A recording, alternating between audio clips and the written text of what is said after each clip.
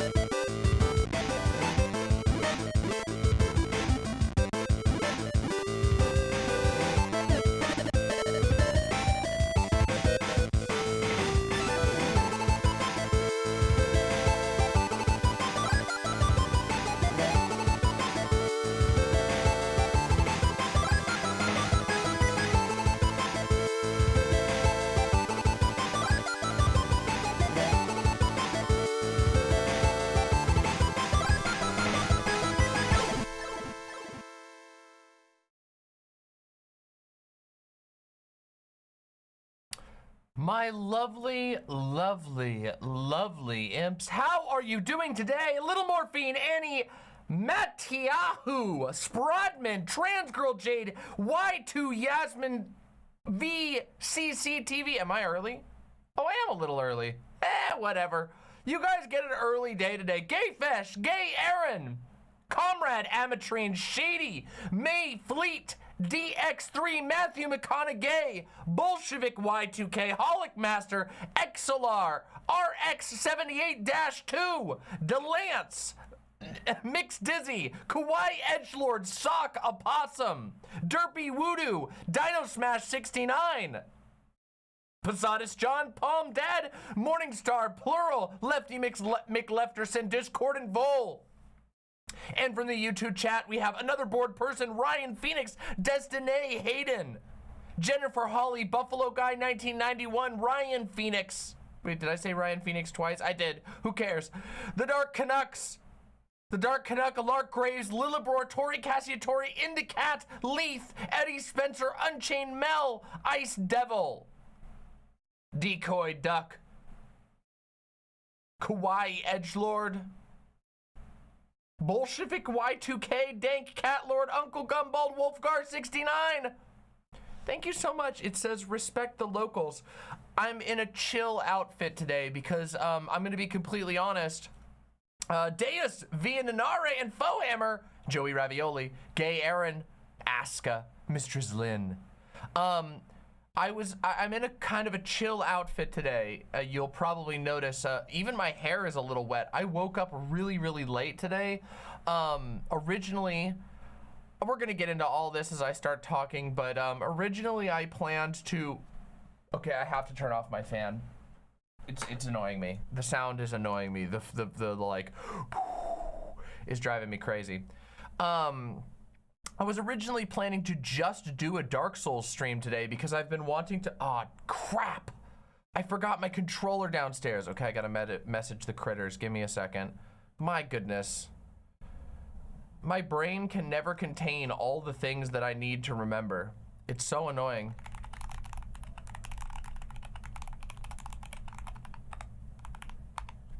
All right.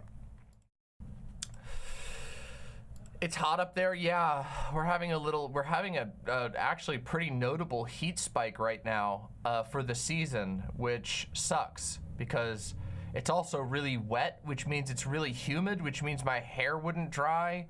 God, it feels bleh. We are definitely still doing Dark Souls tonight. No questions asked. I need to play Dark Souls.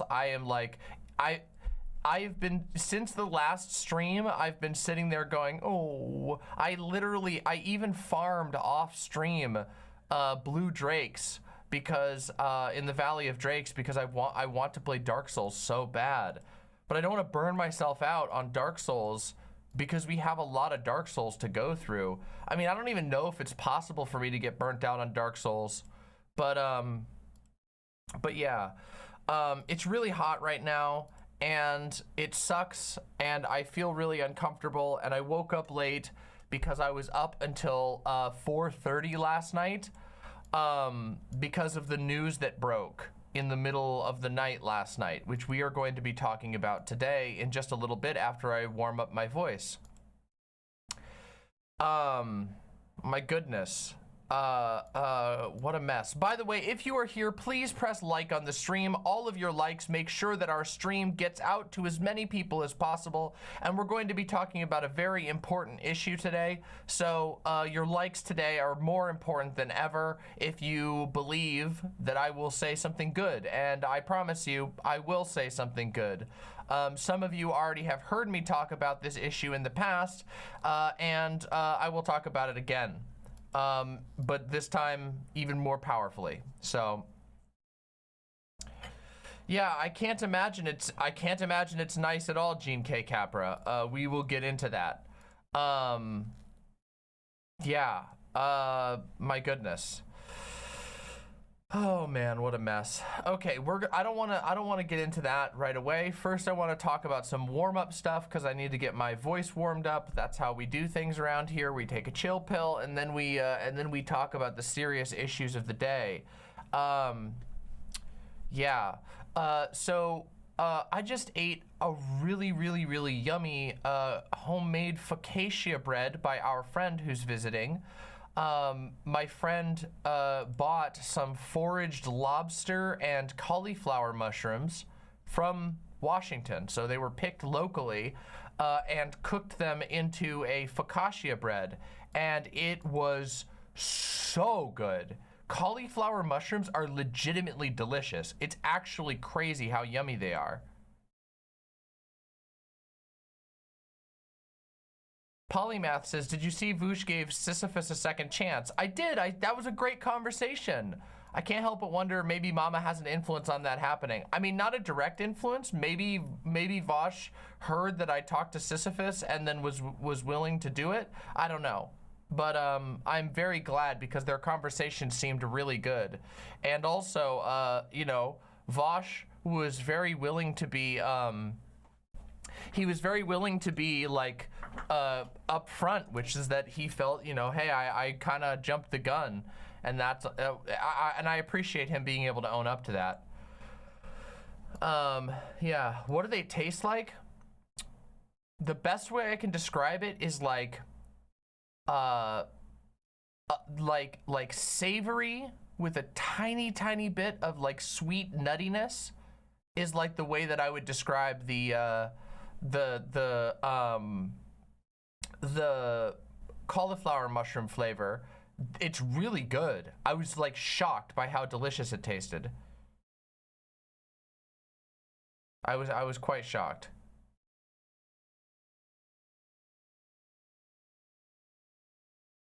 Oh man, that's crazy. That's crazy. What you just linked there, Posadas John. I know, I need to look into it. I need to look into it. Focaccia? I don't know how it's said.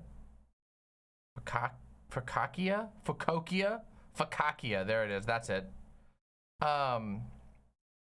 Yeah, I mean, I don't know. I really like mushrooms a lot.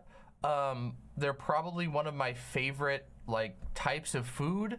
I basically am always craving the like savory umami flavor of mushrooms. I especially appreciate shiitake mushrooms, which I think make some of the most delicious foods in the world.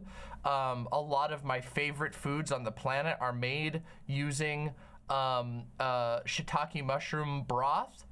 I genuinely love it.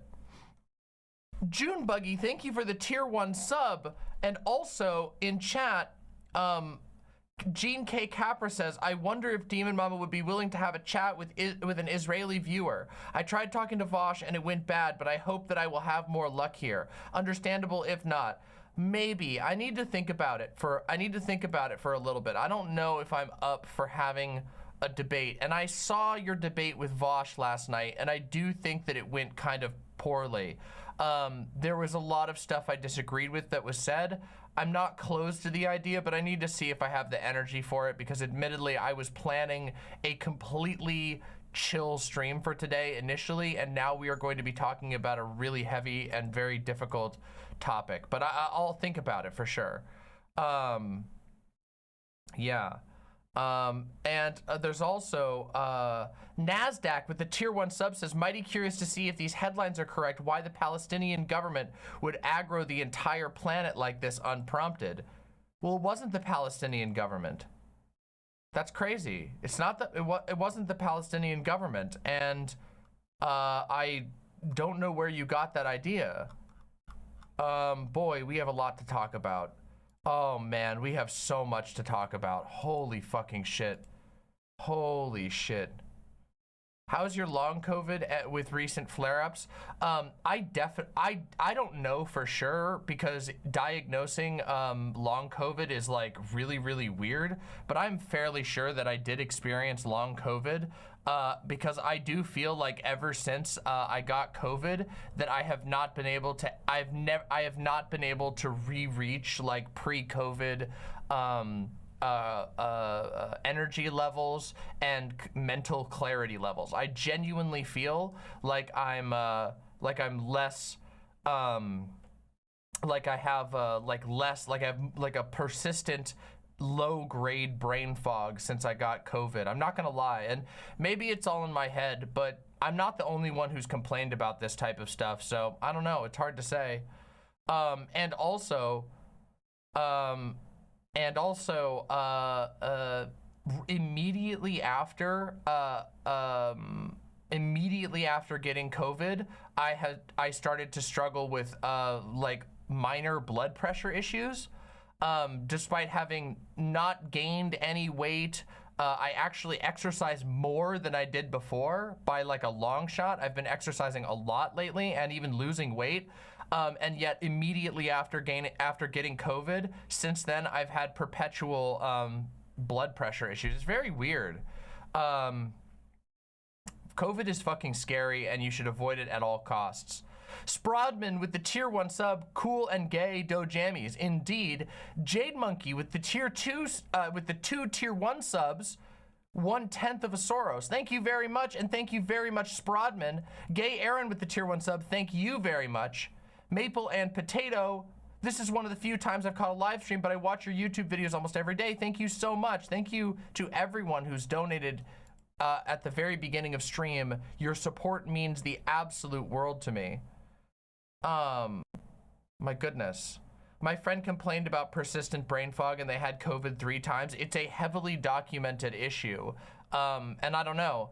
I guess it's possible that there's like permanent lasting effects that I'm just gonna have to deal with. I mean, regardless, I'm not giving up on anything. I will fight very, very hard, and even if I have to put in more work to keep up with what I was doing before, that's just how it has to be, I guess. Yeah, COVID sucks and it's really, really bad. Oh yeah, I wanted to mention, hold on, let me show you. COVID causes blood clots, so if you're having blood pressure issues, be careful about potential blood clots. I do tend to be fairly careful about that. I do tend to be very, very careful about that. Although I think my biggest risk is that I sit on stream a lot, which is probably not a great thing. I should probably find a way to change my stream so that I take, I don't know, little mini breaks or something like that. I don't really know how to do it because every time I go to the bathroom, you get a stream viewer loss. It's just what happens to everybody. Kind of sucks.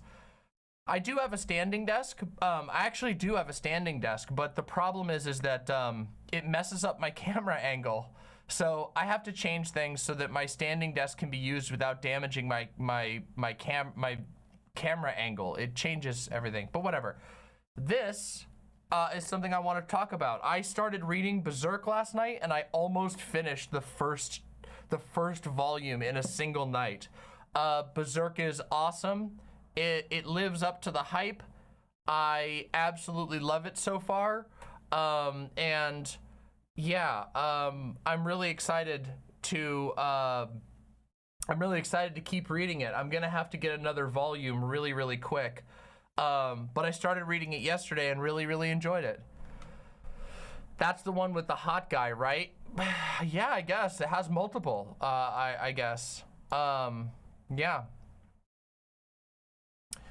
My favorite part is when Berserk goes berserk and yells, "I'm the Berserker!" Truly one of the moments of Berserk of all time.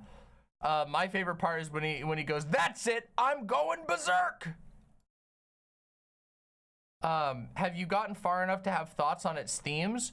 Well, at least the first few chapters of Berserk absolutely seem to be about like a conversation about strength and what strength actually means, and it's fairly clear that I mean, honestly, I'm not gonna lie, Guts is a giant fucking asshole in the first few chapters, like a complete and utter asshole. And I have a feeling he's our protagonist, so I imagine he's gonna grow and change, but he is a literal giant piece of shit for the entire like first 5 chapters. And it's like, it's kind of pathetic. He's portrayed as insanely strong, but that he basically lives only for the sake of, he basically lives out of spite. Yeah, he's completely unlikable and very mean. Also, there is a recurring theme even in the first chapters of basically power requiring inhumanity. That power, like the attainment of power, makes you inhuman, even for Guts's character, where it's just like I mean, he becomes completely unempathetic, even though he's probably like, I mean, he's the protagonist. You're supposed to be able to see into his head, but he's completely incapable of like recognizing other people's humanity. He becomes inhuman himself in pursuit of being a ultimate fighter. Anyway, yeah, I'm gonna talk about it a bunch as I get into the series, and I know that there's really heavy themes in Berserk, and that it's one of the most beloved series of all times. I never read it for a number of reasons, partially because just circumstance, partially because I was not allowed to watch a lot of things like that when I was younger. I was not allowed to access especially things that are this violent and what's the word? Explicit, let's just say. There's a lot of sexually explicit materials of a particular vein in this story. And yeah, so and also it's kind of hard to get your hands on a comfortable reading copy of Berserk.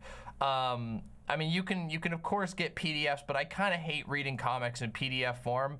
I know I'm probably going to have to bite the bullet and just read them on PDF form, because these books are crazy. There's like 40 of these, and they're $50 each. It's like $2,000 to get a $2,000 and like 15 feet of bookshelf space to be able to have the nice, easily readable, nice looking copies of Berserk, which is a little much. It's a little much. It's a little much. How are you liking the art? Oh my God, the art is genuinely God tier. The art is like almost unmatched. Just incredibly detailed. The environments are super evocative, and I'm actually stunned by how much detail is put into some of the images. The work with shadows is like incredibly uncommon to see in comics. A lot of comics have a problem that they neglect lighting. I mean this comics as a broad medium, including manga. A lot of comics neglect lighting because it's really hard, and a lot of comics are designed for quick production. You know, you want to get as many issues out as fast as possible to maximize revenue. And Berserk does not do that. Berserk is just like, there is so much attention to detail paid in the lighting, and it gives it this, despite it being ridiculously over the top fantasy, super hyper violent fantasy, there's a realness to it that like shocks. Also, it's cool that in the first 5 chapters I've encountered like I don't know, I've encountered like the inspiration for like, I don't know, 10% of Dark Souls already. It's actually kind of wild. Yeah. Oh man, it's really funny. I was just like, I've always known, like, obviously I'm a huge fan of the Dark Souls series of the FromSoft games, and I already knew that these games that I absolutely adore, that were like life-changing games, took a lot of inspiration from Berserk, and it's kind of cool to see where some of them are like so direct. Like it was great to turn a page and just see a Sen's Fortress snake and go, hey, that's those motherfuckers. Hey, I remember you.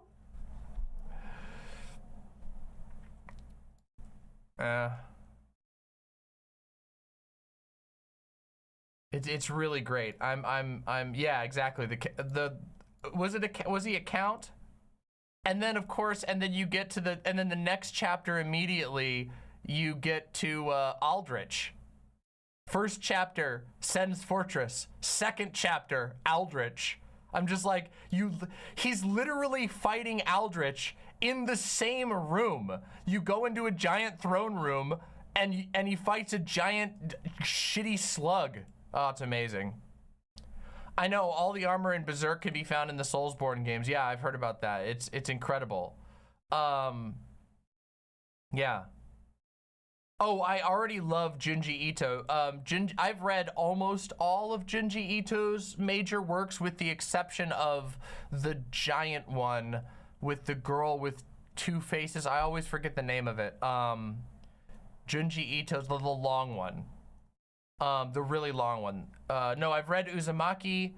I've read, what's the one I'm thinking of? It's the girl, Tomi. Yeah, I haven't read Tomi, but I've read basically all of Junji Ito's other major works. I've read Gyo. I've read Gyo. I've read The Amigara Fault. I've read Tomai. Tomiai?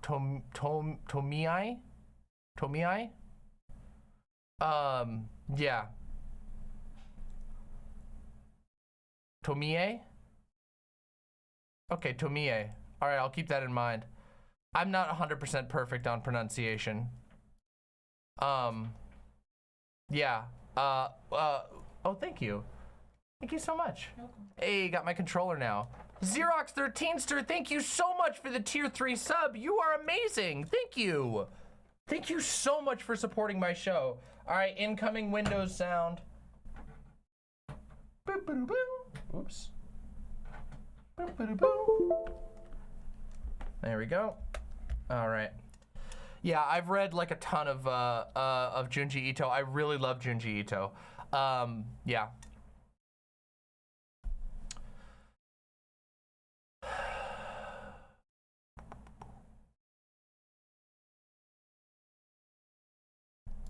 Get a second camera that's set up for standing. Yeah, that's probably a good idea. Lotus MN has donated $5. Forgot my original login, but love you. Hey, much love to you. I'm sorry about forgetting your login. Remind me, if you text me after stream, I can reset your login and get you the info. Hey, no problem, Xerox. Happy to deliver.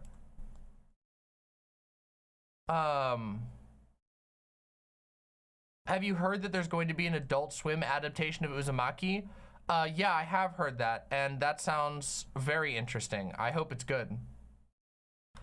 All right, Mr. Krabs, I'm gonna do the memes later, so try to remind me before the Dark Souls segment because I don't really want to do memes before us talking about genocide. But yeah, thank you.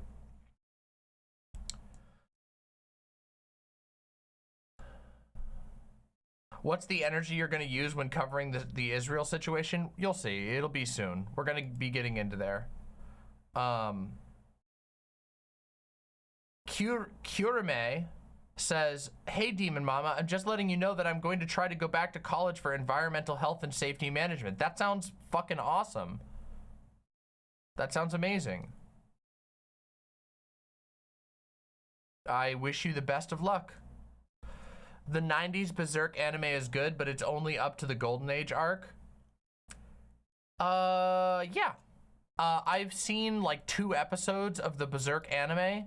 I was planning on watching it, but then we moved. We started watching the Berserk anime right before we moved to this house, and we just haven't gotten to sit down and start watching it again.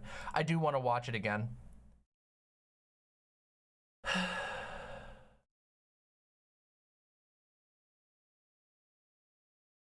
Oh yeah, the opening is so fucking good for the 90s anime. Pen pals? Hold on. We can listen to this. Let's do it. We're doing it. Now that I will play, because that's a good mood. That's just a general good vibe. We'll do a cover. I know there's a good Pen Pals cover that I can listen to that won't get me screwed over. Hold on, what's the one I'm thinking of? I wish I could listen to the original because the original is so good. It's legitimately so legendary.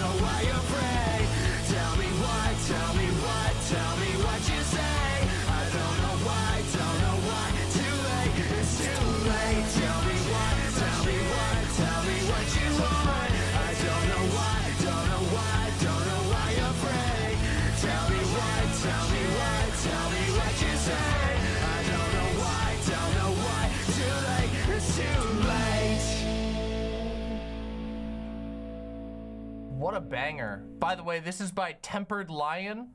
If you thought this cover was legendary, which it is, just so you know, this is the cover that I listen to most frequently if I'm not listening to the original. It's by the channel Tempered Lion. I'm gonna link it in chat again. They're a really small channel, so you should give them some love. They literally only have 2.57K subscribers. That is a travesty.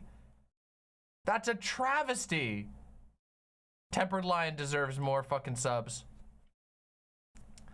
Yeah, and also if you've never heard the original, the song is called Tell Me Why by Pen Pals, and you should go listen to the original because it's awesome. Louis Boy, oh, did you listen to Medulla? I did. It was great. I really liked it. I listened to the whole album and it was fantastic. Thank you for the recommendation, Louis Boy. Oh my God, I really wish I could listen to the original, but I know for 100% fact that it's in DMCA because it's so popular. Okay, I'm gonna tell you guys a story, okay? So one of my brothers, all right?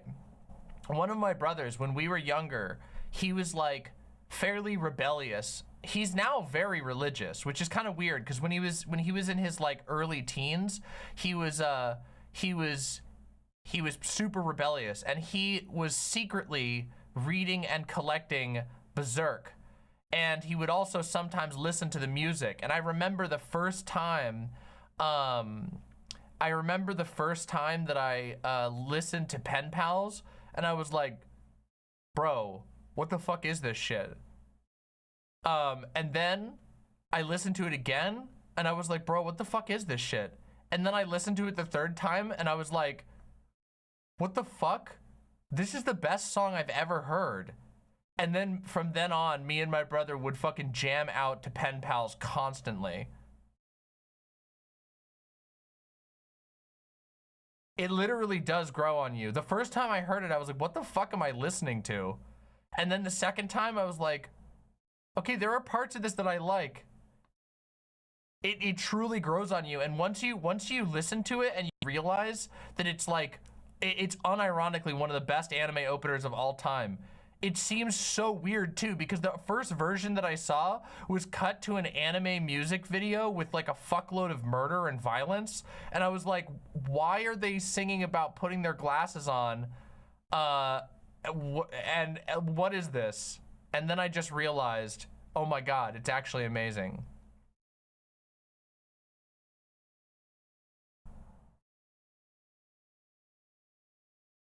Anyway, it's really good. I have an Aardvark. I haven't gotten into the Metro series. I've tried to play a few of the games, and the gunplay just really didn't do it for me.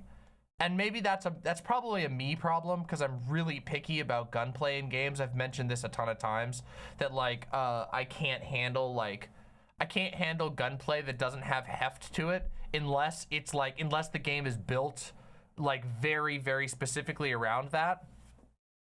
And for some reason, but I'd like to work up the nerve to play through the Metro series, because I've heard really good things about it. Nasty says, God, Berserk took me so off guard with how gay it is. It is incredibly gay. Hold on, can I show you? I can show you a piece of art. Hold on. Oh, whoa, almost just dropped it. There's a page that I need to show you. Hold on a second. I'll find it in a second here. Give me just a moment. There's a 2-page spread I have to show you. It is not here, it's the next one. Hold on, it's over here. Oh yeah, here's the one where he spanks the little boy's bottom. Look at this. Hold on, look at this art right here, okay? Here's this is a little boy elf, okay? See the little boy elf? And over here is him. Hold on, where is it? Here he is. Over here is the little boy elf grabbing his butt and saying, "You jerk!"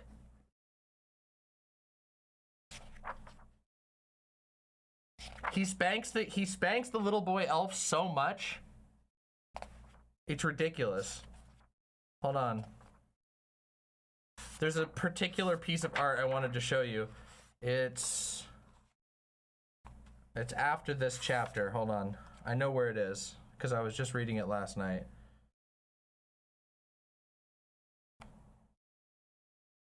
Where's the one where he slaps his butt?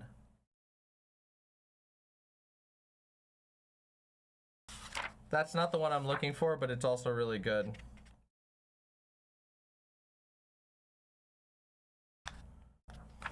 This boy has so much. Look at how much loving art is devoted to this beautiful little elf boy. It's insane. It literally will not stop. Here it is. Here's the art. Here's him spanking his ass, saying, "You ass, ass, ass, ass, ass." And he's spanking his ass at him.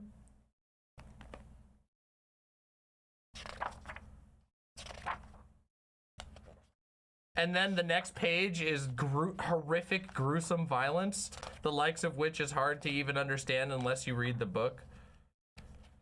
Here we go. Look at this, look at this, look at this full page devoted to this cute little elf boy. We love it. We absolutely love it. Puck is, I love Puck. I love Puck so much. It's funny because I remember in high school, a bunch of dudes being like, "Oh, I love Berserk, but I hate that little bitch Puck." He's an elf. The translation says he's an elf and not a fairy, but I don't know that Berserk makes a distinction between elves and fairies.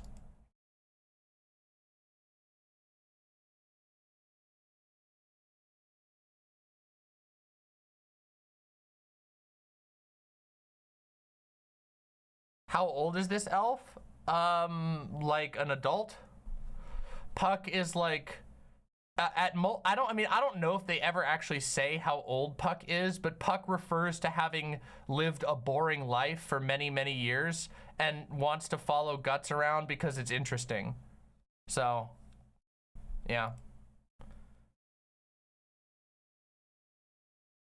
What's this? What, who's clipped me? And yeah. Okay.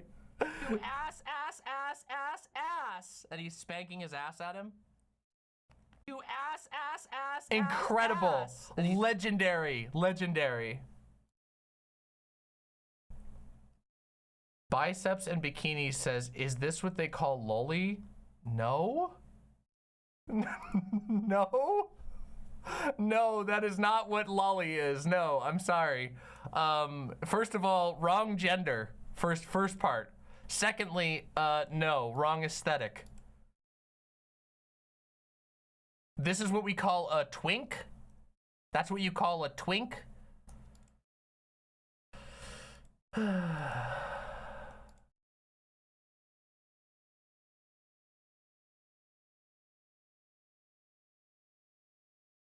Yeah, it's a elf twink.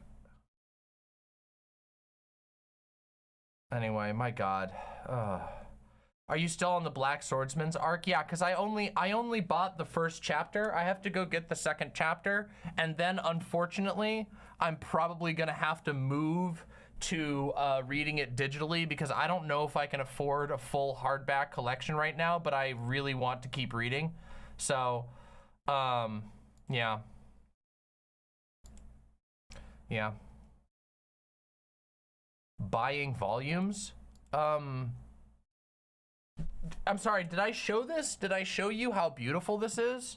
This is like a extremely high quality, beautifully bound, massively high quality print. It's absolutely beautiful.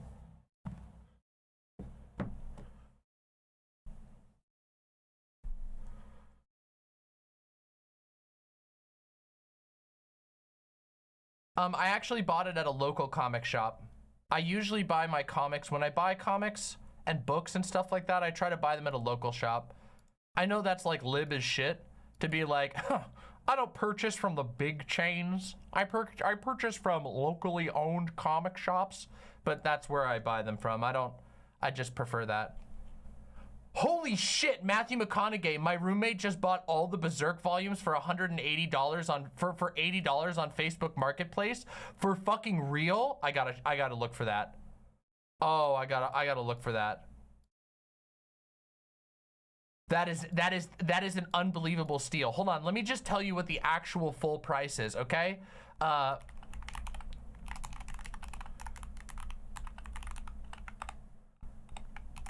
Hold on. Let me just see real quick. There are 41 volumes of the hardcover Berserk version, and they are all $59.99. They are all $59.90, so they're $60. So hold on a second.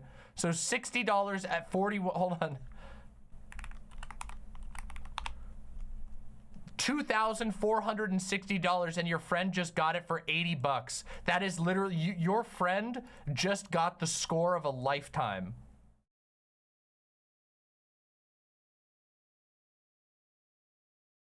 The hardcovers have multiple volumes, and no, the hardcovers have multiple chapters. The volumes are, these are the volumes. There's like, I don't even know how many chapters of Berserk there are. I think we're on like 300, oh, currently there is 364 chapters of Berserk over 41 volumes. Maybe it's 375 now. Holy shit. That is insane.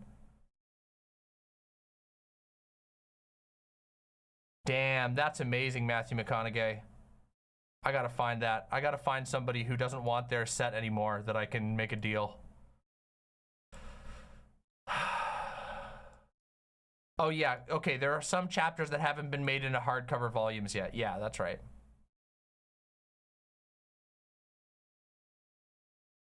It's not manga, but I scored 2 Herman Miller Aeron chairs for $100 each. That is a hell of a steal. That's what I'm sitting on right now. Though honestly, I think I'm gonna change my chair soon. There's a lot of stuff that I like about the Herman Miller Aeron, but there's been a problem. I've really liked it over the course of the 2 years that I've had it now, but one problem is that the seat is actually very short. I have really long legs, as you can probably tell, given that well, maybe you can't because of the way the camera's set, but I have really long legs. I'm 6'2", I'm really tall, and I have really long legs, and so the seat is too short, so my legs actually extend beyond it, and that makes my back hurt. I looked it up because I'm like, damn, this chair has been really good, but my back still hurts a lot. And it's a lot of people have this issue with the Herman Miller chair because the seat size is just too short. Yeah, kind of sucks. That's probably a good idea, Gene K. Capra. Yeah.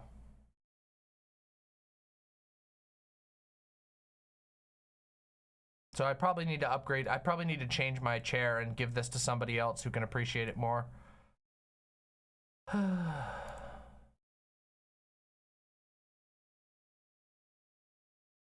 But I don't know what to change to.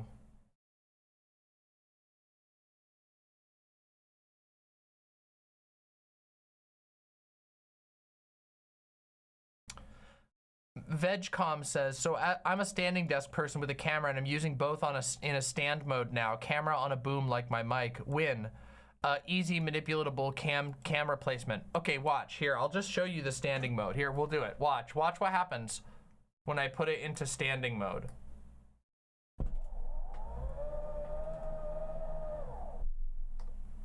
What? Go up.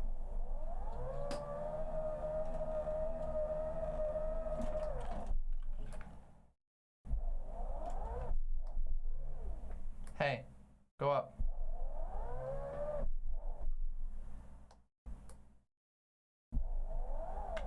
Okay, there's a cable that's not quite right. It's actually not that bad, but as you can see, I would have to like stand back and it messes up my ability to like, I don't have, the way that it's set up right now, it's not perfect. But now I'm like, my head is off the screen. So it's just, yeah, it doesn't quite work. I know that when I change my studio, I'll change it.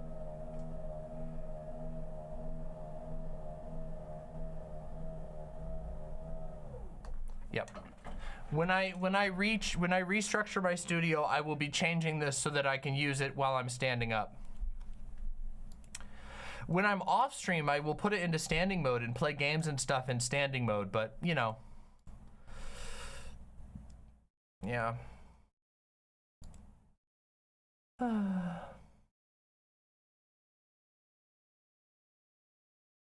Okay, I'll look into that.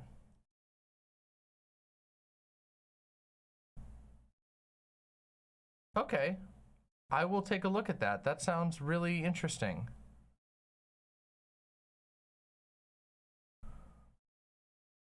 Thank you for that link, Mixed Dizzy. I'll take a look into it.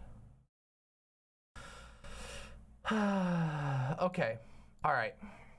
Are we ready to, what time is it?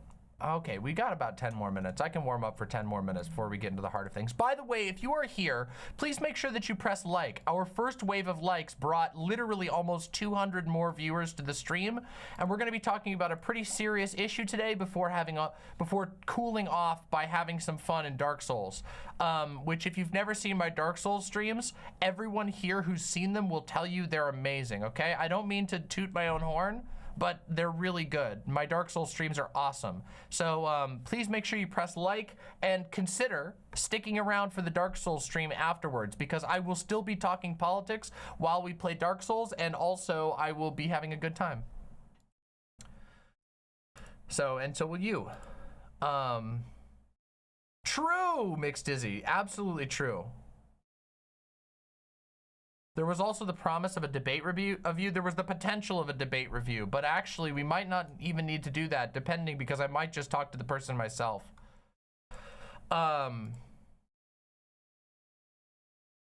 Oh, Proud Platypus says, I double checked, there's 13 Berserk Deluxe volumes. They collected the original paperback is the 41 version. Oh, okay, that's better. Still a lot of money, but that's much better. That's much better.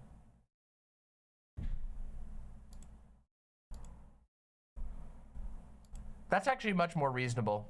Maybe I'll just consider saving up some money and just buying them all in one go. I would like to have them. I can tell that this is a series that I'm liking already. So we'll think about it. Puerto Rican musician, the Jank Hassan debate, I want to watch that, but I don't want to watch it today because we have a much bigger issue to discuss.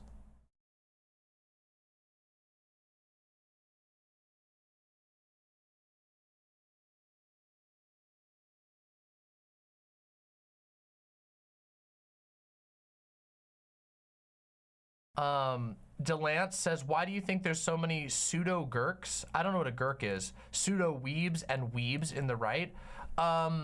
There's a bunch of weebs in the right for a couple of reasons, and part of it is because they latch on to a lot of right-wing aspects of Japanese society. Japan as a country, I don't know if people know this, but Japan kind of had this big period of their history where they were an explicit ethno-state empire. And so there's a lot of right-wingers who identify with the parts of Japanese culture that still hold on to that, because there are vocal conservatives in every country, but there are really vocal conservatives in Japan, and conservatives in America latch onto that. Also, in recent history, Japan has become Japan was subjugated by America after World War II. And basically, there was like a huge cultural enmeshment between Japan and America, which means that a lot of Japanese culture just happened to, because of that, flowed into America. Like a lot of Japanese cultural products, which means, there's a closer connection between American and Japanese culture than lots of other cultures, which means that right-wingers who love the fuck out of American culture and things that are familiar to them have become naturally familiar with a country that we basically completely encircled and absorbed in an economic sense. Japan is incredibly reliant on America economically. and also you know, politically. Oh, pseudo geeks. Yeah. I don't know.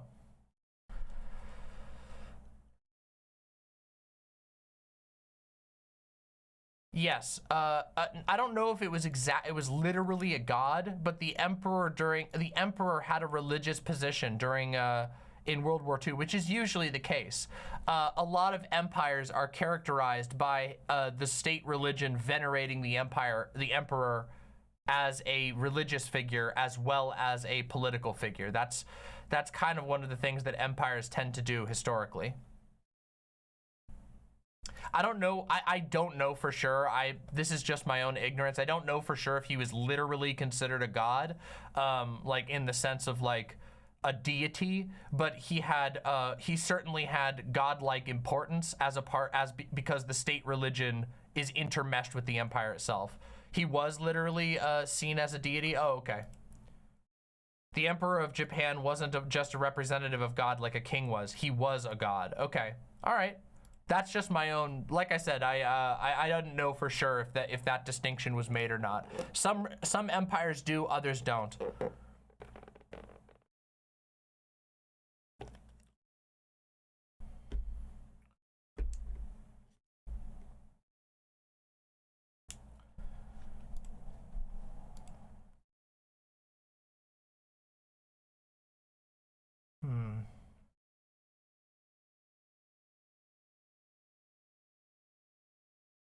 Bolshevik Y2K says they believe that the emperor was pretty much a deity, which is why the US made a point of taking a photo with him standing next to General MacArthur to show that he was shorter than General MacArthur.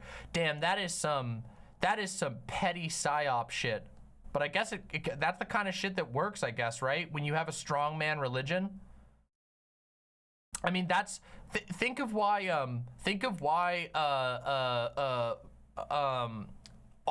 okay, like to take this out of a context and like to a less extreme, maybe not even less extreme context, but think about how like right-wing artists portray Trump.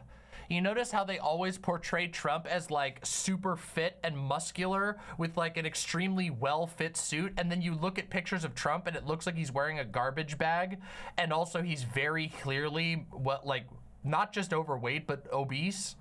But whenever they portray him, they have to portray him because they give him almost godlike significance, because they treat him as like a messianic figure. They can't even portray him accurately.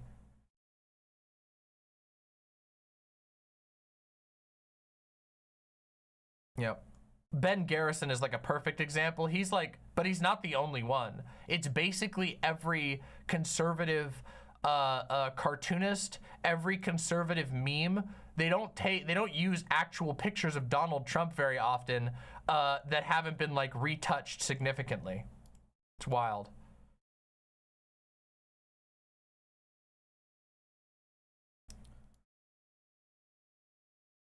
This is one of the most famous pictures of that incident. Damn. Damn.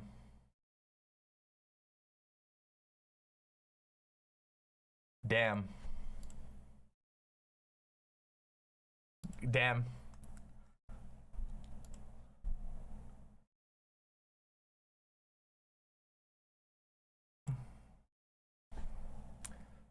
God, my hair is still damp. It's so humid today. It's driving me crazy. It's been like 2 hours since I took a shower and my hair is still fucking damp from this humidity. It's driving me crazy. Okay, we got to talk about shit here soon. I got to get all my distracted energy out of my head because boy, is this conversation going to be tough. My hair looks soft though. Thank you. I try to take good care of my hair. I really, really do. Oregon checking in. It's also crazy humid here. Yeah, the Pacific Northwest is it's like very uncommon for it to be this warm this late into October. And because we have wet falls, that's like the way that fall is in the Pacific Northwest, the Pacific Northwest.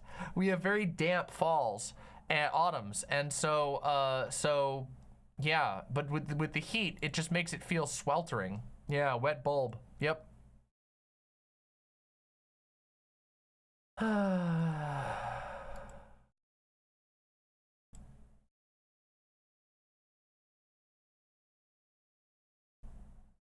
Oh, thank you, Olive Bites. I appreciate that. That's very kind of you.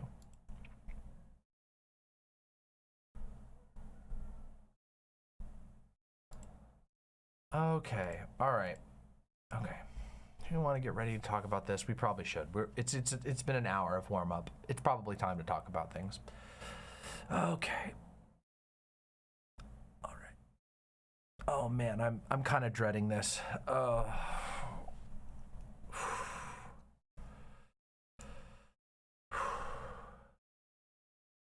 After all this buildup, if this conversation isn't devastating, I will be very curt. Oh, unfortunately, it's gonna be pretty rough.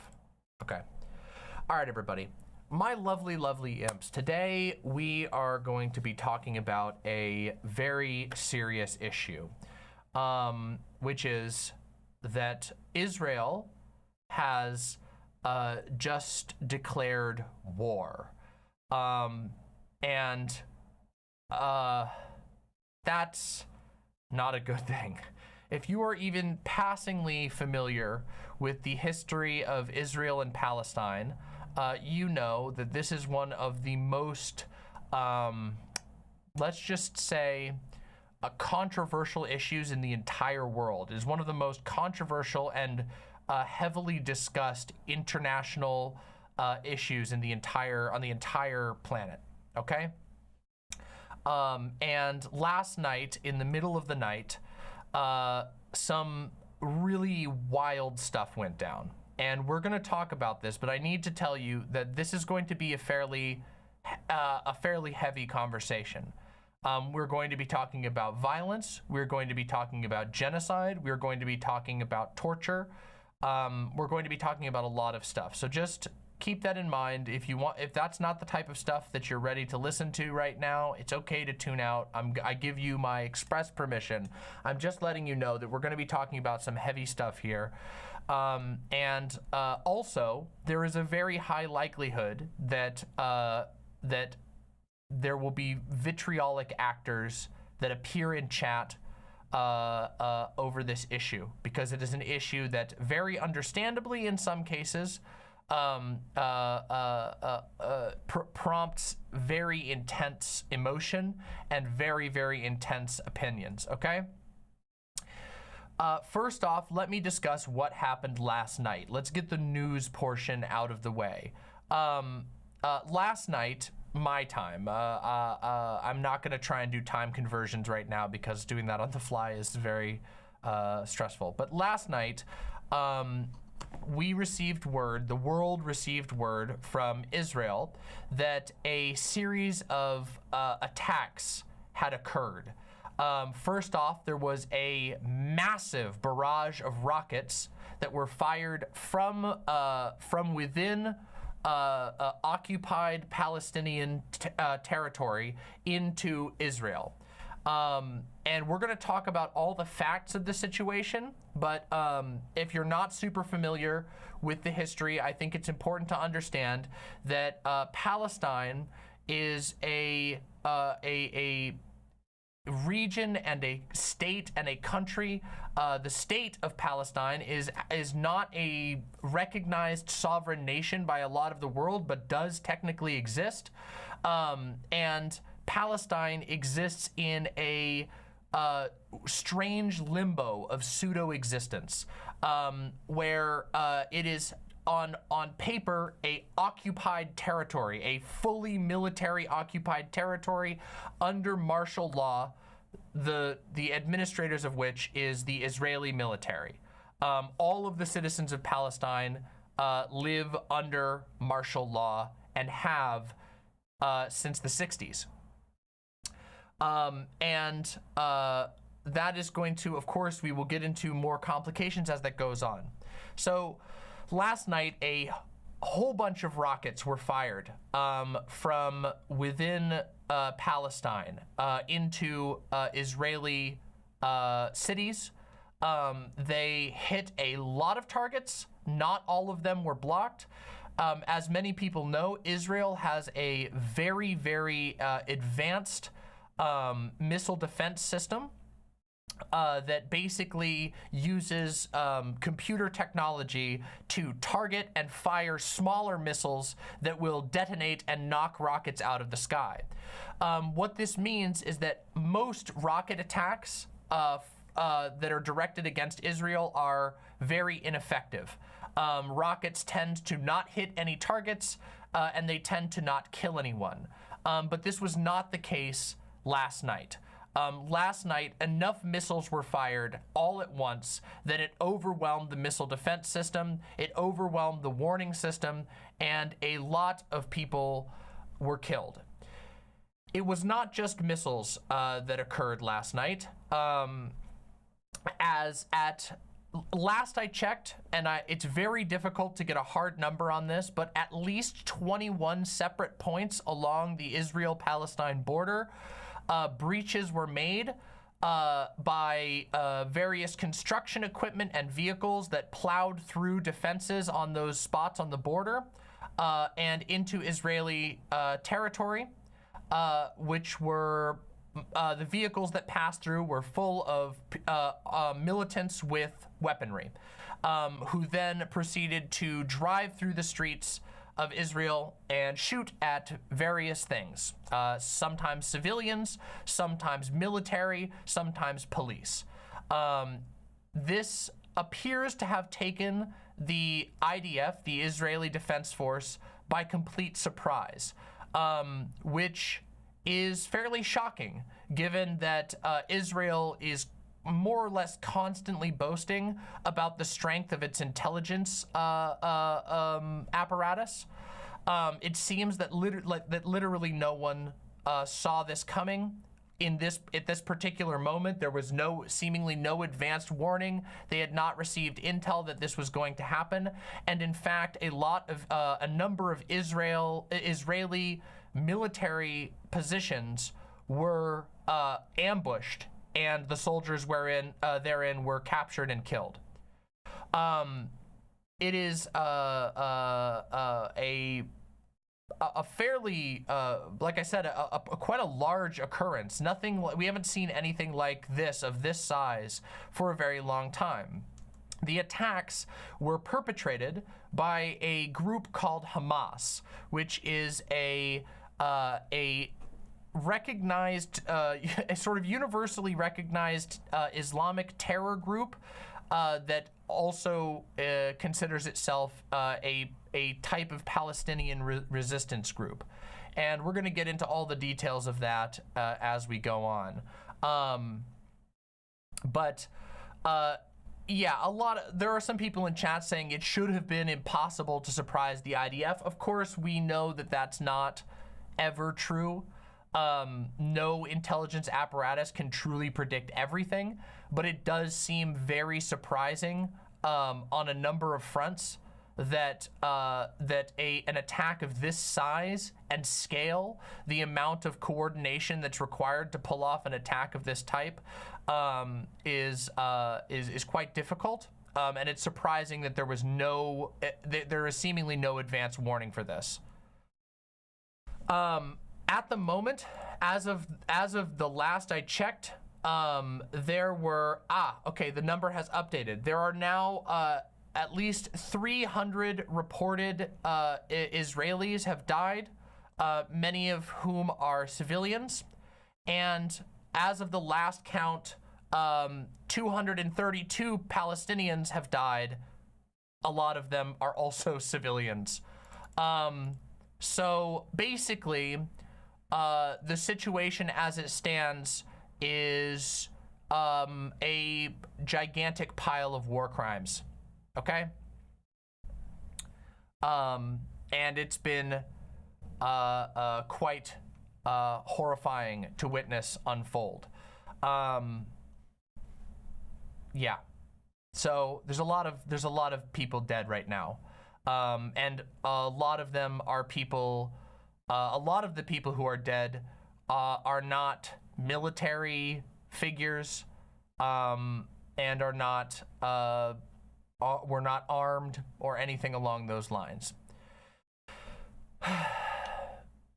So almost immediately, like within hours of the attack, Benjamin Netanyahu, sometimes referred to as Bibi Netanyahu, the extremely conservative, and when I say extremely conservative, I mean extremely conservative. Netanyahu is he recently went on the record saying that he believes that the Holocaust was a secret Muslim plot to erase Jewish people. So he's a Holocaust revisionist. He is a genuine, undeniable fascist. There is no ifs, ands, or buts around the policies of Netanyahu. And Netanyahu took to public television to announce war. Now, given that Palestine is a totally, and I mean this, a totally occupied territory, Palestine is completely encircled and completely controlled by Israel. The war that is being declared is a war on terror.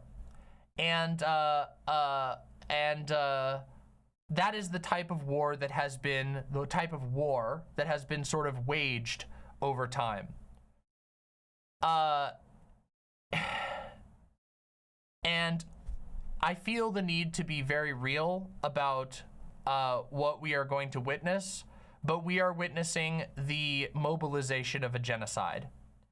And I need to say that in unequivocally, okay? We are witnessing the mobilization of a genocide against the Palestinian people.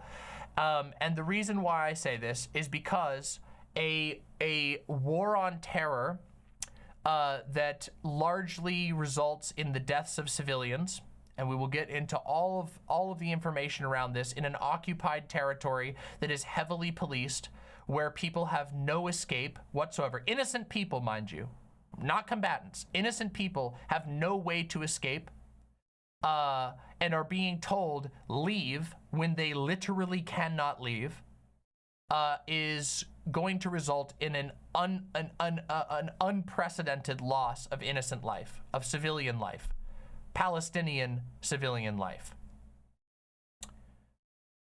It is terrible. And the conversation around this has been genuinely sickening to me.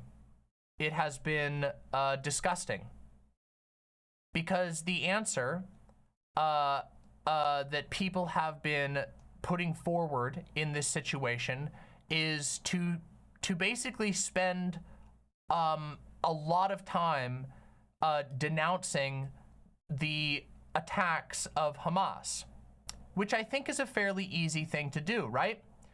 It's fairly easy to say, oh man, this group has terrible goals in mind. They are targeting and hurting civilians.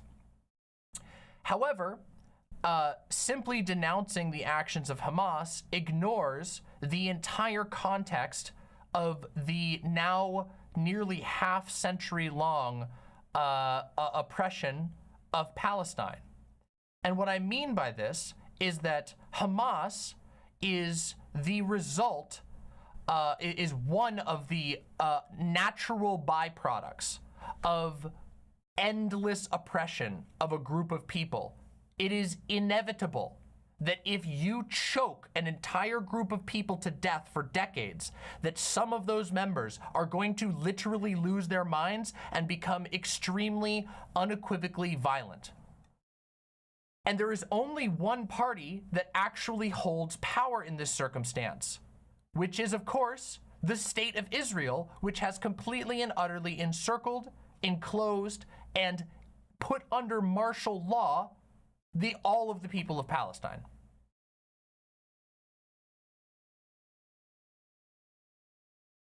It is a bloodbath of a situation, and the response by a lot of people has been complete and utter inhumanity.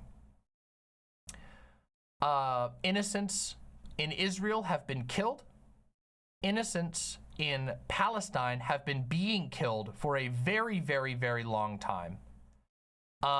And the leadership of the government in Israel is using the sort of consequences of their own oppression to justify even more oppression, when they're the only ones who hold any actual power. Palestine is an occupied, it is a 100% under martial law occupied territory. There is no path to stopping that oppression. And if you don't believe me on that, and I need to be very, very clear about this, okay? I need this to be communicated entirely, that Israel has been found in violation of international law for decades, and they are still doing it. Even though they have been sanctioned, even though people have begged them to stop, even though there have been literally thousands of attempts at various diplomacy, the oppression hasn't stopped. And so it is completely and utterly irrational to do anything but point at the people who are doing the oppression for when these types of things happen. There is no other way around it. There is no, the power is in the hands of the fist that is gripping an entire people's neck. There is no way you can argue about that, okay? And if you do, if you feel that it in the need of you to try and equivocate or make excuses or anything else, you are not only participating in the justification of a horrific apartheid project, but you are also helping grease the wheels of genocide.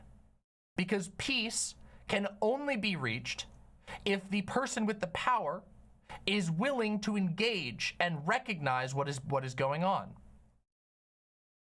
Okay? I want to just read off a couple of things, like facts about Israel and Palestine, okay? Because there's a lot to talk about, okay? But I want to read off a couple of things, okay? I already mentioned that Palestine is not recognized by many states by like much of the world who are allies of Israel as a sovereign state. They are instead recognized as an occupied territory. And there is a sort of bargaining group that has been recognized as, these are the people that you can talk to that are like the accepted representatives. But keep in mind, they don't really have any actual legal power. They are ultimately, at the end of the day, asking. The PLO, I believe they're called, are ultimately only capable of asking Israel to please stop killing us. That is all that they can do. They don't actually have that type of legislative power because they exist within a territory that is under martial law. Okay? Now, there are settlements in the West Bank, Israeli settlements, where basically Israeli citizens, backed by the Israeli police and then by the IDF, will move in, evict people, legally, quote unquote, evict Palestinian people and take their land, take where they're living, bulldoze their buildings, and build new buildings on top of it. And in those places, in those settlements, Israeli civil law is, and this is the words used by the Israeli state, pipelined in. So you have a unequivocal, no questions asked apartheid state. There is no ifs, ands, or buts about that situation. There are settlers who will move in at the behest of the government, take a place, and then civil law will be pipelined to those places and not to anywhere else. And that's the word they use. That is that's the Israeli government's own word, pipelined in civil law.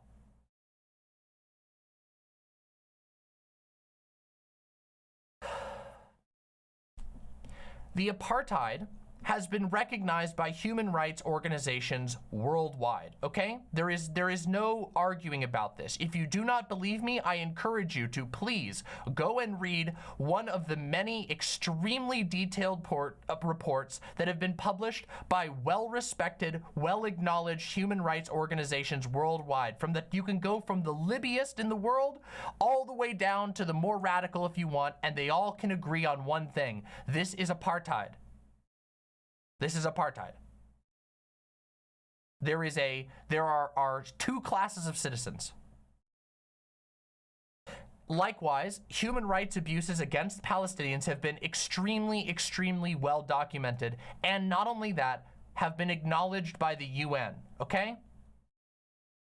These are not made up things, and if anybody tells you otherwise, they are lying to you. They are lying to you in order to grease the wheels for a genocide.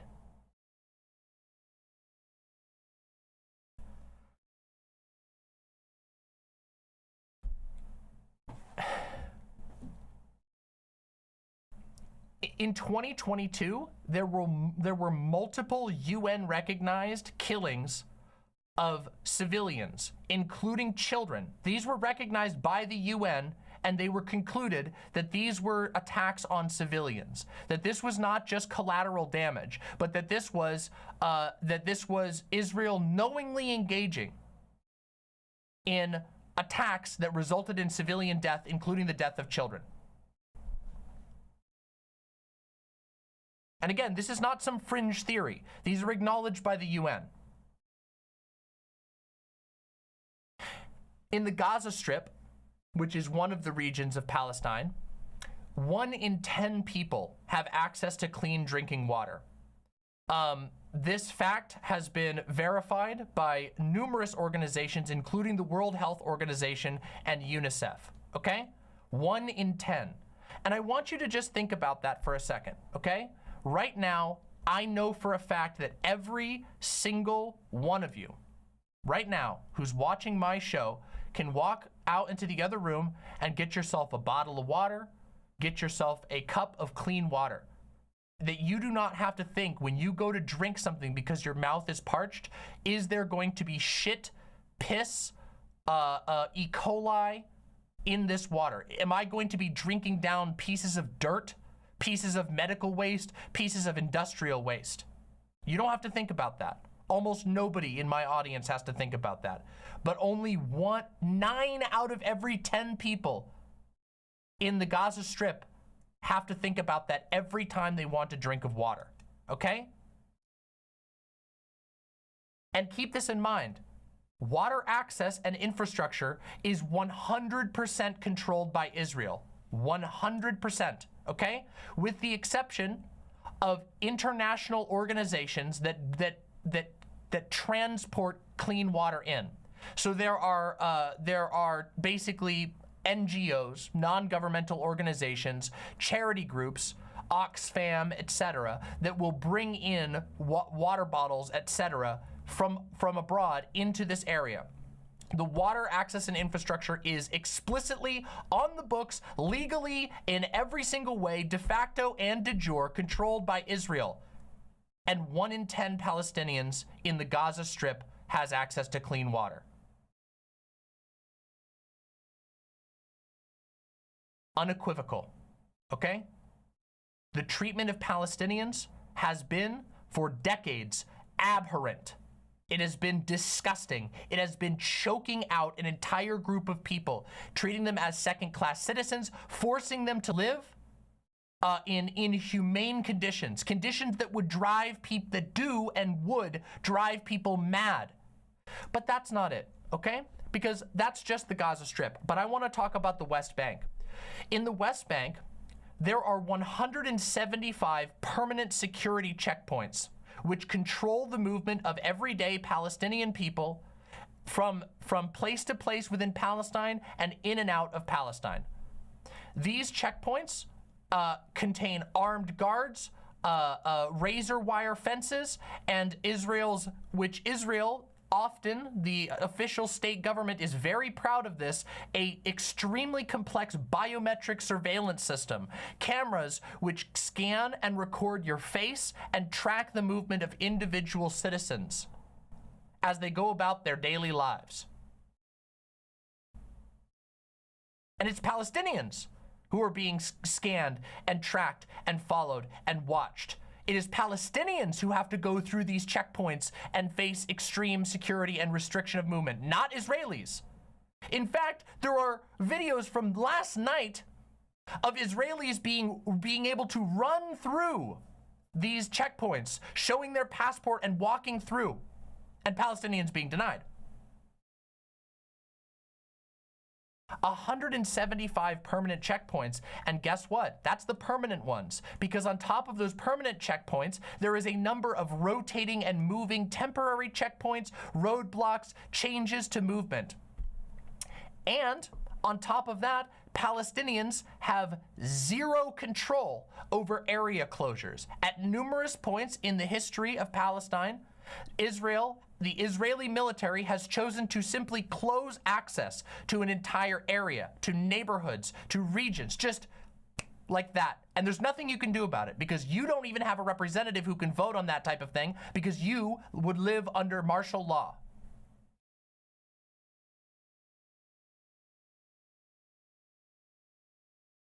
Here's just a small stat for you, okay? Here's a small stat for you. In 2022, the Israeli government demolished 952 Palestinian structures across the West Bank alone, which displaced 1,031 Palestinians directly. Those Palestinians were not combatants. Those were civilians. Those were everyday people desperately trying to live, who were moved and displaced, kicked out. In May of 2022, the Israeli military forcibly evicted over 1,000 indigenous residents of the South Hebron Hills in order to make room for a weapons training zone. They moved 1,000 people who have ancestral claims to that land. These are people who are herders. These are people who herd sheep. And they were displaced from that land so that they could make a chunk of land designed to be where missiles and bombs and guns can be fired.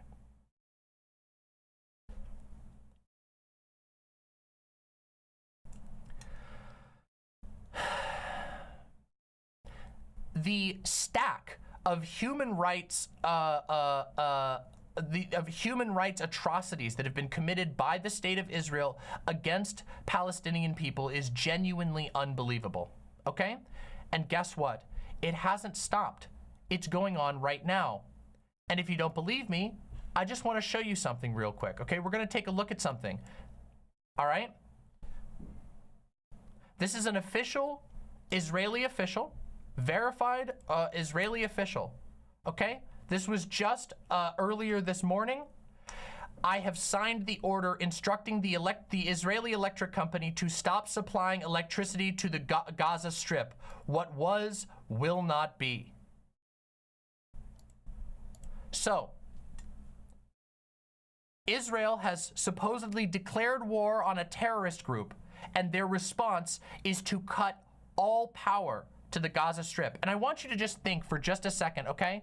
I want you to just think, this is not just, this is not selectively cutting off power to a single neighborhood or anything like that. Hospitals will shut off. Can you imagine if your grandpa right now was needed dialysis, or perhaps was on a breathing machine recovering, or an ICU? Can you imagine if you just had a baby and that baby was born premature and is in an ICU, and overnight, you discovered the power is going to be shut off. Your baby is going to die. Your grandfather is going to die. Your father is going to die. You are going to die. You did not fire any rockets. You did not engage in any battle or anything like that. You don't even have, you're not even fully enfranchised. You can't even bargain or participate in an electoral system to get rights. But you are going to pay the price.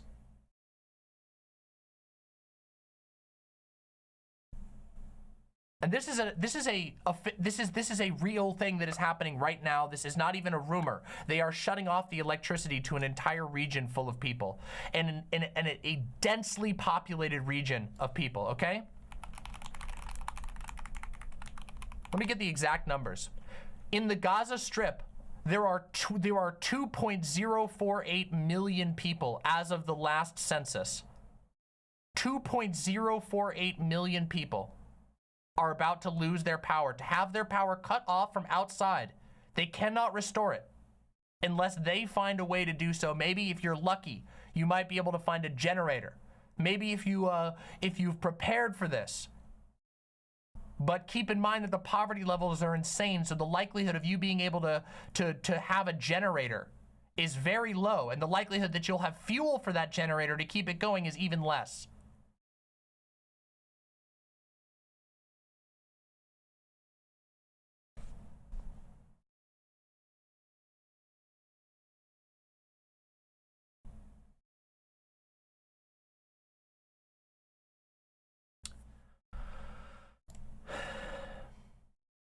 And in all of this,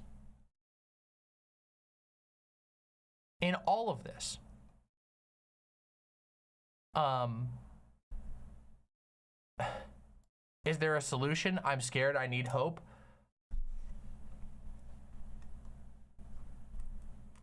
I want you to think about, let's think through the morals of this real quick, okay? And I want us all, I think we can all agree that no one here supports the killing of citizens, of civilians, okay? No one supports the heinous murder of innocents, okay? We can all agree on that, okay? But I want you to think about what it might be like to live in that situation. To live your life knowing that you and the people you love can be displaced at any moment. I want you to imagine what it would be like to have your rights completely and utterly just not exist, to be able to be stripped away at any moment, to be surveilled constantly, to be treated like a criminal before you've done anything wrong, to be subjected to living conditions that are unbearable. None of you in this audience could live under those conditions. No one. I know that for a fact. I couldn't do it. I would lose my mind. I'm sure I would find a way to perhaps survive, but I would not be doing well. Okay? Living with 1 out of every 10 people getting clean water. And by the way, a lot of the water is so dirty you can't even use it to clean yourself. You can't actually wash yourself because it's that dirty, let alone drink it.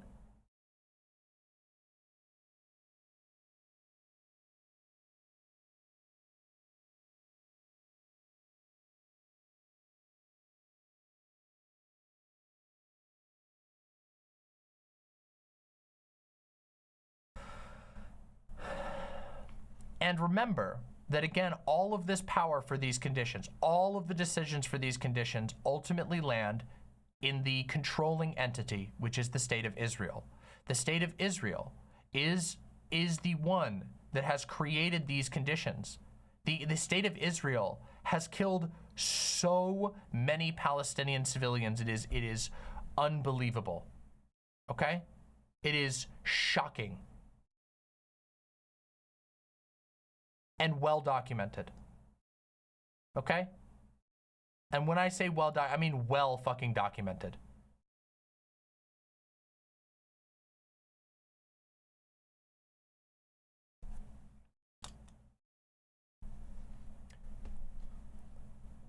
Hezbollah, not Hezbollah, Hamas. Why did I say Hezbollah? I was literally just looking at a page about Hezbollah because they said, I think Hamas issued a statement to Hezbollah. Hamas Hamas is a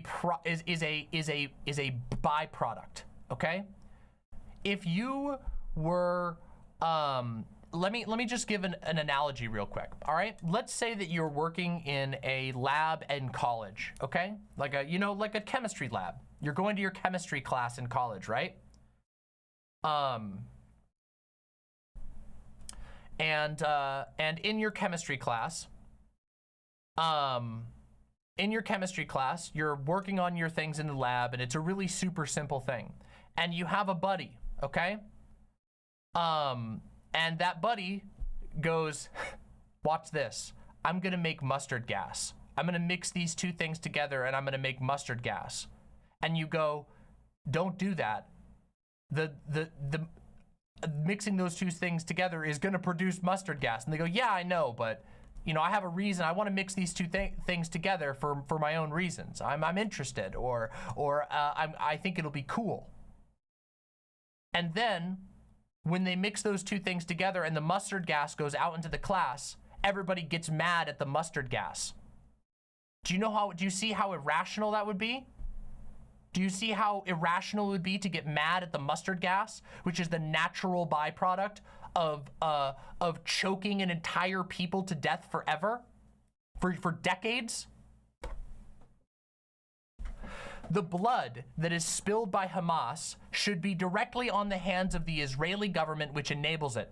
Hamas would not be able to get a foothold if there were not people who are in such abject misery that they would be willing to die to try and prove a point. That they would be willing to do extremely suicidal action, horrific suicidal action. And there's no doubt about that. Hamas engages in terrible behavior, and that behavior is a direct result of the actions taken by the Israeli state.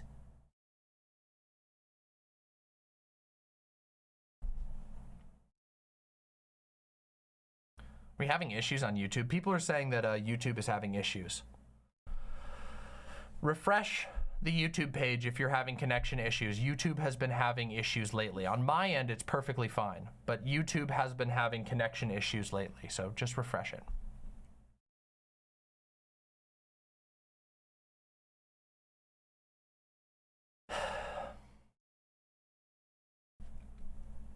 And if you think that I'm if you think that I am misrepresenting things, I want you to think about, just put yourself in that situation, okay? I want you to put yourself in a situation where you are a civilian, okay? And another civilian from the country that neighbors you and also completely controls your life. All of the legal laws of your life are controlled by that nation. And a citizen of that nation comes and says, your house is, your place is now my place. Move. And you say, I don't want to move, my family lives here. And then they say, okay, then the police are going to come and they're going to beat you and your family and move you, which has happened, does happen, and is happening right now.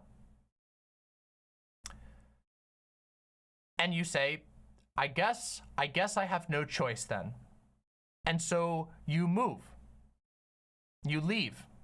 And the place that you go to, because you're not provided a new place to go, the place that you go to is, the water is full of sewage, and your children start getting sick, and you start getting sick, and you can't work your job anymore, and all of a sudden you're living in the worst conditions you can imagine. Where is your brain gonna go? Where is your mind gonna go? What, and you can't, there's nobody you can talk to about it because you don't have the ability to appeal to a legislation. The country that you're dealing with has been doing this for decades and hasn't stopped, even when the international community has told them to stop. Where does your brain go? What options do you have? A lot of people would just kill themselves, and they do. A lot of people would just end it, bam.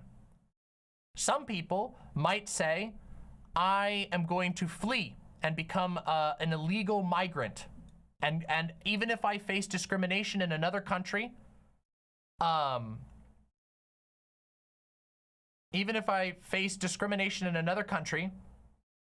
so be it.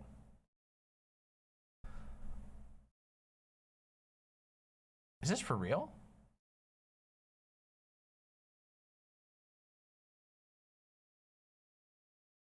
Oh man, we lost over 100 viewers. I'm sending just fine on my end. Wow, we just lost over 100 viewers.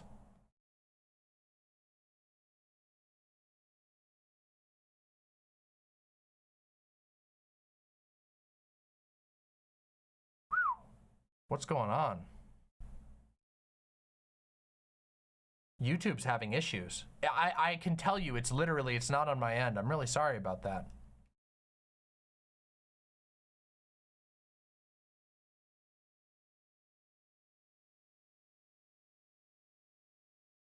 Yeah, this is hiccup. Apparently other YouTube channels are having the same issue.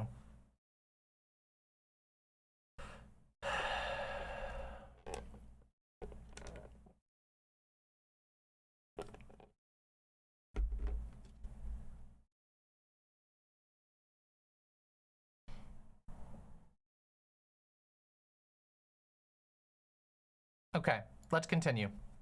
We're gonna continue. We're gonna do our best to continue. I know that there's issues with YouTube, and I apologize. YouTube has been having a lot of issues with streaming lately, and I'm sorry about that. If you're having issues, consider like going back a little bit so that it's not perfectly live, because I'm gonna still be sending. So you can rewind it just a little bit. You won't be 100% live, but yeah. Okay. Keep in mind that this type of attack is going to be used to, like I said, there will be justifications and framing used to grease the wheels of genocide. And it's already happening. I already mentioned that they've cut off electricity going into the Gaza Strip. But of course, they've already declared war, and they've already started bombing. As we mentioned, there has already been 200 and, last I checked, this was of CNN's numbers, at least 232 Palestinians have died, and over 1,600 Palestinians are wounded. And keep in mind, these aren't militants. Again, this is civilians. And who has the power in this situation? Israel does. And that remains true even if horrible attacks were just meted out on Israeli citizens, which they were, which they absolutely were.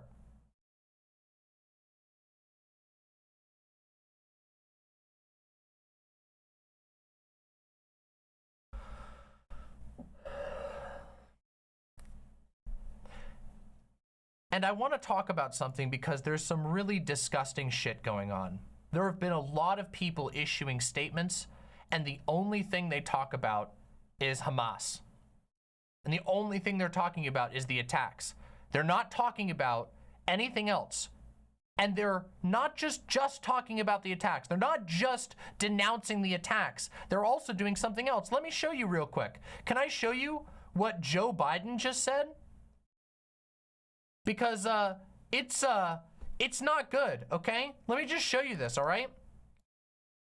While the Israeli government is stepping in to begin bombing and cutting off electricity to innocent people, this is what we get from Joe Biden. The world is seeing appalling images, thousands of rockets raining down on Israeli cities, Hamas terrorists killing not only Israeli soldiers, but civilians on the streets and in their homes. It's unconscionable. Israel has a right to defend itself, full stop. Israel has a right to defend itself, full stop. Is saying we are 100% okay with Israel also killing civilians because we don't value those civilians equally. That is what that is. That is what that means. It's not just saying we disapprove of Hamas, because I think nearly everyone in the world can agree, wow, Hamas is a kind of a deranged organization. But it's papering over the killing of the killing of Palestinian civilians en masse, which is done under the justification of self-defense. It papers over the fact that an organization like Hamas can only thrive in conditions like what Israel, the controlling power, has created for Palestine.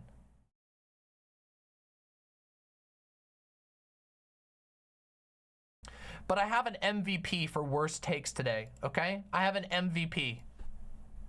There's somebody who outdid Biden even though Biden's impact is going to be more, obviously, and I think that this is a heinous and disgusting position for Biden to take, a cowardly position that only enables what is inevitably going to be a mass killing of civilians, the likes of which we haven't seen in a very long time in this region.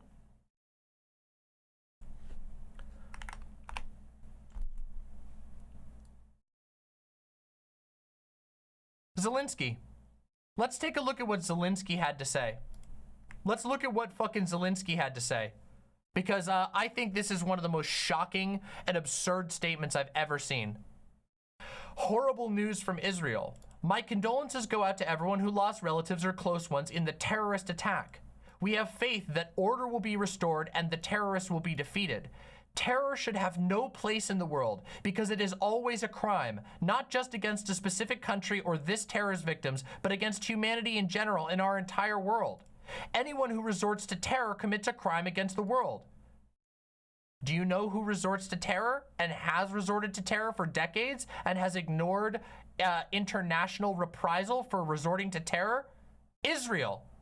And they're doing it right now. They're saying we're going to do it right now. They just did it. They're doing it as we speak right now in reprisal for a terrorist attack. Instead of acting as the power in this position, they are deciding we are going to bomb civilian locations. We are going to shut off power en masse to 2 million people. That is terrorism. That is fucking terrorism. That's fucking terrorism.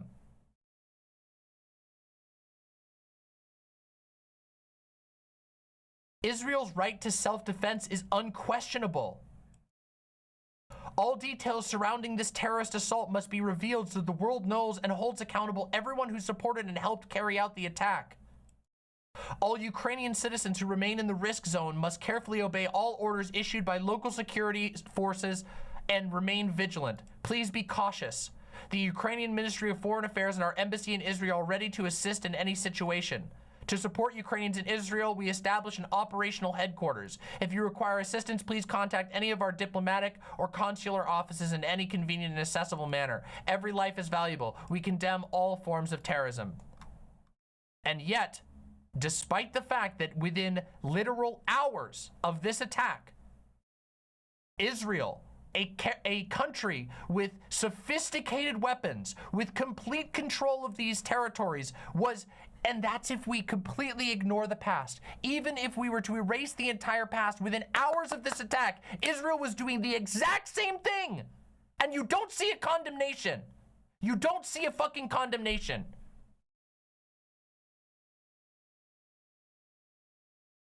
There's a thing that happens, which is that there is an attempt by people who have a political agenda, okay?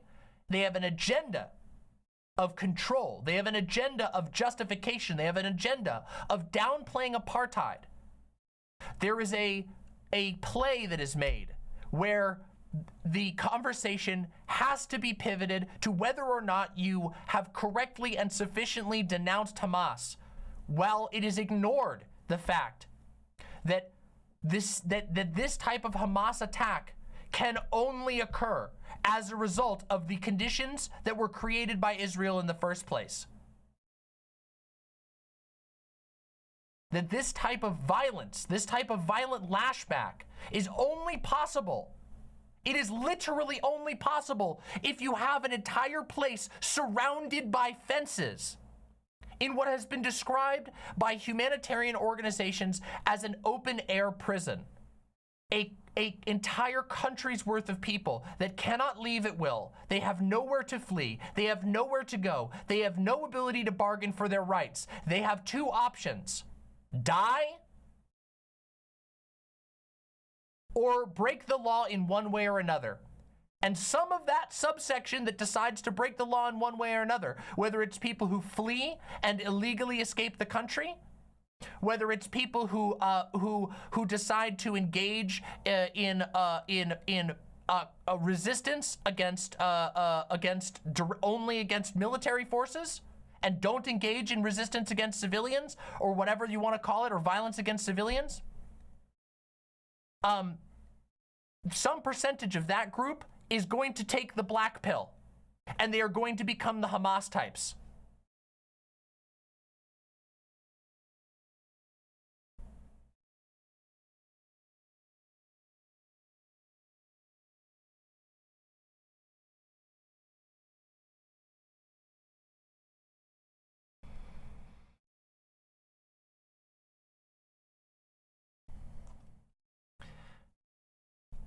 What happens when there is this framing issue where it all becomes about condemning Hamas, where that's the only thing that's discussed, is that what happened just now is that Israel gets away with turning off power to 2 million people, that Israel gets away with bombing a bunch of innocent civilians. They are currently doing there are 230, sorry, let me get the number again, 232 as of the last update, at least 232 dead Palestinians. How many of those do you think are combatants? Be real. So, what we have now, and I want you guys to think about something. Does anybody know why there are laws against war crimes? It's not just because war crimes are bad. The reason why there are laws against war crimes is to prevent never-ending loops of reprisals, which is exactly what's happening here, by the way. That a war crime is done, a war crime is done in reprisal, a war crime is done in reprisal, and the entire time innocent people are dying. That is part of the reason why such strong laws have been put into place to prevent war crimes, because it creates a never-ending cycle of endless churning violence. And guess what? In this circumstance, the simple fact cannot be ignored that Palestine is occupied 100% by Israel. It is under military rule by Israel. Israel controls the entirety of Palestine. They hold the power in this situation, and they have chosen, in response to a tiny percentage of a Palestinian extremist sect doing something horrible, to punish the entirety of Palestine. To punish en masse people who are already suffering. And let me tell you, what do you think the result of that is going to be? Do you think that those people who are treated that way, who see that even when they live their lives and do not become militants, do you think they're going to look at this and they're going to go, yeah, I guess we're dealing with a reasonable situation here? No, the likelihood that they're going to blackpill and become suicidal in one way or another goes way the fuck up. The blood that is spilled by Hamas is spilled by the state of Israel, because Israel, controlling Palestine entirely, has been the one that has allowed Hamas to get into the position that it's in.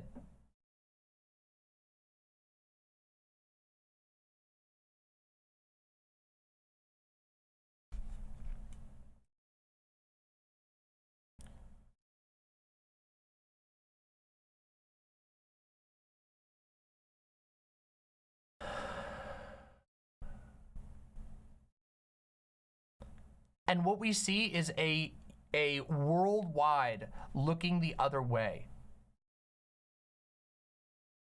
Or worse, in our case, explicitly backing the actions of Israel. And I really want you to put yourself into the position of somebody in Palestine, okay? A Palestinian person. I want you to take a moment and try and put yourself in that position, okay? Try and imagine where your brain would be if you could not leave the country, you did not have power, you have experienced mistreatment at the hands of an apartheid state for decades, you have not become a militant, you have simply tried to live your life, and now war has been declared and your neighbors and friends are being killed. Because the state that controls your territory can't take responsibility for the fact that the conditions that they have put upon your people created a small percentage of the populace has gone Joker mode and become fucking Hamas.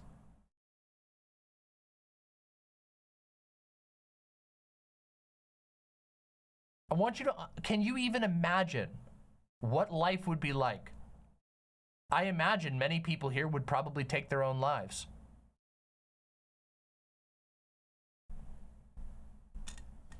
What are you supposed to do when all of your hope has been removed? What are you supposed to do? And then to see all of this, and you look worldwide, and what you see is not a condemnation of the immediate response being, okay, we're gonna do a genocide now. But instead, the response worldwide is,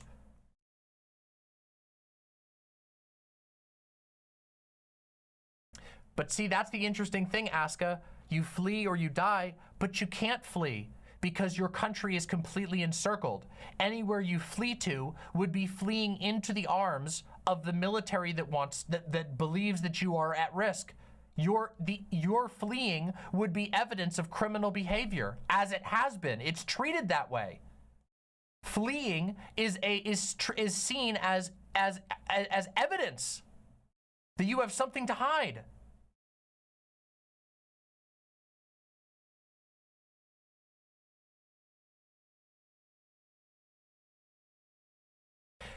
It is abuser logic.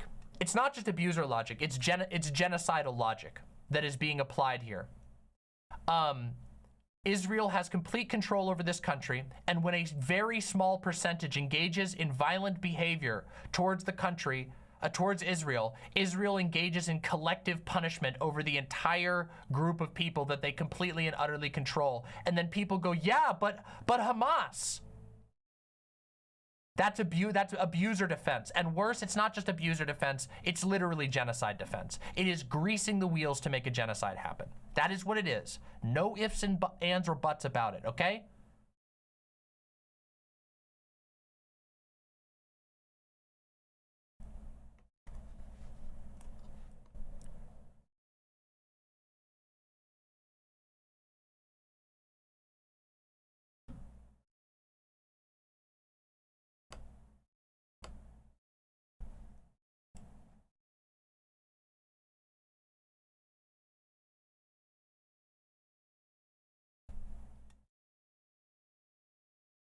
Holy shit. Is this real?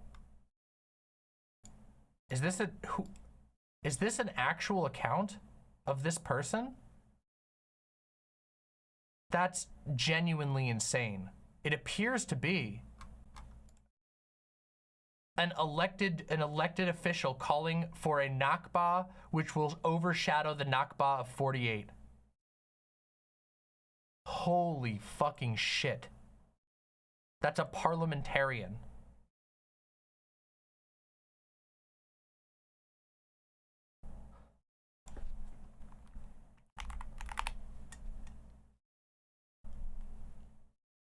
The Nakba refers, for those who don't know, the Nakba is a term that refers to the mass displacement of Palestinian people in 1948.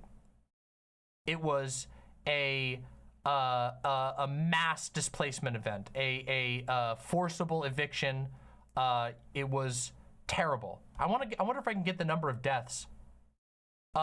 70 massacres were committed against Palestinians, with 15,000 Palestinians killed during the Nakba.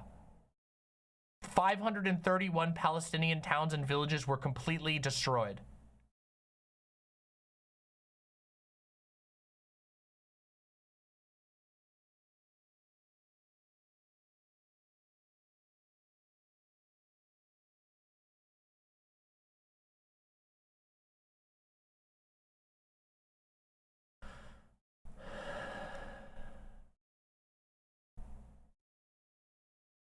It's really fucking sickening. And it's sickening to me that people are so vulnerable to, so vulnerable to the manipulative rhetoric that obsesses over seeing an issue as like a one moment issue. That people are so vulnerable to this that they completely erase their humanity and do not acknowledge the fact that the genocide revisionist current leader of Israel, the state which controls Palestine, is advocating for open war and is currently bombing civilians in retribution for a terrorist cell doing an attack. And also that people can't see what that says. What that says about the mentality that that the people in power, the highest positions of power in the Israeli state, do not see a difference between a Palestinian civilian and a Palestinian terrorist. They see them as the same, which is why civilians keep getting killed in large events.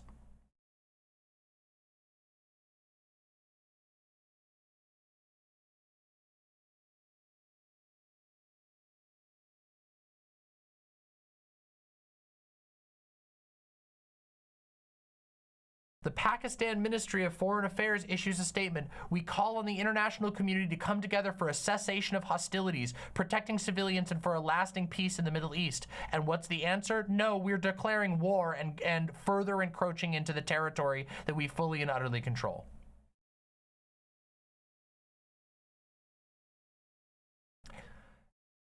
It is deranged.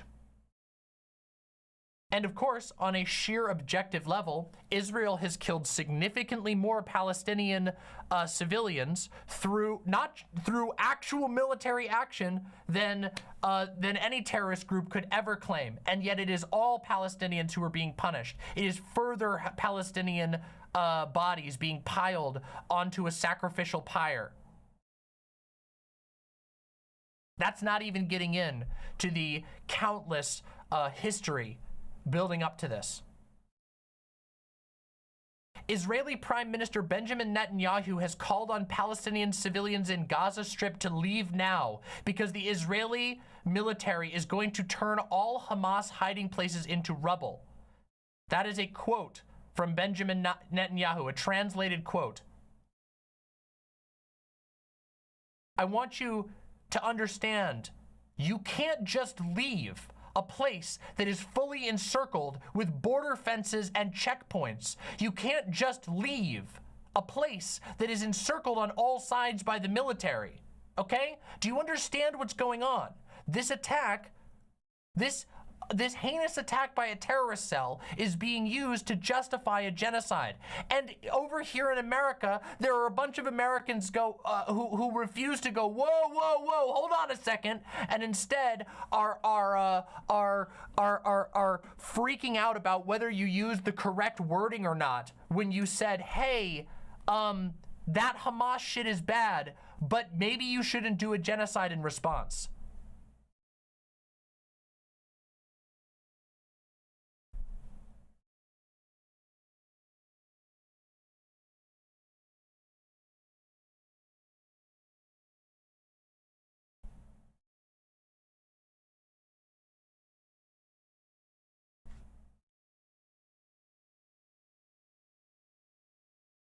Is this for real? I need to see if I can source this quote.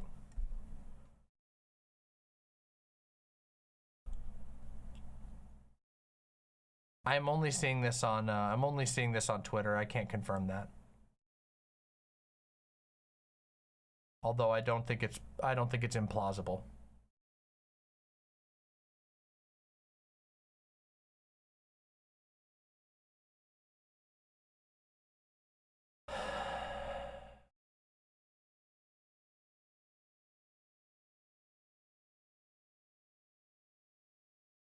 It's been really upsetting. It's been really upsetting people. It's been really upsetting seeing the way people react to this. It's been really upsetting seeing people just turn off their humanity and not be able to recognize the dynamic that's at play here.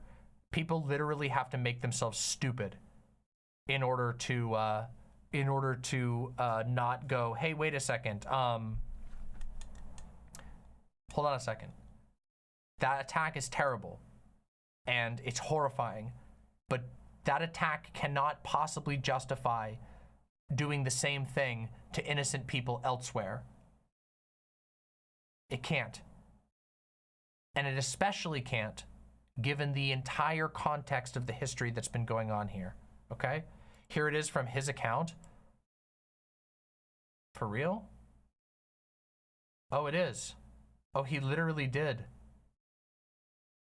The defense minister of Israel issued a statement that it reads as follows. This is the direct translation from the Israeli, the defense minister of Israel, Yoav Gallant. Today we have seen the face of evil. Hamas launched a criminal attack without distinguishing between women, children, and the elderly. They will realize very quickly that they made a grave mistake. We will change the face of reality in the Gaza Strip for decades from now. The citizens of Israel, especially in these difficult times, were patient and backed up the security forces.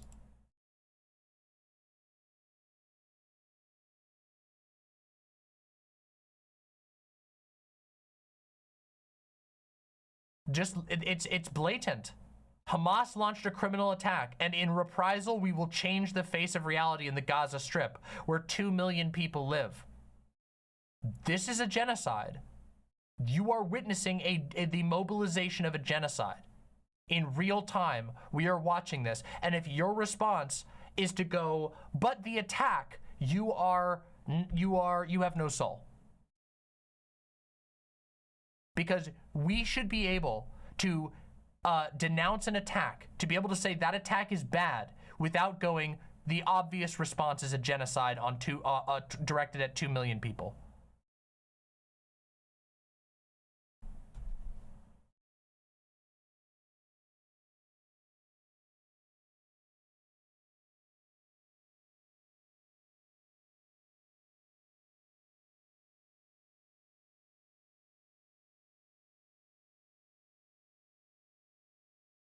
Would they actually genocide them? I don't know how you interpret we will change the face of reality in the Gaza Strip for decades from now. I don't know. I would be willing to argue that turning off the power to 2 million people because of a terrorist attack perpetrated by a small group of people is in and of itself a genocidal action. You have killed innocents. This is happening right now.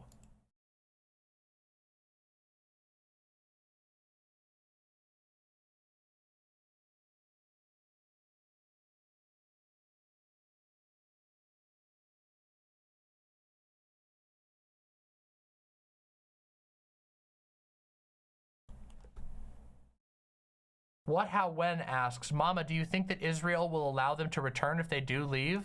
That's an interesting question, isn't it? What do we think? What do we think about that? I'm gonna guess it's probably gonna be pretty hard to get back to your home if you leave.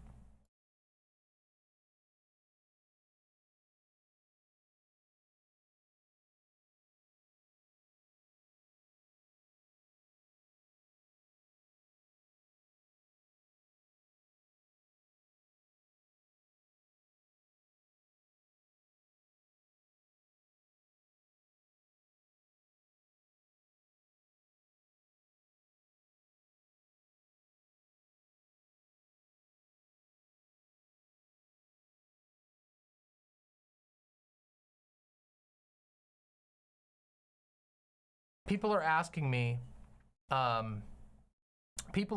what can we do about it? You can vote, well, that's a really tough question. Obviously, the first action that you can do is that in the future, and of course this will not solve anything in the moment, which is the horror of the situation, that none of us, or very few of us here are like in the area right now and can do anything about it. In the future, you can make sure that you support politicians who have a rational and truthful perspective on Israel and Palestine, who do not support unequivocal military action by Israel. But it's actually very difficult. And I think that what should be taken away from this conversation is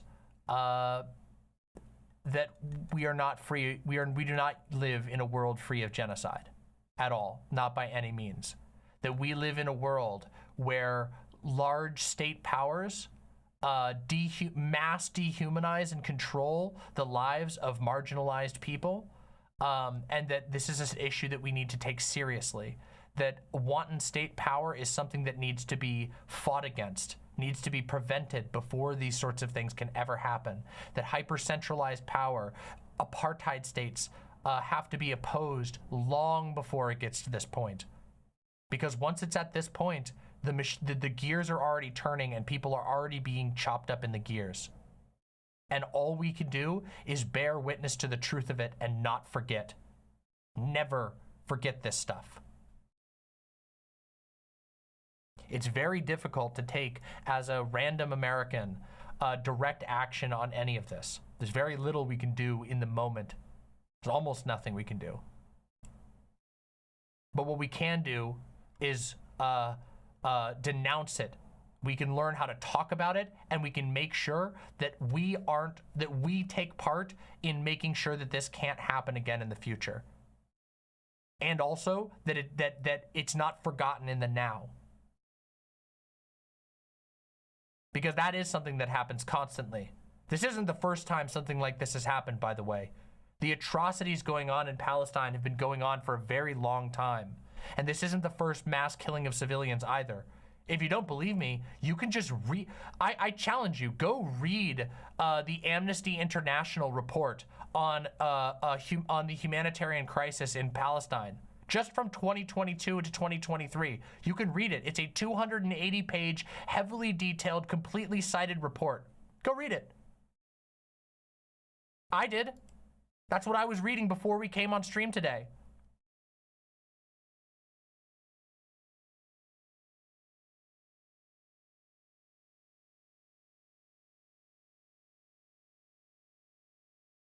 Killjoy says, the part of the problem is that this is what the end of a genocide looks like, and people believe genocides start and end with one violent action, but it's actually decades of violence. Yes, it's not just, it's decades of violence, and it's decades of dehumanization. It takes time to build up a horrible situation like this. It takes actions, continual actions of encroaching on the rights of people, of taking away their power, of boxing them in so that they can be killed. It is building a slaughterhouse, and people have to begin to learn desperately. I desperately need people to learn what the construction of a slaughterhouse looks like when we're talking about humans, let alone animals.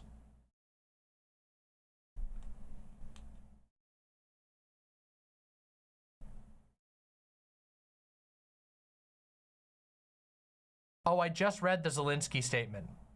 Zelensky's statement was embarrassing and pathetic, and it's insane to me. It's insane to me that Zelensky can say all of that with a straight face, given that there are people given the parallels between Ukraine and Palestine. It's insane to me that he can even issue a statement like that when there is a current power that is basically claiming that the Ukrainian military is basically the Hamas.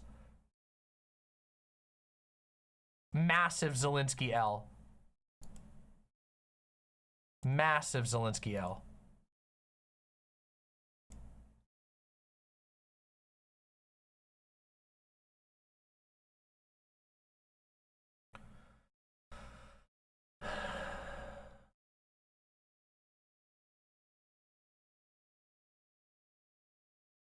Americans can do things. Leftist Americans can do things. Of course they can. Of course Americans can do things. But there's basically nothing that any of us can do in this literal moment to stop what's happening right now.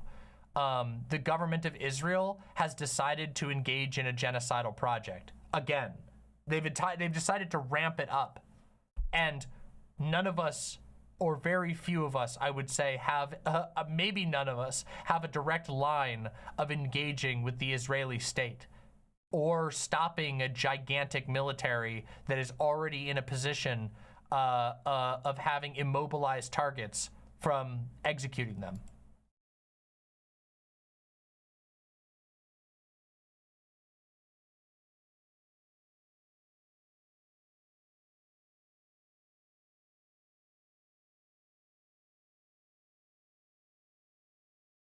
Yeah, that was one of the articles I was looking at. And if you click on that article, if you go down to the bottom in the sources, the #1 source links you to their 280-page document.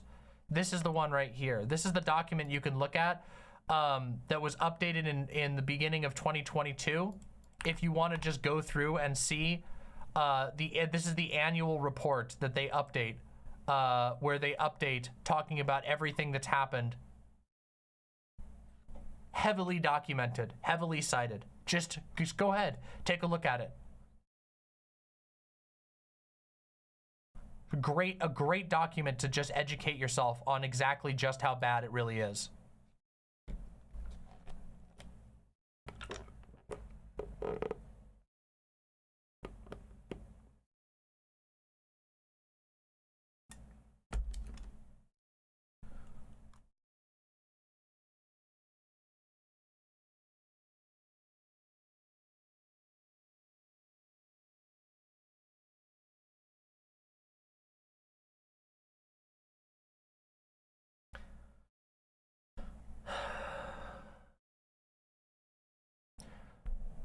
At the end of the day, I am just a YouTuber, okay? I'm passionate about politics. I talk about these issues because I want to be able to create a community that gets to learn.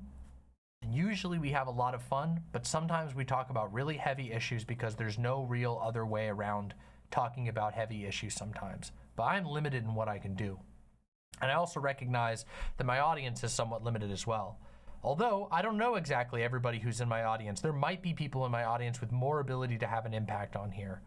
But part of the process of fixing a problem is understanding it and recognizing for what it is, and also knowing how to spot when you are being misled. And statements like I've seen all over Twitter today that are just sort of blanketly saying, oh man, Israel's got to be able to defend themselves. Oh my God, it's so ridiculous. Israel, I hope that you get justice. That they are greasing the wheels for an unbelievable thing, and I'm not going, oh my God, the people in power in Israel right now, we know how they've behaved towards Palestinian people. We know what their rhetoric has been towards Palestinian people. This attack cannot be used as a justification for further murder. And people don't even fucking think about it.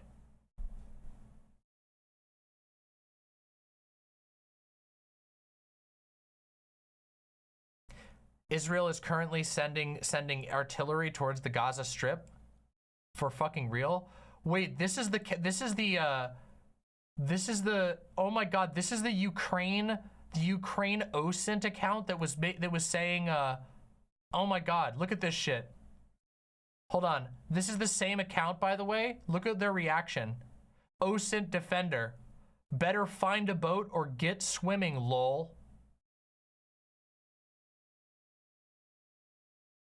When somebody said leave, when Benjamin Netanyahu said Palestinians leave now because we are going to turn all Hamas hiding places. By the way, what do you think they mean by Hamas hiding places, huh? What do you think that Benjamin Netanyahu means by Hamas hiding places, huh? Think about that. Maybe another children's hospital he'll blow up? And then the OSINT defense, somebody says, leave to where? They're blockaded on all sides. By the way, the blockade of Gaza Strip is in violation of international law right fucking now. Right now, the ongoing blockade of Gaza Strip is in violation of international law. And guess what? Nobody even fucking gives a shit. Nobody fucking even acknowledges it. They're all just like, Israel has a right to self-defense when they've been illegally blockading and violating the human rights of an entire population that they justify from sporadic terrorist attacks from the most violent members of this group that they punish en masse. It's fucking pure evil. But yeah, better find a boat or get swimming. Fucking disgusting.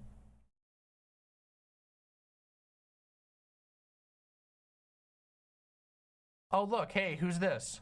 There are 2 million civilians in Gaza deprived for years of political freedom, land, and clean drinking water. This is a evil thing to say. I'm not gonna lie, I have massive, massive respect for Vosh on this issue. He's been incredibly, incredibly based. Here's another thing that just a shout out to Vosh real quick. You claim Hamas makes peace impossible when Israel has killed far, far more Palestinians, deprived them of rights, illegally taken their land.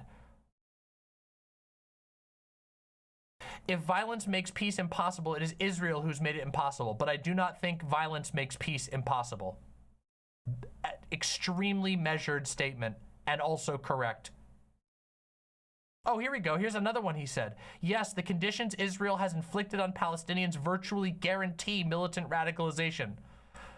We've seen this with terrorist groups throughout all of history. Suggesting peace is impossible because of Hamas is precisely the cycle that has to be broken.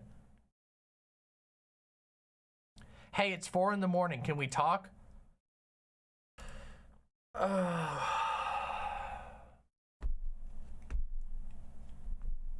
Let me wrap off this segment, and yeah, I'll have a conversation with you. I'll give you a chance. Even though I was not happy with some of the things that you said, I'm gonna give you a second chance because I believe in second chances.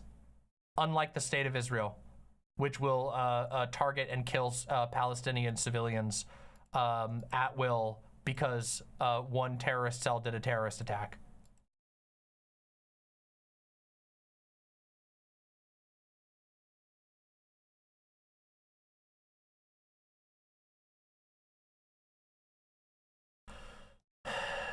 Okay, I need to wrap off this segment for the video. As you just heard me rant, if you're watching this live, we're going to be doing a little debate or whatever, a conversation after this. But if you're watching this video in the edited form, I wish I had anything nice to say. I wish I had anything hopeful to say. But the reality is that over the course of decades, Israel has choked the hope and the life out of Palestine, out of Palestinian people who live in unbelievably horrible conditions that are created by the state that has power over them, the state that claims power over them. Okay? You can't blame it on anybody else. The state of Palestine is completely and utterly under military rule by Israel, which means Israel is responsible in this particular situation. And what Israel is doing right now is justifying an absolutely horrific and genocidal series of actions against innocent people, okay? It is not just military targets that are being hit at all. What they are doing is as bad, and on a local level, it is as bad as the attack that was just meted out upon them, okay? They are blowing up and killing civilians, okay? But on the broad history, Israel being being in control of the situation has done so much worse, and yet they are justifying this genocidal action on the basis of attacks done by a radical sect. That is disgusting. It should be renounced. It should be opposed. And I beg of all of you listening, learn to see what a genocide being built looks like. Learn so that we can disassemble it before it ever happens. Learn so that we can remove power from those who want to enact this sort of horrific nightmare that should never happen on Earth. No human should have to be subjected to this horrific nightmare shit, okay? And by the way, that includes the attacks from Hamas. What happened to innocent people when Hamas attacked is terrible. But Israel has to take responsibility given that they control the entire space. And they will only make things worse. This will only push more people into radicalization because they have no choice, they have no hope, their minds and bodies are broken. And all that is left when you have no hope is hate. And I would hope that humans could understand that. I would hope that empathy can exist and people can see that. And I also would hope that all of you, my viewers, will use your brains. You put on those thinking caps and look past the rhetoric that is being used to justify mass violence.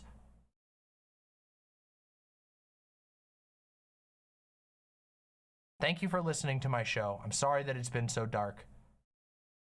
And let's stay strong out there and remember our humanity, okay?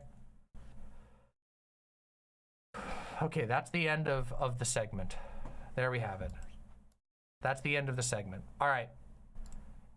Gene K. Capra, if you want to talk, you need to get into the Discord. Maybe they're already in the Discord. Let me see. Okay. Get in the Discord, Demon Mama, or discord.gg/Demon Mama, and we'll talk about it. You could also, I guess you could send me a friend request if you want, but I would prefer to just do it through the Discord. That would be a little bit easier.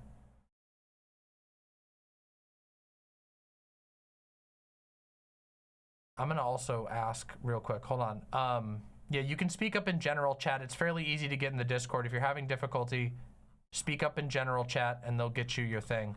While we're waiting for Gene K. Capra to join the Discord so that we can have this conversation, which I don't know what to expect, honestly. I did hear the conversation last night, but things were hot.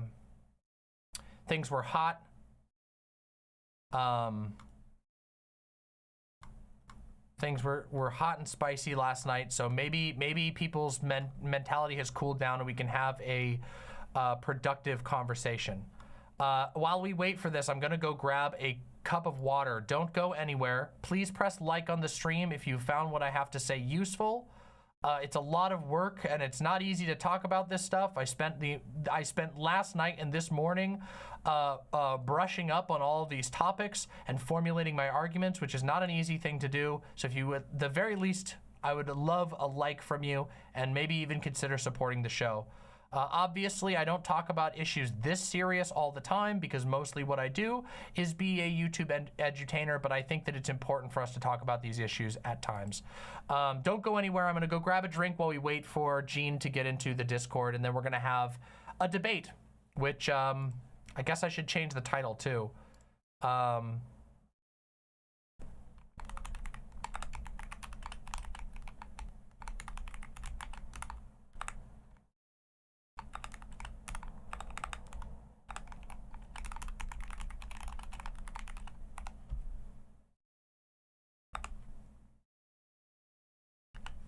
All right. Okay, I'm gonna go grab water. I forgot to grab a water while we wait for this. If you're having difficulty, please reach out to one of the mods. Be right back. Don't go anywhere. It's not over.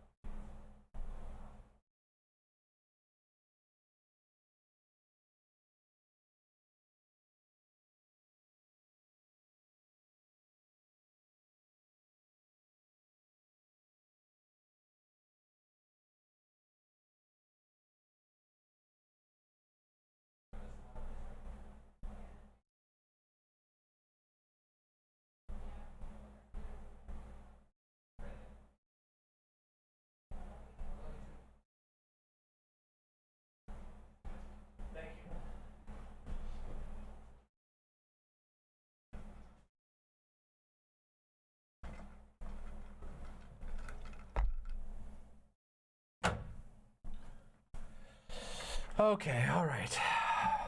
I need a water song. Why don't I have a water song? What's that noise? What was the noise? What noise? Okay. What noise were you talking about? Was it me? I don't know.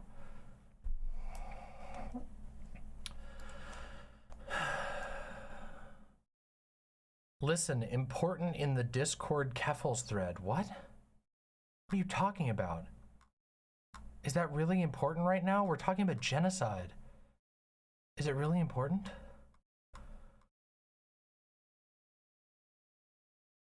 I don't even see what you're talking about.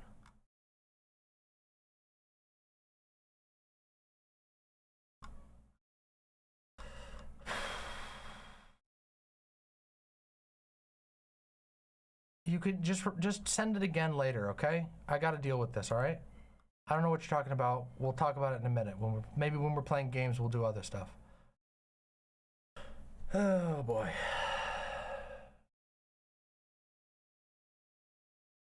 Okay.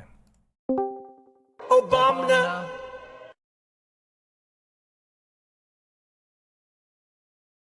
Obama.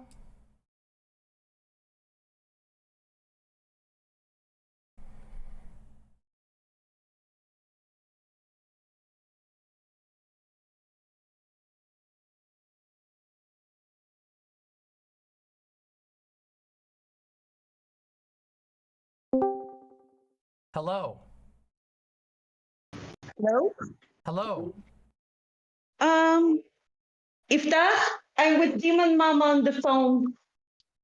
Sorry, it's my spouse. Okay. The other was yelling at me. Oh. Okay, yeah, I heard some of your By the way- conversation with last night, and I will be completely upfront and honest with you. My I spouse was didn't not. know we were live. What's that? My spouse didn't know we were live. Oh, okay. Well, you're definitely live now, so. Yeah, that explains a bit of where that conversation went. Yeah. Yeah, it seemed pretty intense, and I was not particularly fond of some of the arguments that were being made last night. And I understand that it's oh, hold on a second. People are saying my audio's too low. Hold on, let me boost my audio up here. All right. Okay. How's that? Is that a little better, everybody? I boosted my audio up. There we go. Sorry, whenever I use Discord, I feel like I always have some kind of quirky audio issues. But hopefully the gain bump will fix things for the audience. Okay. Yeah. Is that better? Is that better, chat? Chat, let me know Well- if that's better. Should be. I just boosted the gain pretty significantly. Yeah. Okay.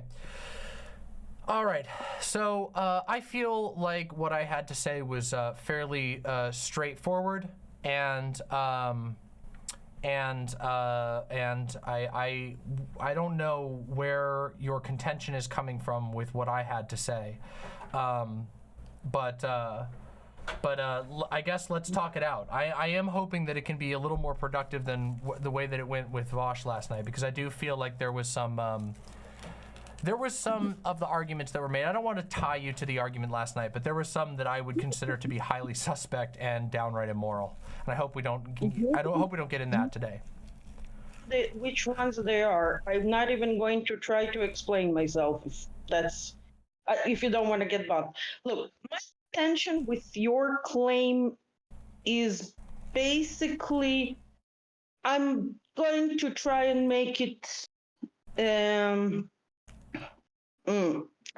going to try and make it a bit more clear. I am contending the claim that Palestinians do not have anything they can do in this situation to better their own situation. Oh, Either I think they do. But yeah, Wait. go ahead. either inside Gaza or in front of Israel, which is also very important and something Vash kind of ignored. As in empowering Palestinians, or specifically other factions of the Palestinian population that would be much more difficult to sell to the Israeli population and as being crazy terrorists, basically.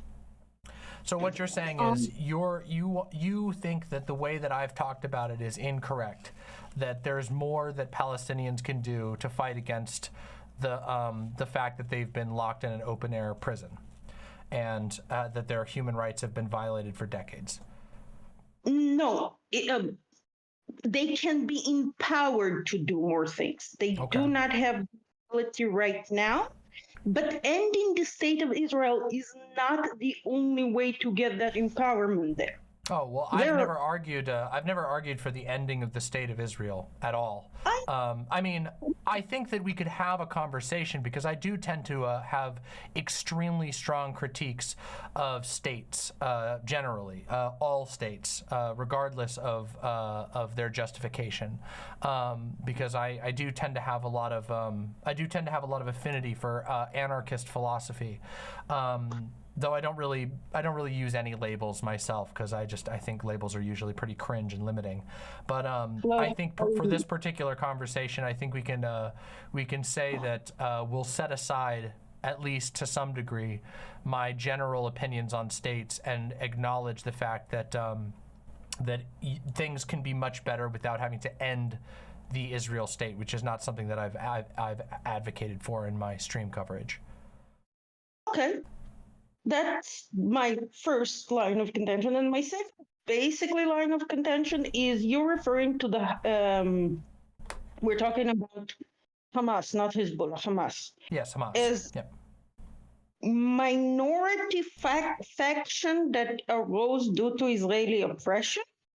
Yeah. Which my problem with that is twofold. Seriously. Okay. The first one is that's kind of irrelevant to the discussion, and I really have a problem with that. Like, okay. Like the Palestinians need to get right because they're people. That's the end and the start of the result. The status of Hamas is. But the status of Hamas is being used to justify absolutely deranged overreactions. It's part and parcel. So I think that you have to have a realistic approach on it. Like, for example, hold on, I can make a parallel here in the United States. Just the other day, Donald Trump went on a deranged rant about how shoplifting has apparently gone up in the United States, which is, of course, a contended statistic anyway. But he said that in order to stop this rampant crime, we should make it legal for shop owners to be able to shoot and kill shoplifters. And for that, I think it's perfectly justified to go, okay, nobody thinks like shoplifting is the ideal way of things to be, or even necessarily a good thing, but shoplifting is not as big of a problem as President Trump is making it out to be, and also that's a complete and utter overreaction that is going to inevitably target innocent people. That's the parallel I would make. It's the same thing. You have to be able to address the claims when a state is using exaggerated claims of who they're contending against. America did this too when leading up to the Iraq War. Instead of like actually talking about Osama bin Laden or anything like that, they would spin up this gigantic, overwhelming enemy. Hamas is the democratically elected government of Gaza. The Palestinians had their own civil war about this. Yeah, that doesn't really change anything. I don't know anything about the. I don't know anything about how those election results came around, and I don't think that changes what I'm saying at all. Gaza is only one section of Palestine, and it's only one section of people. Regardless of how you slice it, the people who enact these things are a minority. It doesn't, like, you can try and create a fear. I mean, like Bibi is also a minority in Israel. Hello? What? Yeah, can you hear me? Can you not hear me? Yeah. Bibi is also a minority in Israel. He's just one guy. That's how governments work. That's true, but he's also controlling more. And it would be one thing. Hold on a second. It would be one thing if I was on the opposite side trying to downplay the reverse situation where Palestine controlled all of Israel, and we were talking about the violent fascistic resistance leader, or whatever you want to call it, Bibi Netanyahu. But we're not. Bibi Netanyahu controls. He is in charge of the government. He's in charge of the military, and the military is actively doing what he says. The parallel is not even close to the same on like multiple levels. Can I explain this is important to me, by the way. I think that this is the thing that actually gets lost in this Sure. conversation. Of course. With, because I don't think that. Look, the reason I believe that this is important to acknowledge that Hamas is the reigning government is very simple. Because the Palestinians need not to excise this small minority of crazy people. They need a replacement government, which is the thing that the leftists can help them build. But nobody is trying to build a replacement stable government. I don't believe that. I don't believe that. I don't think that's true. I don't believe that it's true that there's not internal resistance to Hamas. I just don't believe that. I think that's just factually incorrect. Us. I'm not saying. I'm saying that you said what as American leftists can be done. Mm-hmm. And seriously, the answer is empower the secular factions of the Palestinian population. Sure, but I think that's already happening. I mean, I can give a direct example of this, and a direct example is actually from the person that you argued with last night, something that I even participated in, when Vosh raised money for the PCRF, which is a children's hospital that operates in Palestine, taking care of children. What's that? Not the hospital. He should, collecting money for a children's hospital is fine. The fact that he refused to go to Gaza to get the reward is the thing that annoys me. Okay, but I mean, whatever. I don't know. I can't speak to that. But the rate. No, oh my God. Seriously? That's what I'm talking about. The way to empower the secular part of us. But that is empowering them. Okay, but this is the problem that I have with this argument, which is that nobody, like, I don't think there's any, like, first of all, I don't know of any. I know there's some cringe lefties who super downplay Hamas or whatever, make like jokes about it or whatever, but that's not a predominant opinion at all. And also, what you're talking about is what I'm saying is I make a stream talking about the apartheid, the decades-long apartheid state, the empowerment, the direct empowerment by conservative actors in the controlling government of Israel, making things worse and making these things happen, setting up the dominoes for this shit to happen. And then your response is, well, leftists, wait, hold on, wait, hold on. Well, and your response is, well, leftists need to empower the secular elements. Well, that also applies 100% to applies 100% to Israel as well, which they're in more of a position of power. They're in more of a position of power than American leftists are. You are. Huh? You just hit something that is so correct, you don't even know it. Okay. Yes. You say so. Yes. What is happening currently in Israel is that Bibi Netanyahu and his bunch of flying monkeys, just so you know, Ben Gvir, that rule that you read, so like, he's been declared like years, like 20 years ago, he's been declared too poisonous to touch by every Israeli security force. Okay. They would not work with him. He is considered too insane to ever let next to weapons, officially.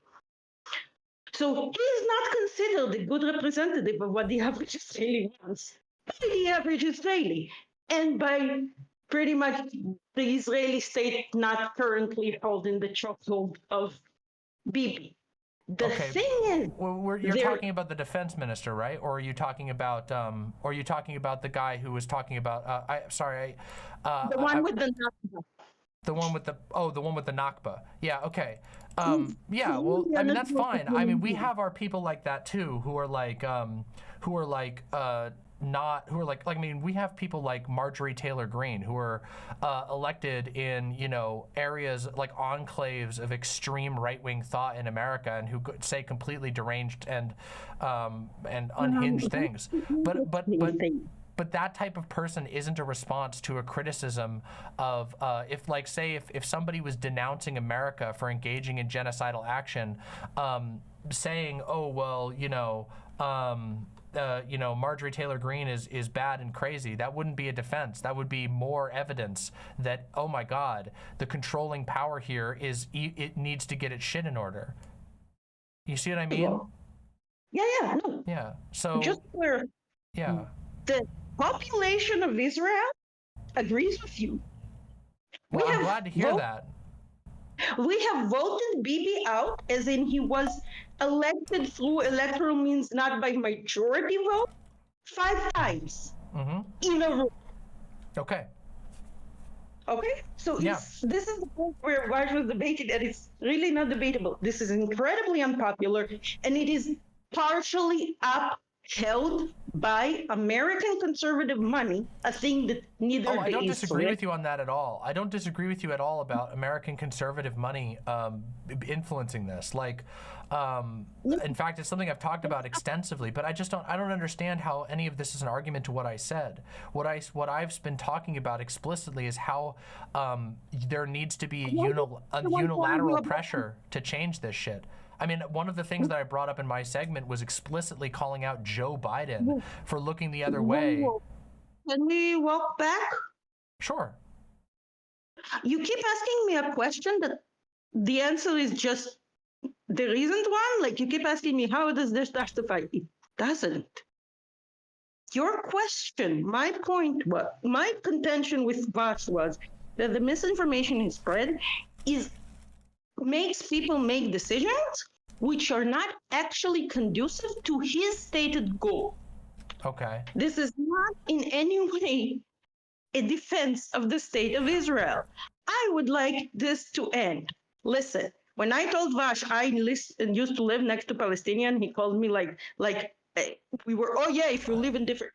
No, we have mixed cities in Israel. 20% of our population are Arab. I lived in Arab cities where I paid money to the Arab landlord to rent. So it's not like it was some sort of land grab. It was just a rent. All my neighbors were Arab. Okay. It's not an issue. I am not scared to live in a neighborhood full of Arab people. The thing that concerned me about Gaza are not the fact that Arab people might get human rights, because Arab people already got human rights in Israel, and somehow everybody's fine. They did. We have 20% population of Israeli citizens who are Arabs, and they have all the rights of Israeli citizens. Right. But we're not talking about Arab ethnicity Israelis, are we? We're talking about Palestine, right? But regardless of the ethnicity question, my point was to say that Rush was seriously overestimated the amount of actual destination between people. Like, people work in the same workplaces, on the same jobs. You, as an Israeli, are very likely to have a Palestinian boss who lives in Gaza.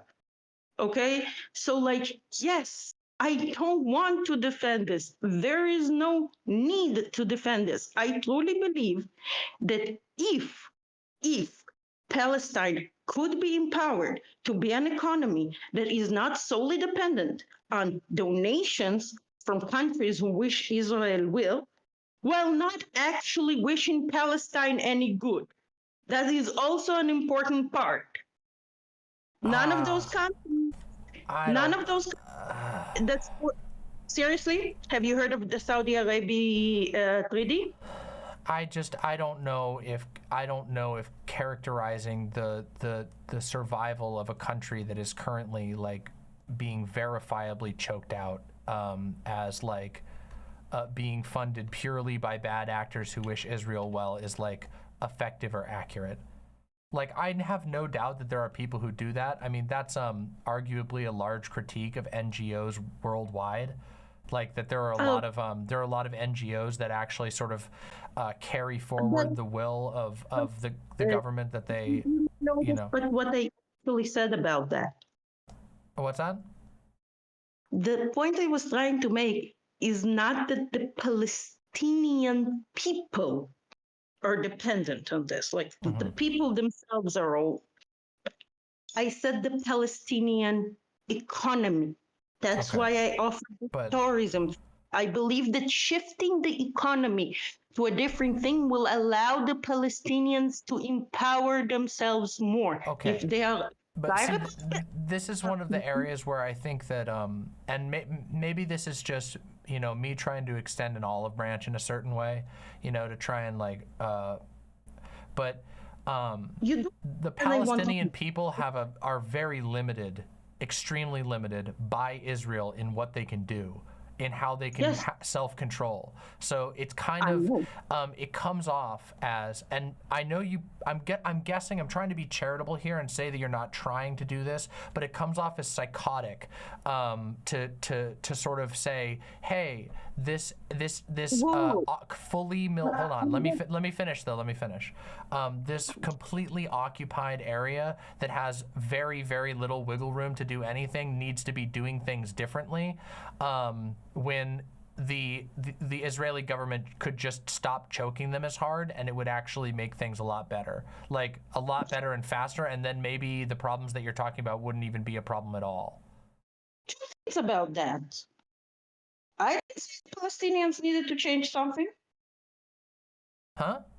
It's not the Palestinians I'm talking about needing to change. I mean, okay, it sounded like that's what you said. I mean, that sounded like No, what you said, because I mean, I think you literally used the word like they need to do this. they as in, okay, not they. Okay, I understand. So no, I do not. I believe that currently the Palestinian Authority, both the Palestinian Authority and Gaza, are in a position where they can kickstart their own economy if they have influx of people with outside cash. Fuck tourism. Just go there and buy clothes, whatever. Uh-huh. They have the infrastructure, and then those people, not the Hamas, those people will have money, Okay. and that is the thing you want. Sure. But That is all I'm saying. you see how that might be severely complicated when the Israeli state has just turned off all power to the entirety of the Gaza Strip and is now talking about how Netanyahu is talking about how he's going to turn all, quote unquote, all Hamas hiding locations into rubble. That might like severely impact their ability to do that, right? And that this has been an ongoing thing. Like, this is the problem. Like, at the end of the day, any solution that doesn't point out the fact that the most powerful entity is enacting a inhumane, horrifically destructive and poisonous regime, is equivocation. It's avoiding the core issue. And like, I recognize that there are political complications in getting Netanyahu out of power. I mean, God knows Americans were trying to get, a lot of Americans, not just even lefties, but a lot of Americans were trying to get Trump out of power while Trump was doing damage. But also, that doesn't negate any critiques of what that state is doing and what the state has done leading up to that point. And I don't know. I understand that some of the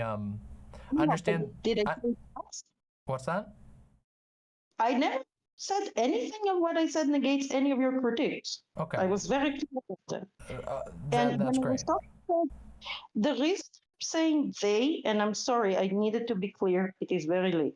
That's fine. The reason I'm talking to you is people here, Israel turned off the lights to Gaza, and then the Gaza tourist industry, to which you can get through Egypt.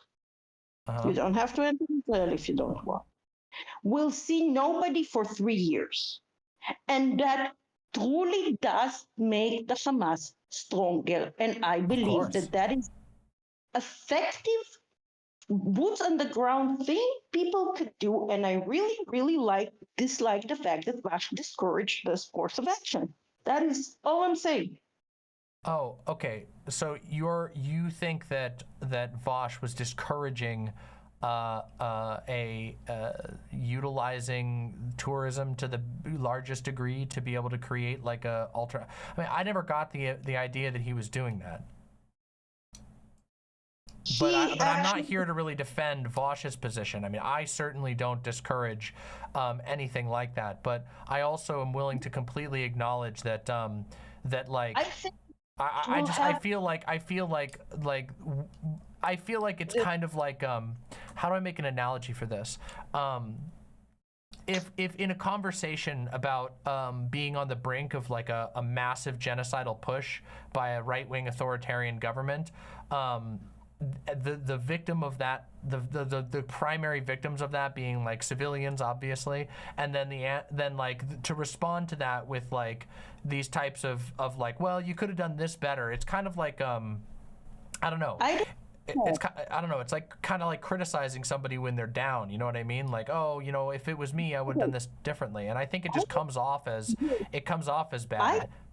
I did not say, and I did not point out a single thing which I believe that the Palestinians could quote unquote do better. I mean, I think they have power, leverage in this situation, but that is not the same thing.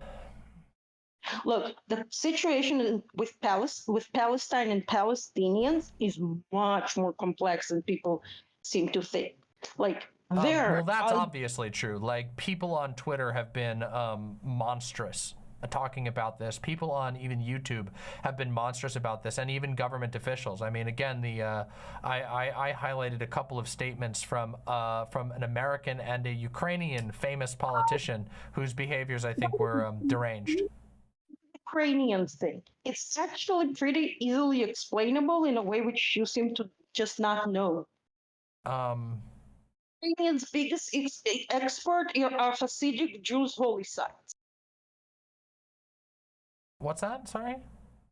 One of Ukraine's biggest tourist exports is Hasidic Jews' holy site. Right, but that doesn't wait, that's an explanation, not an excuse. Like I already knew that. I already knew that there's a huge overlap between the Ukrainian population and you know, devout Jewish people. Like that's like a matter of history. But like that doesn't mean that what he said is correct. It means that it means that this leader who has a very good reason to be able to go, oh my God,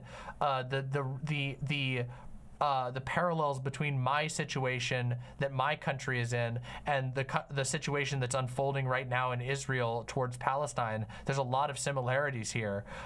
And his statement was to basically say, yeah, you know what, Israel has every single right to do whatever they need to do to punish these disgusting and horrible terrorists, instead of going, hey, wait a minute, I would urge caution. Death of civilians is not a good thing no matter who does it.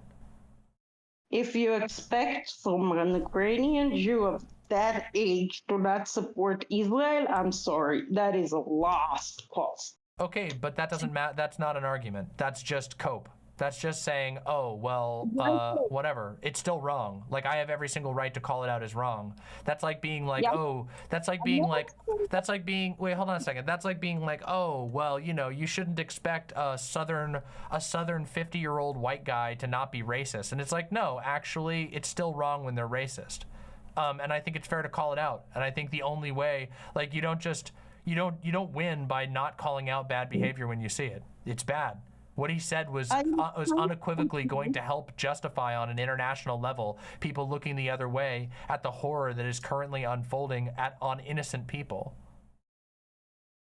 There's a point that you keep going back to which really bothers me. Okay, what bothers you?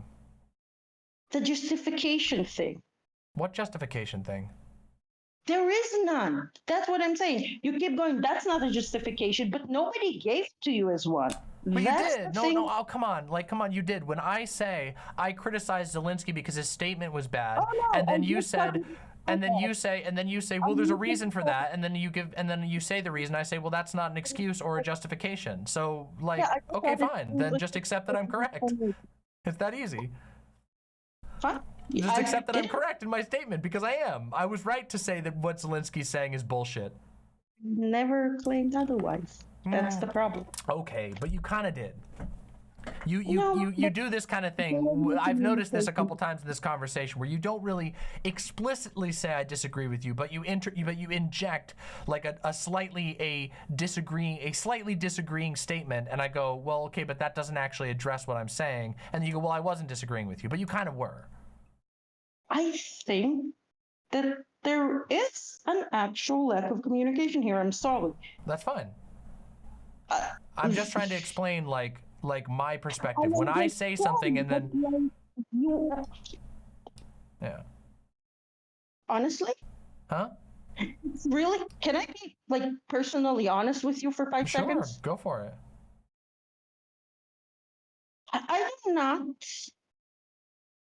I am not used to talking to people who used to talking to people who like Israel that much. Sorry, you're not used to talking to people who are used to talking to people who don't like Israel? No, who do like Israel. Okay, so you're used to arguing with like super anti-Israel people. No. In Israel, people do not like Israel. I have to keep reminding myself that Americans will assume that I like Israel and defend Israel because I'm an Israeli. Israelis I'm not assuming that. It's just that, okay, I can explain where I think this miscommunication is happening. When Okay, I'm happy to hear. huh? I said I'd be happy to hear that. Yeah, like I think it's just a matter of like generally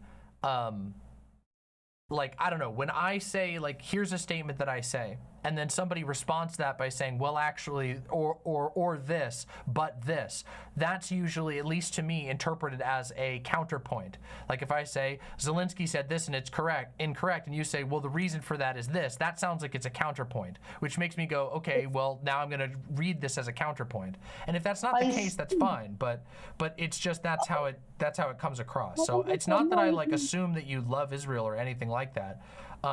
Because I don't really like know you, but can I be honest? Nobody in Israel loves it. It's the most Israeli thing. Try to tell Israelis that Israel is a good country, and any Israelis, not even like extremely devoted, like Zionists or anything like this. The average Israeli, tell them, I heard Israel is the greatest country ever. And they will tell you the food was good, and then they will start complaining and complaining and complaining and will refuse to accept statistical data. We are not fond of this country. So like, yeah, I understand what you're talking about. Listen, I don't think that the Palestinians could have done anything else. They have been screwed over by much more than just the state of Israel.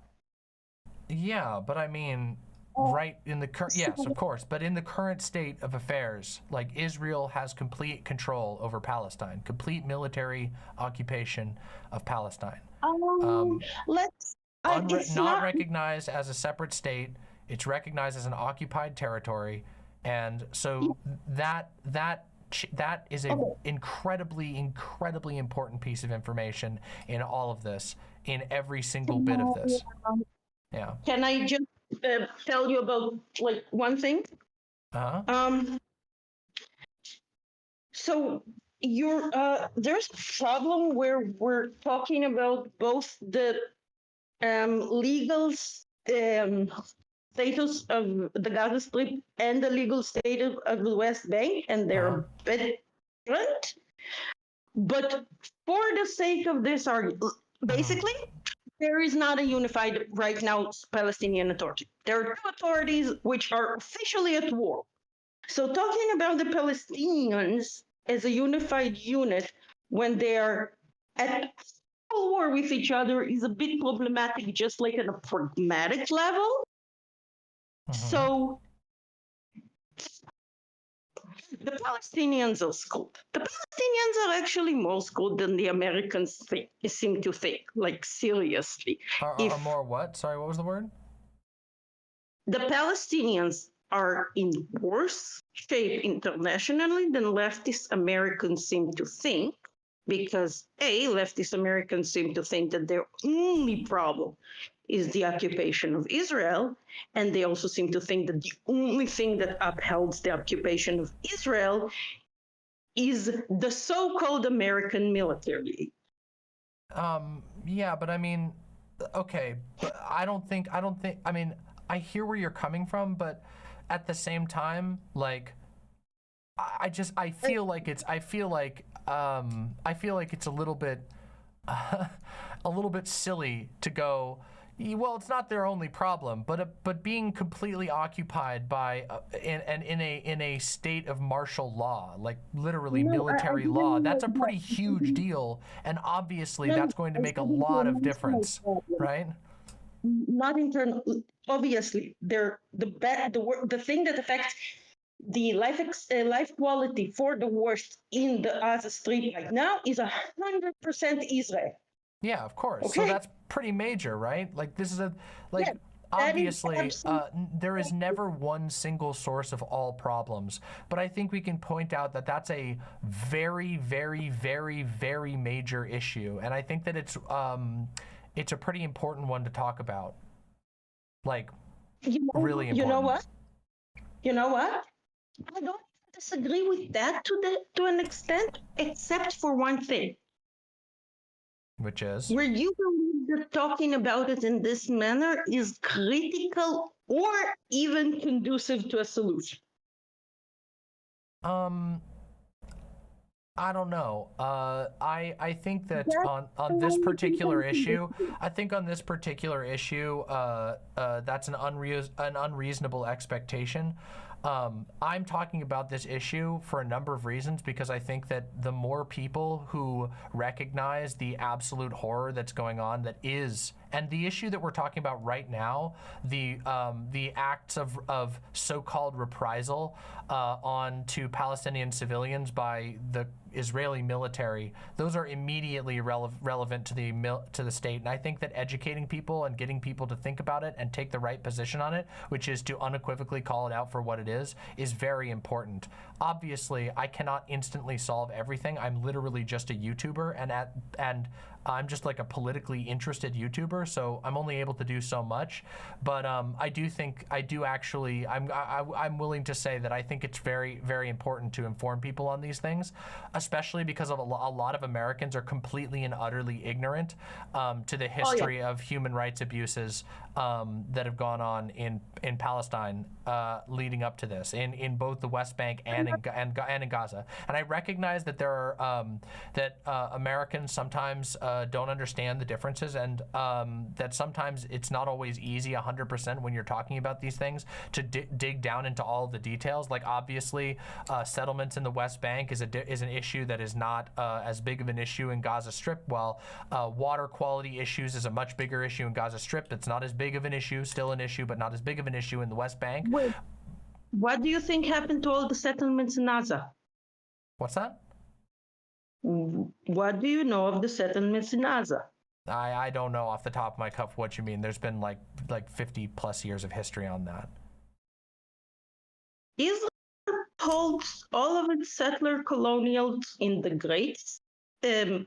Moving of people, just getting them out of their houses and throwing them away, it did in the last 30 years. It will have to do 20 more years of that 1,000 a year Palestinian to get close to the number of what was happening there. So, I do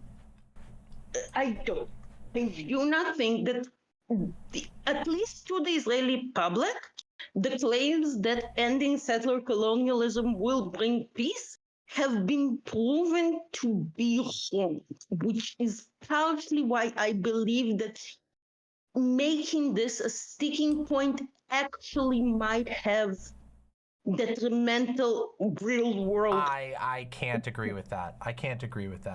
I'm sorry, I can't agree with you on that one. A settler colonial project is historically one of the most guaranteed ways to build ill will for very obvious reasons. Not just it is a fundamentally terrorist project. Nobody said that it didn't incur. But you just said that it doesn't work to, like, that it doesn't matter to end settler colonialism. That's what you just said. You just said that it doesn't fix the problem. But that's not. No, I did not. What did you say then? I'm sorry if I misunderstood you. I apologize, but maybe you could reword it for me. I am talking about a very specific and very practical thing. I am saying that internally, within the Israeli political system, the Gaza is used as an example of you have to support the settlements, or what happened with Gaza, where we withdraw, will happen here too. I truly believe that part of the reason this is a huge, huge part in internal Israeli politics. And I do believe that there needs to be some proof that could be counteracted inside Israel. The idea that there is no internal debate to be done in Israel and leftists can't do anything except criticize is not actually correct. I think that how do I make this make sense? If me saying oh my God, I don't even know how to engage with this, because the idea that, like, in a manifest destiny-esque justification for continuing settlements is like the argument that's letting this continue is absurd. Like, it's wrong. It's not just wrong. It's not just wrong because it's ineffective or whatever. It's wrong because it's horrific, because this is a horrific, inhumane, and disgusting act that should be denounced, that obviously, undeniably breeds ill will. It breeds bad blood. What destiny? What manifest destiny? Manifest. Okay, I'm sorry. Maybe you're not familiar with the concept. Manifest. Are you familiar with the American concept of manifest destiny? Yes. Yes, I have taken my one year of American history. Okay. Good. I know that that was a bit of an assumption on my part, just because the concept is very well recognized here. The idea of manifest destiny is basically that it was a pseudo-religious justification for expanding westward. I know what you're talking about. Yeah, so the idea that that, like, these settlements have a right to expand and whatever, like, people having that idea in their head is a problem in and of itself.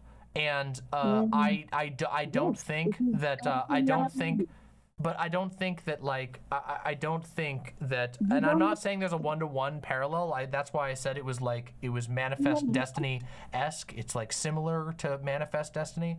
But I don't think that, like, saying, okay, a lot of Israelis aren't convinced because when we stopped doing it there, things didn't get better. That doesn't justify the horrific and inhumane action of settler colonialism. It just doesn't. Like, it is bad in and of its own, regardless of efficacy towards another end. That's sort of accepting a fascistic frame. And I don't know. I'm sorry, but I can't get. Huh? I didn't say otherwise. Okay. You were specifically talking about. You mentioned that by my standards, there needs to be both support for the secular, demilitarized portions of Palestinian and Israel. And yes, we desperately need your support. There is no support to this part of the Israeli government or the Israeli politics, and there should be. I think that to a certain degree, that's exactly what people like myself and other lefties, now not all lefties are the same, obviously, but there are a lot of people who are actively spreading the idea and these ideas, and they're showing Netanyahu and his faction for what they are worldwide, which will damage the popularity, which will damage the amount of money that's flowing in, and also here in America there is a ton of us who are actively working to limit the influence of groups like the Heritage Foundation, those type. Of course, that's. I mean, the Heritage Foundation comes up a lot on my streams. We're not the only ones, but again, like, It was insane. what I'm saying is that none of what I think I've talked about, and none of the calling out of these things, I don't think that hurts. You said at one point that you felt like it could be harmful to our ends. I don't think it does. I just don't agree with that. I don't accept the idea that calling out settler colonialism, blatant settler colonialism for what it is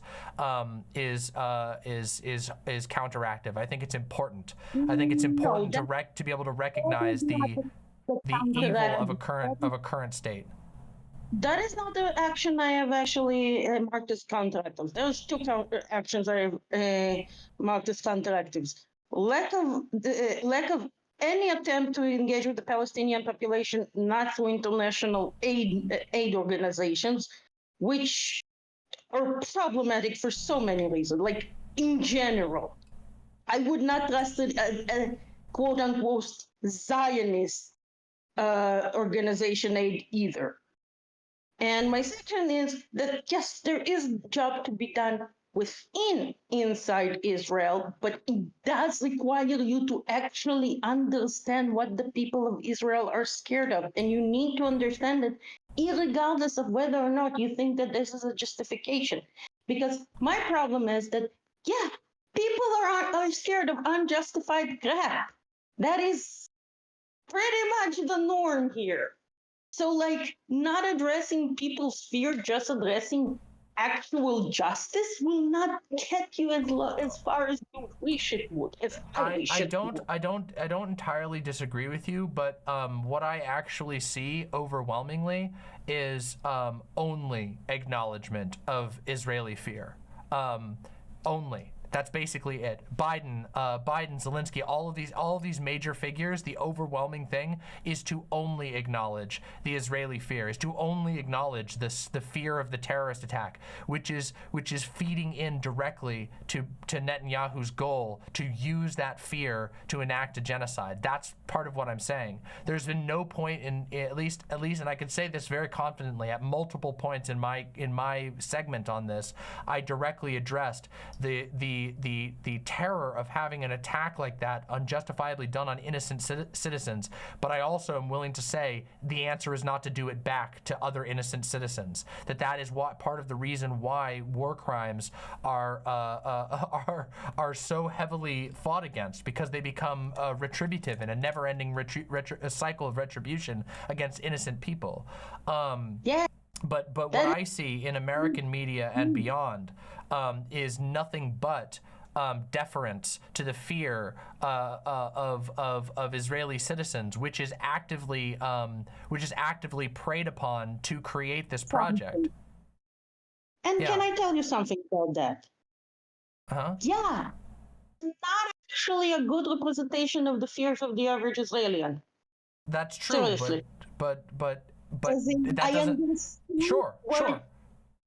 I'm talking to you about doing internal work in Israel, understanding what the Israelis think in order to offer the people with the power as something that is easier to sell. That is all. Sure. But that's fine, and I don't think that that's a bad idea, and I would urge if there are other Israeli viewers, if there are Israeli broadcasters in my audience, which there very well may be, I'm not 100% sure. I have quite a decent amount of people here right now, but I do think that obviously there's a struggle and a conversation to be had within Israel. But I live in America and I speak to an American audience, and so my job is to, at least the way that I see my job and my position here, is to detail, make sense of, and give people the arguments to be able to outline what the type of moral atrocity that's going on, to build up a movement against supporting the government that is enacting these things, which is the right-wing government currently in control of the Israeli state. So, like, I have limited access to internal Israeli politics. What I do have access to is a, however small or large, influence on American politics. Look, I can hook you up with some like Israeli anarchists if you're looking to learn more from like actual like underground activists. Totally, I would be totally happy to talk with Israeli anarchists. Of course, no doubt about that. So, like, I just don't think. send I you- just don't think that. I don't think that I've. I don't think that I've failed in my messaging here. I think that my messaging has been. In fact, I'm quite confident in my messaging today in what I had to say about this issue and the way that I chose to outline it and what I chose to highlight, which is, by the way, in direct opposition. Obviously, I'm fighting an uphill battle here in the United States when the Democratic president, is willing to just be like, yeah, Israel can do whatever it needs to fix this problem, even if it means fucking genociding people. Can I go on a tiny rant about this? Sure, go ahead. There is one thing that the left can do, and it refuses to do so. In America, just America, Okay. Wait. it's Okay. usual to accept international aid for what it is. International aid is a collar to leash Israel. If right now America removes all of its international aid, the first thing Israel does is sells 7 F-16s to China. And then it will proceed to arm every Arab country that the Americans really don't want to be armed. Right now, those aid money are the only thing that preventing from Israel from building its own weapon manufacturing. You need to get people on the committees that talk about those aids. So they would put pro-Palestinian policies as an attachment to the aid. Getting rid of the aid will be disastrous. Okay, so I see what you're saying, but I don't think I don't advocate for directly ending any aid whatsoever. In fact, I don't think I talked about that. That's not usually the type of stuff that I talk about, but I hear what you're trying to say. What you're trying to say, and I don't know enough about the economy of Israel to be able to verify 100% whether this is correct or not. But I just want to see if I'm characterizing your argument correctly. What you're saying is that ending aid to Israel would force Israel into a position of manufacturing its own arms and would result in the selling of arms to dangerous factions in the Middle East. And so, therefore, what should be advocated for is stipulations to aid that directly assists Palestine. Yes, yes. By the way, it's not that I'm saying that Israel will have no choice. Israel wants to do this. Israel wants to arm the Middle East, happily so. America doesn't want the Middle East armed. I personally agree. But the situation, Avash didn't know about the Abrahamic Accords, do you? Sorry, what were they? The Abrahamic Accords. Abrahamic Accords? I don't know all the details of them. I've probably heard of them, but I don't know. I couldn't summon them up off the top of my head. It's a massive peace accord between Israel and currently, if I'm not mistaken, 16 or 15 Arab countries. Morocco, Libya, Egypt and Jordan we already had. We had an accord with Lebanon. Okay, yes, I am familiar with this. This was under Trump, right? Yeah, this was 2020, just before Trump left office. Okay, I know. Yes, I'm looking at this now, and okay. So where are you going? Where is this? Sorry, I don't mean to interrupt you, but I just wanted to make sure that that we were talking about the right things. This is the 2020 Abraham Accords. Yes. Okay. Yes, all right. those. Do you know why they happened? Why? That sounds like a big question, but why? You tell me why. Because 30% of Israeli armament money comes from selling guns to those countries.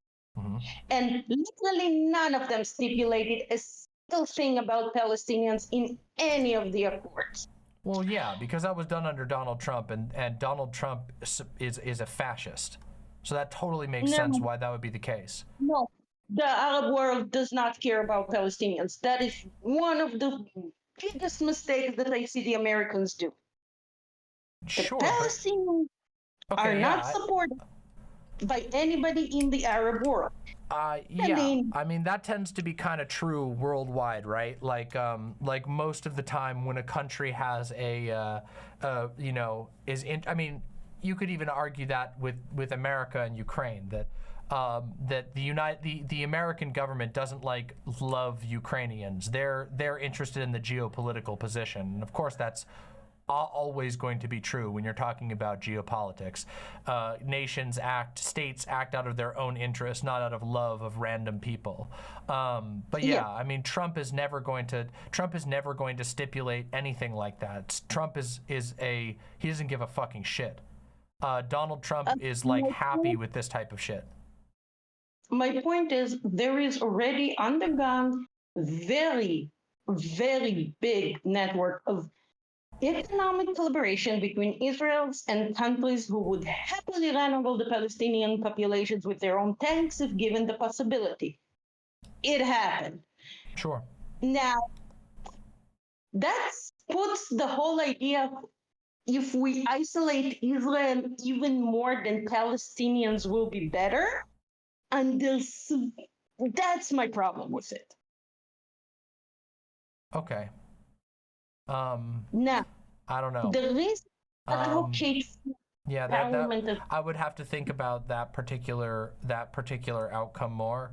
As far as the nitty gritty of how aid is sent and what stipulations are on aid, I don't really have an impact on that. I have a very limited impact, I should say.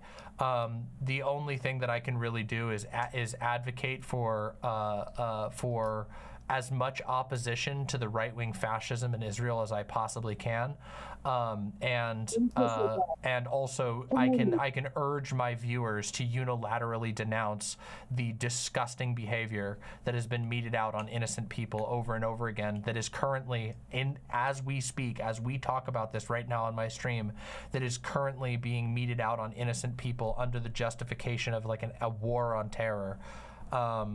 Yeah, that's what I want people to pay attention to. That's what I can do. That's what I'm able to do.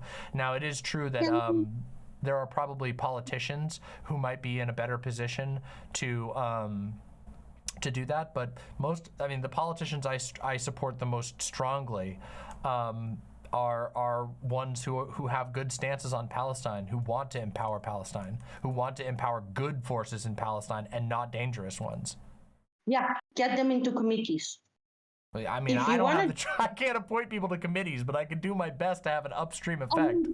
like talking about we want this person in this committee because it's the place where the work gets done, and there's not a lot of political streamers who are like, I need everybody to write to their congressman to tell them to put this person in this committee. Well, because that's hard, that's really difficult information to keep track of, and it moves incredibly fast. This is one of the problems with electoralism that I've talked about, which is that the pace at which things move and happen, most people can't even respond to in real time. Part of the reason why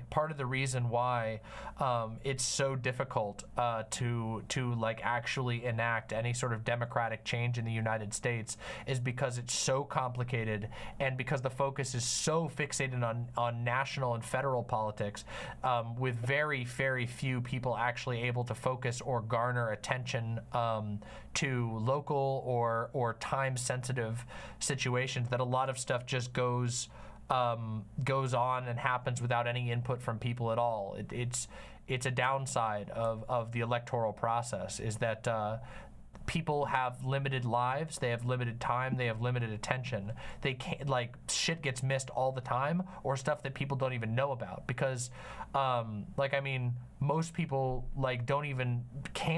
most people, the average person doesn't know how every single committee in their state or even how committees in the Senate are formed, because they don't really have any impact on that, and they don't really have anyone who can teach them that. They vote for, when their elections come up, they'll vote for people that they think they support.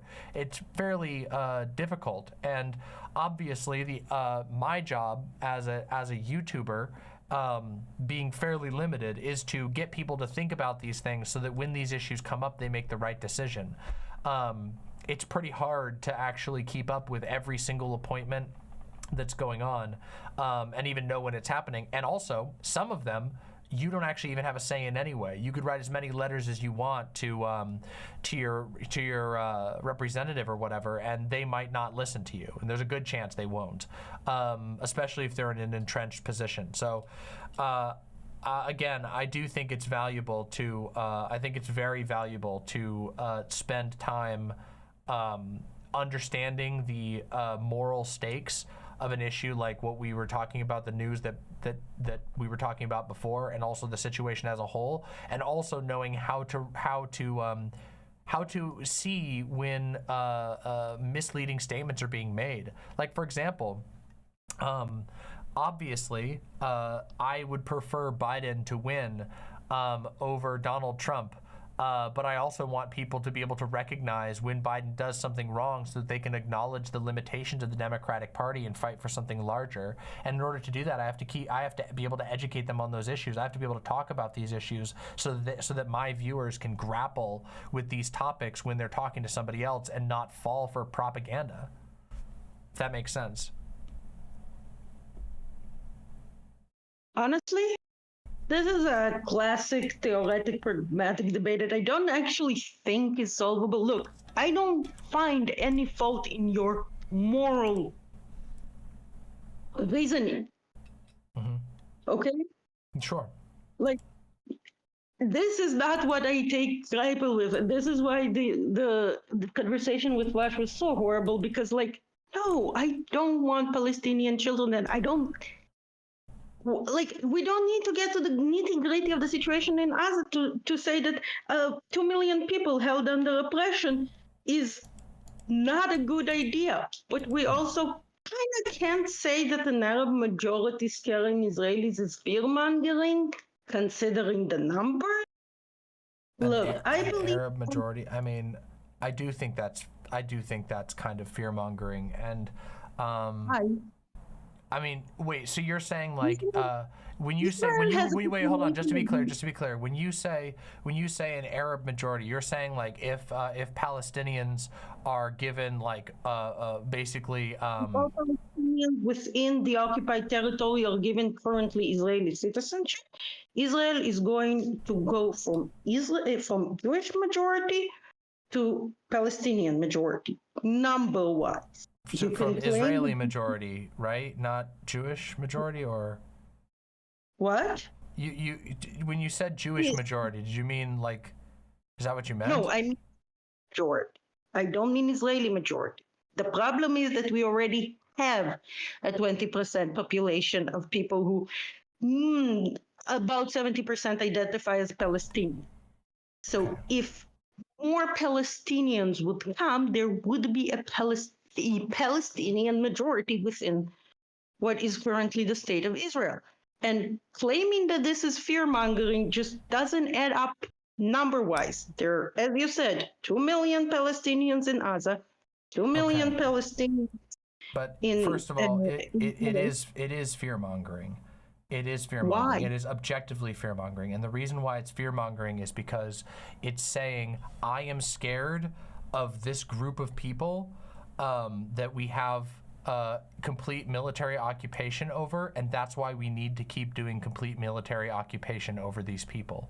It's a self-licking ice cream cone of genocidal of apartheid justification. See, this is the stuff that happened in your conversation with Vosh that I was that I think a lot of people, not just me, but a lot of people, their alarm bells go off, because those people are people. Whether you're scared of them or not, those are people, and they are being treated as a second-class citizen, which is a bad thing. Okay. And it is, and also. Stop. This is literally what I'm talking about. Where in the fact that there's going to be a Palestinian majority and it scares Israeli people? Because let me tell you what scares me. What scares me is being under the control of the Hamas government, which decapitates people like me.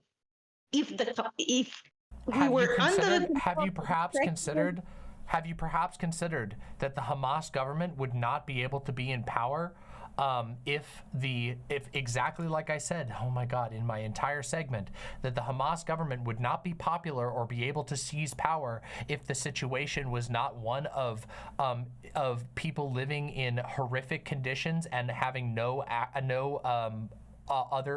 path to power whatsoever? Have you considered that their ability to create extremists would be hugely deflated by treating people like humans and giving them other paths that don't involve violence? But you see, this is why I think the conversation that I had is so important, because this is how fascists work. They justify subjugation based on trumped up fears. Those fears create ill will. Those fears then justify further mistreatment, wait, hold on, listen, and the power funnels up to the fascists. Decapitate their own gays. What? I do not want to be under a government who punishes its own LGBTQ population by decapitation. Who says you're going to be under that government? Who says you're going to be under that government? That is seriously? Yes, seriously. Who says you're going to be under that government? The people who claim that Israel should just give up to the Hamas, and then people like this. Who's fucking saying Israel gives up to Hamas? What people are saying is stop fucking oppressing an entire group of people, which only makes the situation worse, which only empowers the people you're supposedly afraid of.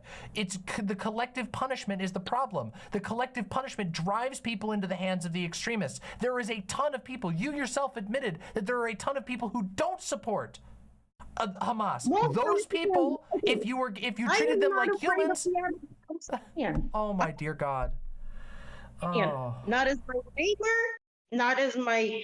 If there is currently a secular Arab leader that is chosen by an Arab majority to be the head of an Arab majority country, and they support gays, that the wind in Hamas's sails would be sucked out if even a small amount of improvement was made towards the absolute heinous situation. That is unfortunately not true. It doesn't mean that the situation doesn't need to be improved, but and this is unfortunately morally based solutions do not always work out. No, right now it is. You're literally saying that we should be immoral for the greater good, and the greater good is justifying fascistic fear-mongering. If more people get to be alive in the end of the process, then yes. And I do mean more people, as in Palestinian and Israelis. I want people to be alive. I can't believe this is where this conversation has ended, or has come to. Because obviously I'm not quite done, but I can't believe this is what we've come to after all that we were talking about, because this is literally just cold Machiavellian justification of fascism.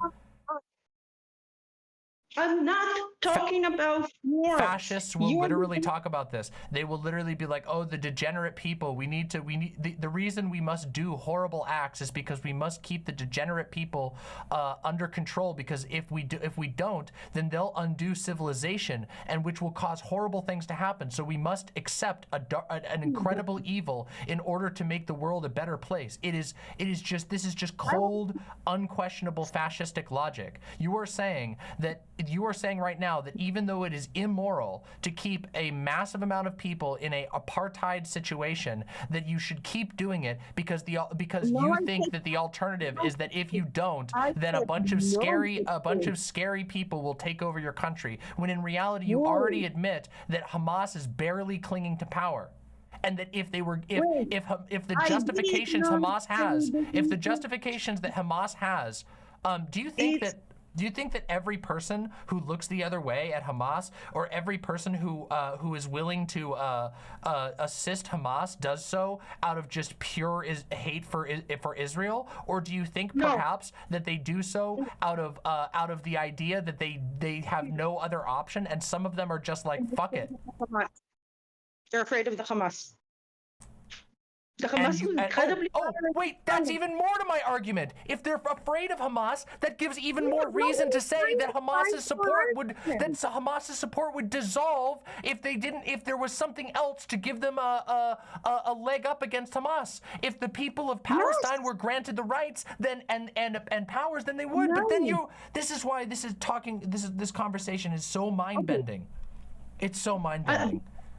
Only one who claims these things, and this was the case in Russia. No, I did not say we need to continue apartheid because you just did. I'm sorry, you just did that. You just said that. You just said when I said you could that by restoring human rights to Palestinian people, you said no. Israelis have a good reason. I do not want to be beheaded by Hamas. So sometimes, and you literally said sometimes hold on a second. I need to get this out. You said sometimes the moral answer is not always the correct answer.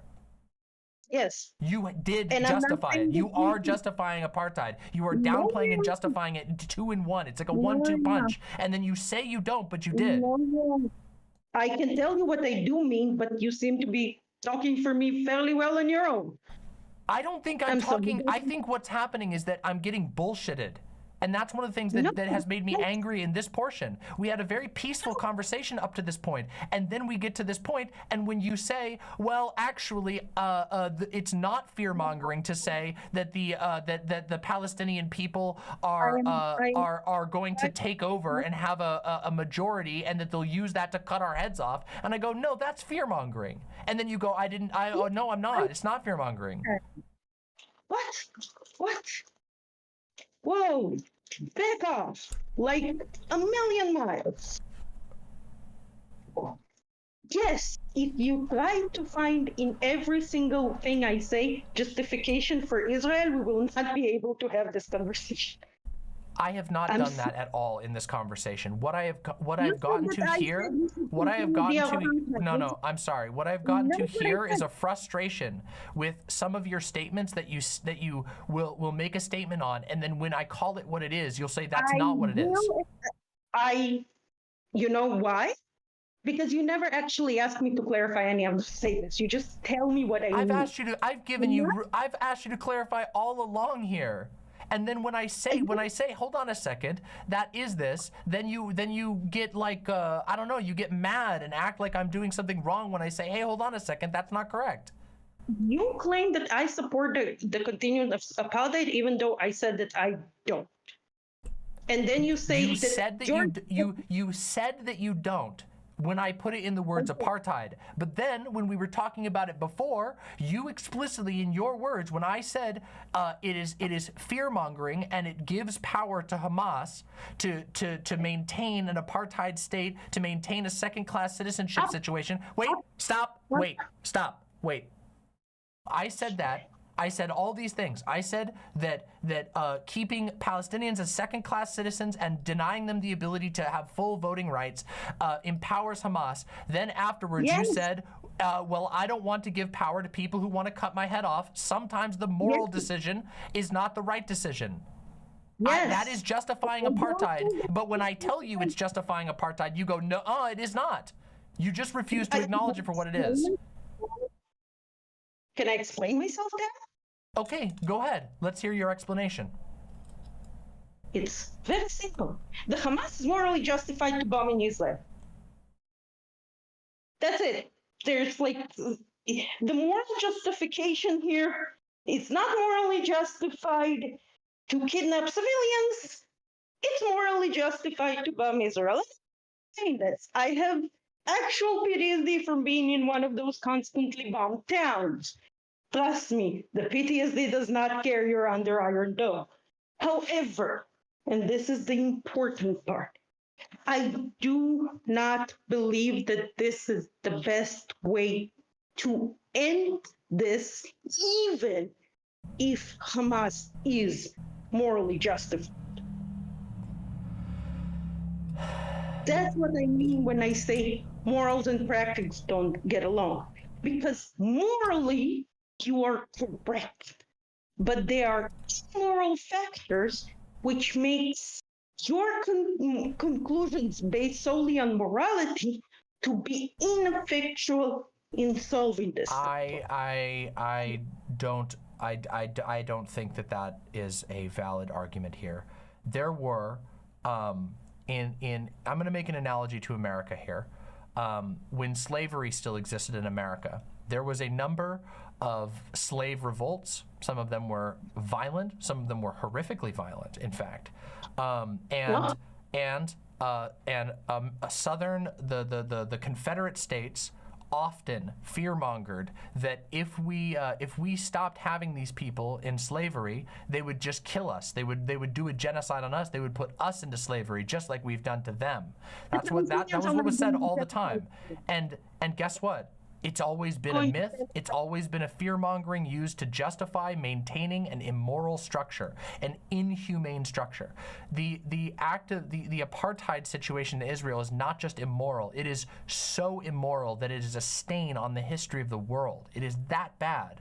So, practicality aside, if the situation if the situation is so bad, then it has to be grappled with the fact that a disgustingly immoral situation has been going on forever, and the only answer is to put an end to it, because otherwise it will forever bleed. Can I be honest? It's true that a disgustingly immoral situation been happening forever.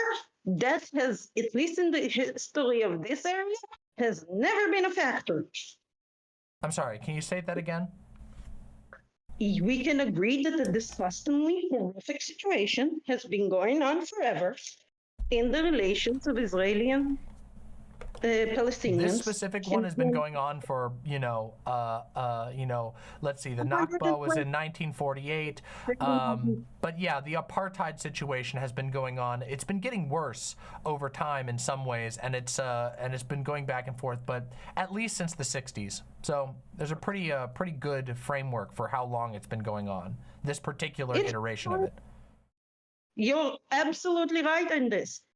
I just don't see ethical considerations to be a viable way of politically motivating anything. If somebody was to say to me, I don't want to treat a Palestinian person like humans. I don't want Palestinians to be treated like humans because I'm afraid they might get revenge on me. I would go, that's insane, and that's a you problem, and I would fight against that mentality as much as possible. I would fight against that so much. I am not afraid the Palestinians will get revenge on me. Look, I really just took problem with Bash's lack of knowledge of the Israeli demographic. Seriously. Okay. That is my problem here.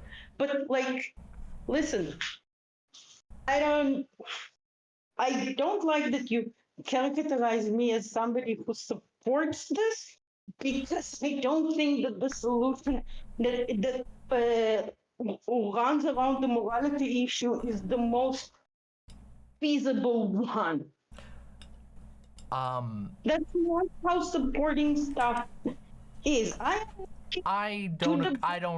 think that's weaselly. There are lots of ways to support something. If you are saying we shouldn't end this heinous apartheid situation because of fear-mongering, and then you acknowledge, I mean, you yourself did say at one point that you didn't want your head cut off by Hamas as a justification for why. So I don't 100%, I don't know. You've said you do, you've said you don't. I don't entirely know.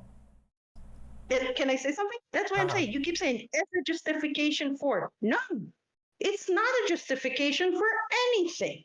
It's a fear that I think you should be aware of, but I think that the next step is oppressing the Palestinian.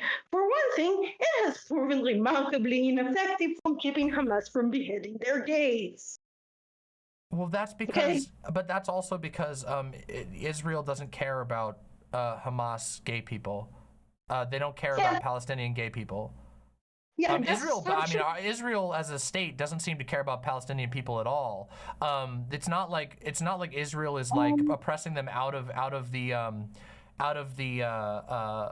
goodness of their heart. They're doing it because this is a way to maintain power. It's a path to a form of power. They're doing this because everybody here is terrified to their core. You seriously underestimate how much actual collective drama runs around in Israel, of which the Holocaust is literally only one. I don't think I do. I don't think I do. I think that I am just willing to say that a trauma response is not at all. It's unequivocally not a justification to inflict it on someone else. It isn't. No, but it is important to understand if you actually care But about there's ending at it. no point have I not understood the fears. But guess what? This is an argument, by the way, that people use to hand wave critiques of racism in the United States. When you say it's not okay to be racist, it's not okay to be racist to black people, then some people will go, yeah, but can't you understand why they're afraid? And then you go, yes, but it's not correct regardless. And they go, you're just insensitive. But it's not. It's just pointing out that you have to be able to move on to a position where you're not inflicting the same horrors on other people or similar horrors on other people. Trauma is a real thing that lots of people suffer from, but that doesn't mean that you don't have to take a strong stance against acting out that trauma to inflict it on other people. You have to be able to do that. You have to be able to say, I understand why you're afraid, but first of all, the fears are not fair. You are unjustly being prejudiced against an entire group of people, the vast majority of whom have not harmed you in any way. And secondly, And will not harm me in any way. huh? Just to clarify, the majority of Palestinians currently in both Gaza and the West Bank did not harm me in any way, will not harm me in any way, Correct. do not wish to harm me in any way. And if a genocide will happen, there's a good chance they will let me hide in their houses. Right. Okay. And what I'm saying from that is that when someone points out that it is fear-mongering, therefore, to delay or hold back or disagree with the granting of fair, basic human rights to these people, and the response is then, oh, well, but people have real trauma and you're just not understanding it. No, I'm understanding it. I'm just pointing out that the conclusion that is being built out of that trauma is not correct and is not fair and is perpetuating the problem. I just don't think that saying this is helping the situation, to be honest.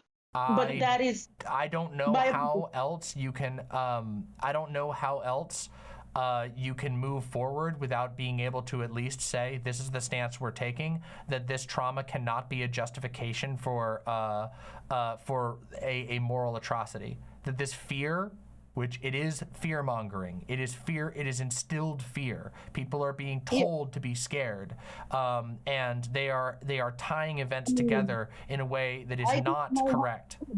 It's understandable, but it's not correct. It's my house got bombed. Nobody told me to be scared. The rockets made me scared, but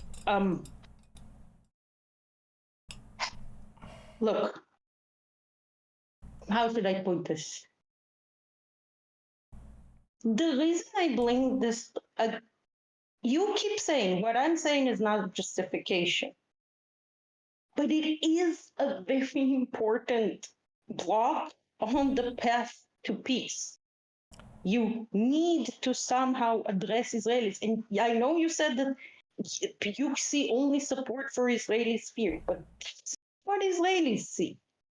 Because the only people Israelis see supporting them are the kind of phrases everybody here is afraid of, i.e. religious nut jobs. Look, Israel right now has way more problem with religious people, any religious people, and secular people tensions than it does with Palestinians. Seriously. It's like... I don't disagree, but... It makes so I don't disagree with that portion, I should state. I don't disagree with that portion. However, it still doesn't change the fact that you can't make progress by coddling by coddling a trauma that has turned toxic ever. You can't grant ground to that. Like in America, you can't grant ground to KKK members who want to genocide black people because because a black person robbed their house, and also they grew up in a house full of racists. Like, you can't grant ground to that. You have to be able to look at them and go, no, your path is not the answer, and I will not pretend that it's the answer. You have to be able to do that, and that applies to your country as well. That applies to, and guess what? If it's not, then what the only answer is? The answer is that those are the people who are holding back peace. Listen, and this happened in the United States too, when it literally came to the Civil War, when obviously there were complicated reasons for the Civil War, but also when the fact that it was like, okay, we clearly can't get people to give up slavery, then there is only one way, which is we have to duke it out. And if that's the case, if someone who is in the position is refusing to overcome their own trauma and is torturing somebody else, then that person, the only rational path is to see that person as an unequivocal bad actor, as an unequivocal enemy. So those people in your country who can't see past their own fears and are arguing out of fear. By the way, fascists and Nazis through all of history, fear is one of their main tools. They use fear to justify heinous acts. You have to be able to stand up against it and say, no, this is not the right path. Acting out of fear in this way is not okay. It's that simple. It has to be done. And if you can't, that's that simple. What's that? I really think that is that simple, that is what is lacking in the period. People staying and saying, no, I shall not, or whatever the hell. Like, do you really think that is the main problem here? I think it's a part of the problem, and it's something that you brought up as a part of the problem. So I'm engaging with what you've brought up. You've said that tons and tons of Israelis are act out of fear and do not want to grant rights to Palestinians because of that fear. And I'm saying that fear needs to be overcome. It needs to be aggressively overcome. It needs to be called out for what it is, that it is irrational and unjust, that it is perpetuating evil in the world. It is not being overcome by the type of rhetoric I hear from you. If you believe that this fear needs to be overcome, you are not doing anything towards that goal. I'm sorry. If you say so. This is not your focus at the moment, which is absolutely fair. But yeah, I want to point out that yes, I do believe that there is a very clear look. Again, I have no actual moral qualms with you. It's a practical qualm. It's the question of, okay, so Israel will, let's say, open the Gaza Strip, and then there will be more, and then.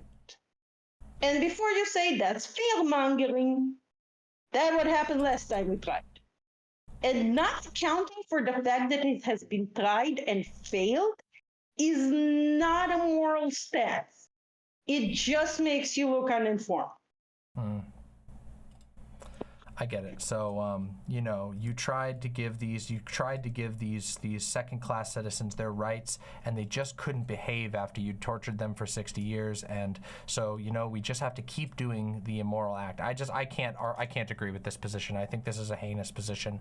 And also, if I were in your position, you've spent a lot of time telling me what I need to do as somebody who's talking about this and just talking about the moral issue at hand. But honestly, on your side of the issue, if I was surrounded by people who were so irrationally afraid of the people nearby that they were willing to justify a massive genocidal actions over the course of years, I would have to say that I think that those people would become my explicit enemies. And maybe it would even go so far if I was sitting in the point where my house was getting hit with fucking missiles and rockets because of the policies enabled by people who can't overcome overcome their fear and feel the need to continually uphold an oppressive regime, I think that would call for extreme action on the part of people like yourself. That those people should be taken and stripped of their power by any means necessary. Oh, I'm just imagining what would happen this. Seriously? The future you're describing is a bloodbath. That is my only problem with it. It There's a sounds bloodbath great. right now. Newsflash, there's a bloodbath right now. It's going to get worse. I want it to get better. But you say that everything I say in order to make start better is justifying the bad that already happened. A lot of what you said in the first half was not, but a lot of what you said in this second half of the conversation absolutely is. You're downplaying and you're making excuses for why a horrific and one-sided humanitarian nightmare is being enacted on an entire group of people. So yes, I do think you've done that. And I think you're going to keep denying it and you won't acknowledge it, but I think you have. And I think also that you've granted undue charity. Hold on. I think you've granted undue charitability to people who are literally acting out of fascistic reactionary behavior, that you make excuses for them. You say, but they have trauma, but they have this, but they have that. Well, that's true about fucking KKK members and neo-Nazis and war hawks of all types. That's just true. Okay, you're the one who said that you should probably strengthen the Israeli secular left as well. Sure, absolutely. Yeah, you're not gonna get a lot of ways if every time somebody tells you these are the things I'm dealing with, you're saying by the fact that you're bringing it, you're justifying a part. This is victim blaming, is what you're doing. You were quite literally saying, oh, yeah, their fifis got hurt. The people who are actively supporting a, hold on, no, I'm sorry. You always do this. Every time I start to talk, you start talking over me, and it's so frustrating.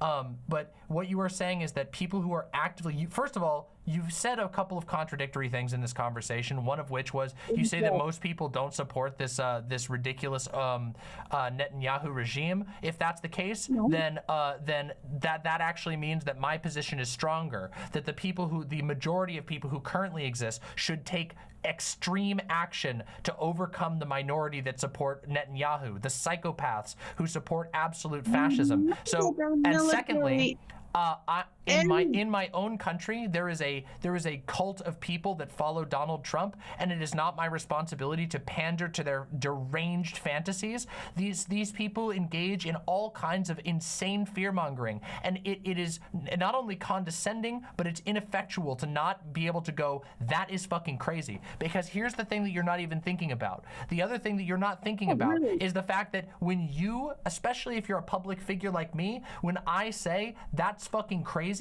it shows other people who are watching, who aren't necessarily in that position. They see their person and they go, oh wow, maybe I am being fucking crazy. Maybe this is fucking evil. I'm seeing somebody effectively explain why a position of acting out trauma in order to do genocide is wrong, that this is a fascistic urge. The position of acting out trauma in order doing genocide is wrong. Also, the fact that is wrong is not the thing that's going to stop the genocide.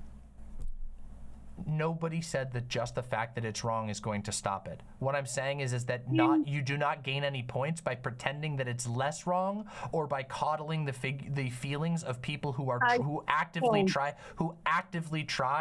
to downplay it or to justify it. Even worse. I do not have any other citizenship as the majority of Israelis have. Look, you cannot say that you want to talk to Israelis, but also refuse to listen to anything except, yes, apartheid is bad from them. Just on the understanding level. You don't need your perception of my positions and conversation is very convenient. It's very convenient that you that at every juncture, when I say what you are doing is this thing, you then go, you just won't listen to them. I listen to plenty, and also in my even segment, I acknowledge the justified fears, but I also strongly take a spine-pilled stance of saying it is not okay to use fear to justify genocide. And yes, apartheid is a big fucking deal. Genocide is a big fucking deal, and you can't just look the other way. Do you think I would be arguing with you if I thought it wasn't a big deal? Listen, I don't entirely know. Listen, you meet all kinds of strange people on the internet. I don't entirely know all of your motivations, okay? I can't possibly. I can tell you directly what my motivations are. You are right. You are absolutely right. The world is full of people who would throw the Palestinians under the bus. The Palestinians have literally one supporter in the world right now. They're losing all of their traditional supporters in the Arab world, and they have one supporter in the world right now. You know who? Who? American leftists. American leftists. You are these people only way. You are the only group that can do anything there.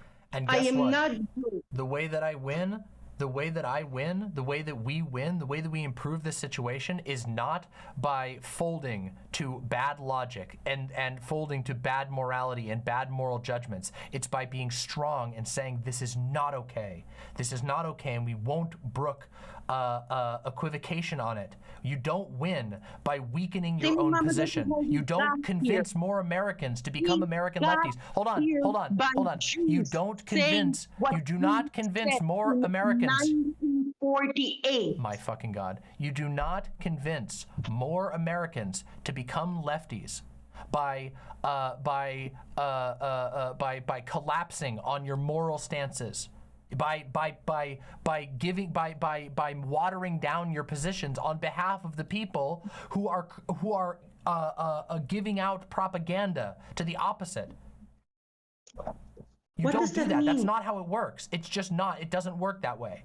You don't, just like how you will not win by being nice to a neo-Nazi. If you have a conversation with a neo-Nazi and you play nice with them, they'll run circles around you and they'll play games because it's not serious to them. The way that you win, the way that you show people that your position is strong is by beating them, is by showing them that they are wrong, by showing other people that they are wrong, by undermining their fake position of strength and showing that they are fearful and weak and acting out of fear. And when you do that, more people will rally to your cause, which means more people will support the cause, which means more people will push back against the bad things. You don't get there by going, oh, maybe the answer is more apartheid because too many people are scared. Can I be honest? Don't do that. The answer is apartheid because more people are scared. Also, the answer is not what you said. Like, I'm sorry, you are just wrong that the solution to this thing is just something. It has never worked, and quite frankly, if just something is going to be this is incredible. Your conclusion is that this is fucking chest thumping. That is insane to me. And I completely understand. I completely understand why. I do not want an apartheid. I do not want genocide. I do not want Hamas in power. Those, by the way, are not actually contradictory, as you yourself has mentioned before. Those are not contradictory. You know who else is the Hamas in power? Great chunk of Gaza. I'm sorry. I don't even know what we're talking about at this point. I'm saying that your insistence that not wanting the Hamas in power anywhere equals support of genocide is factually incorrect. And my problem is that you think that. That is so fucking weaselly. That is so No, fucking it's weasel. not. It is so fucking weaselly because that is not even what you said before.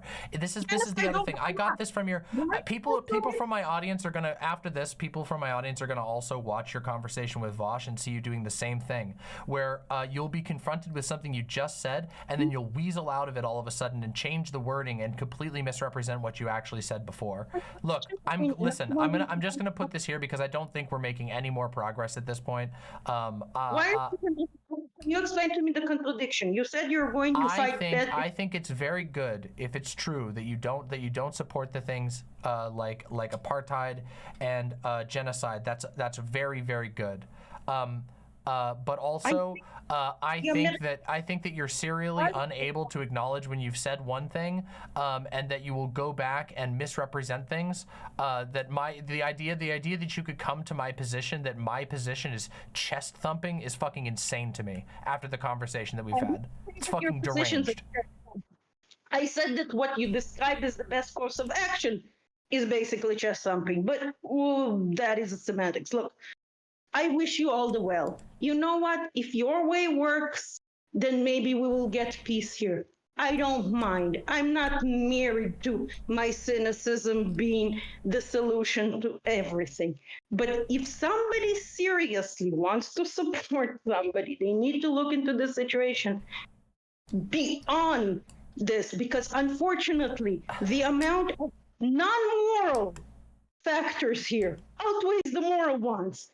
This is the thing that you've died on, because it's crazy. The beginning of this segment, you had not a single factual issue that I was wrong on. There hasn't been a single factual thing that's actually come up here. The only thing that you've said, the only thing that the entire split in this conversation came around the topic of fear mongering and whether or not that was accurate or not. What I stated in my segment, what I've stated in here, and what I've demonstrated is that I actually understand the topic that I'm talking about very well. I just don't agree with the idea that we should go easy on, or that we have to sit there and look the other way when something heinous is going on. Okay, I don't believe that.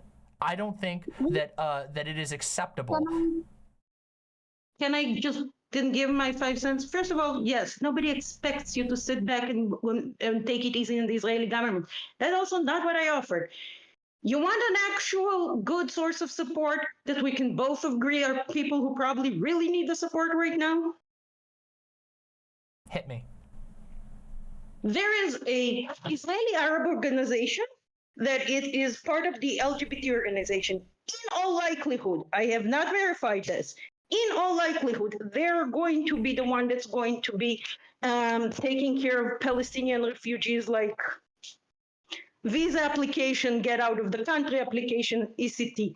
They're tiny, they're underfunded, and I will happily send you a link to their Facebook.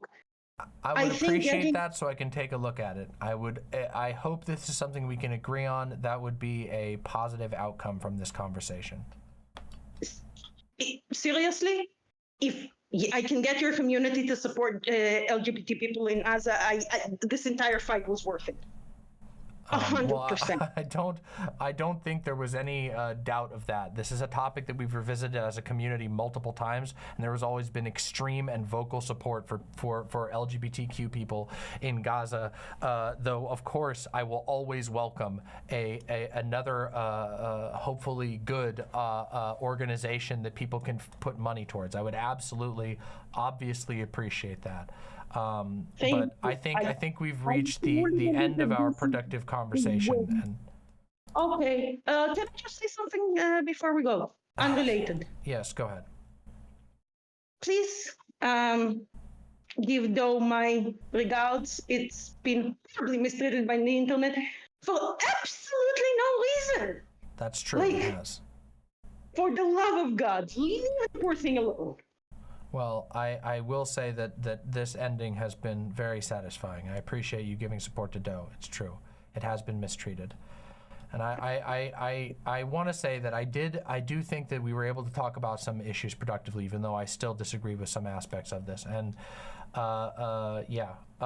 Anyway, maybe at some point, as this issue develops, we will have an opportunity to revisit this and whatever. But Oh, I'd be very happy. If you can just get the Discord thingy so I can send you the links. Sure. Oh, yeah. Yeah, I see. This... Okay, there. You're added. All right. Thank you for coming on. I do appreciate you being willing to engage on this topic, regardless of disagreements. I do prefer being able to actually hash things out and talk about them, regardless. So thank you for coming on. And I do hope that you are able to feel some level of safety. I don't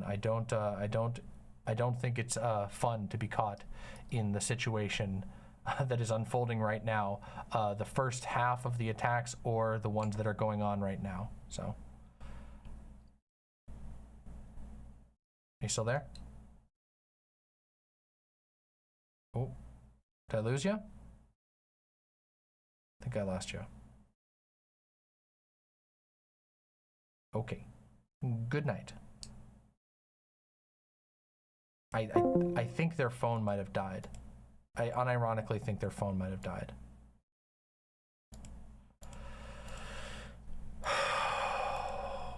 Wow, that was an intense conversation. My goodness.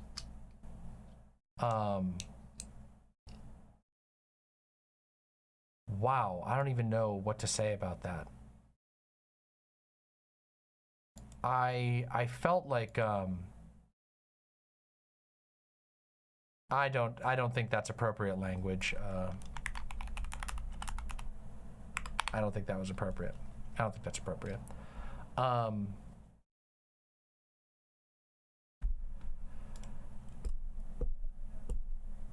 did not expect the first half of the conversation to go that way. And I definitely, the second part of the conversation definitely reminds me more of the things that I remember from last night. It's, oh, fuck. How do I even talk about this? I felt like there were multiple situations where I directly repeated their argument back to them, and then what I received was denial or reframing, and I don't like that. I think that that's like fairly weaselly behavior, and I also did not appreciate the continual insinuation that I was trying to put them in a box, because I really wasn't. I feel like I engaged in phenomenally good faith, but towards the end there were things that were said that I just don't agree with. I don't think that it's okay ever to just to say, well, we might have to have apartheid for longer, because if we stop the apartheid, the people that I supposedly you know, that I supposedly see as people might do a revenge. Like I don't think that was I feel like I represented that that argument back to them, and I don't agree with it. I felt like that was totally uncalled for, and also unproductive. And on one hand, I want to be clear. It can be incredibly scary. Like, I do understand, like, to a certain degree, as much as I can, being, you know, fearful or whatever, especially when there's ongoing conflict and when it's in your region. That's terrifying, okay? But also that has to be tempered. That really has to be tempered.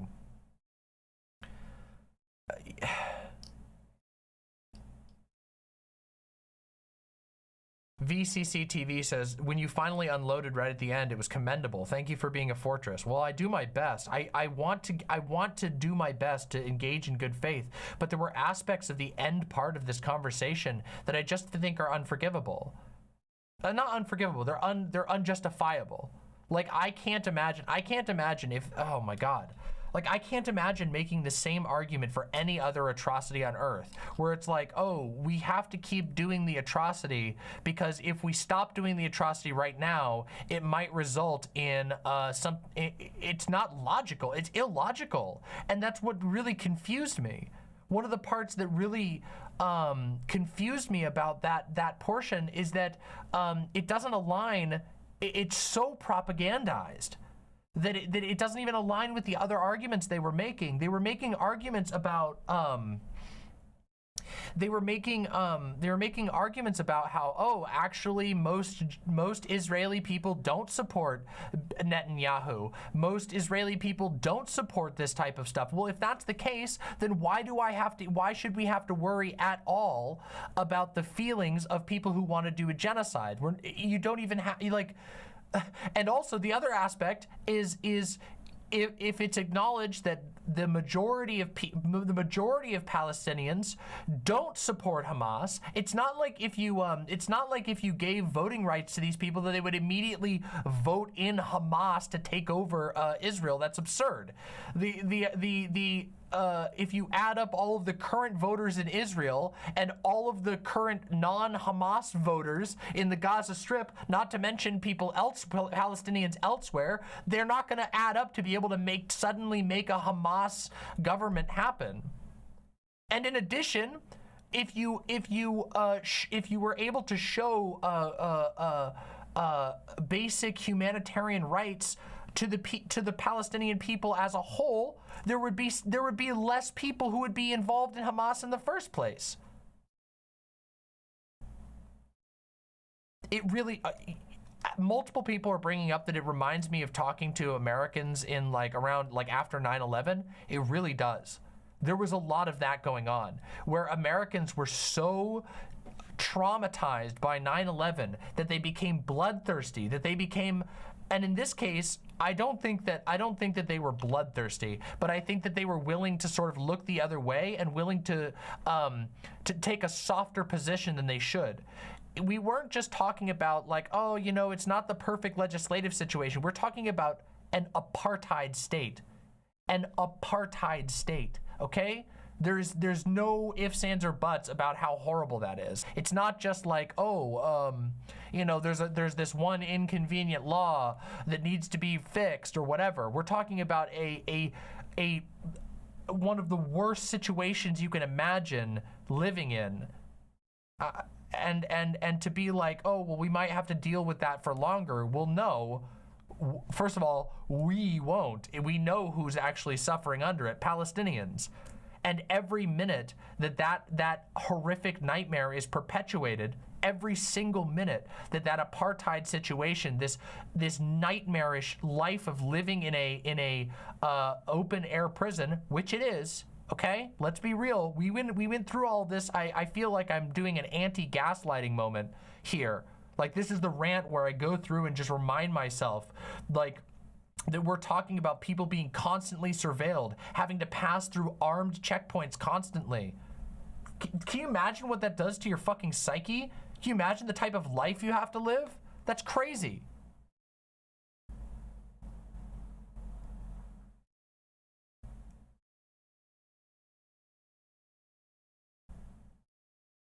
Orpheus says there's a deeply entrenched phobia among Israeli citizens of Arab people. It has to be fought against, but it will never be defeated if the far-right propaganda cycle doesn't break. That's what I'm saying.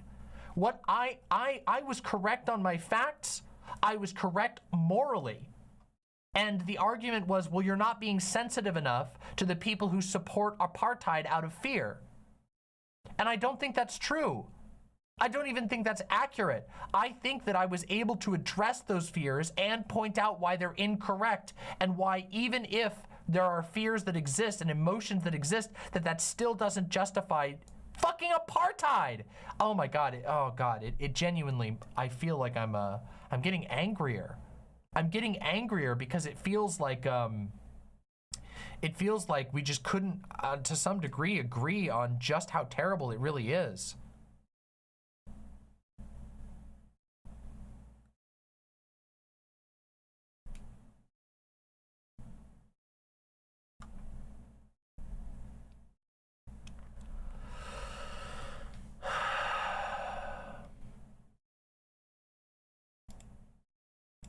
Oh my God.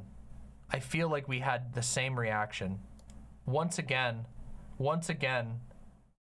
Vosh and I find ourselves in strange situations, don't we? I guarantee you, if you went through this video, you'll probably find a frame where I'm just like this.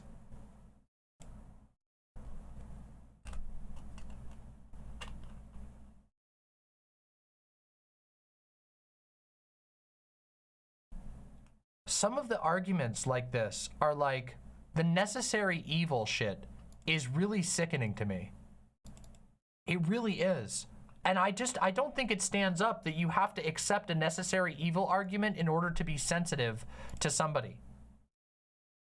I just don't think that God. Like, okay, hold on. Just a real quick check, a sanity check with my audience, okay? A real quick sanity check.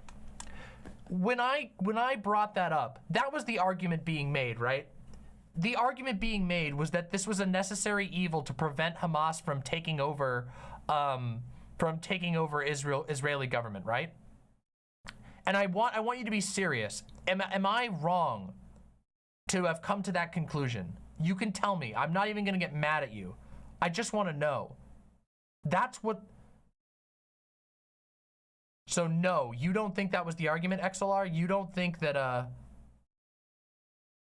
okay, oh, I said, am I crazy for thinking that? Okay, so, Demon Mama, you were correct. Okay, I do appreciate that.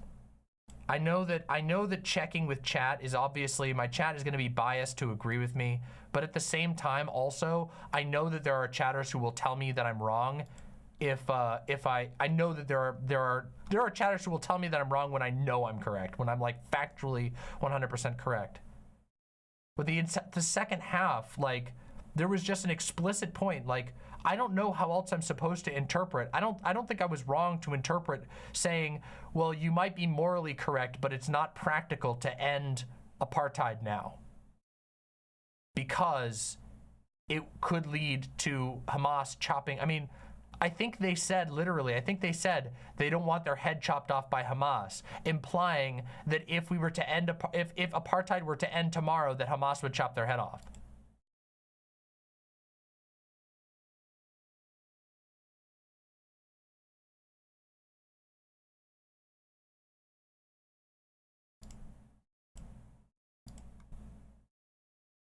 And I just feel like I don't feel like I was wrong to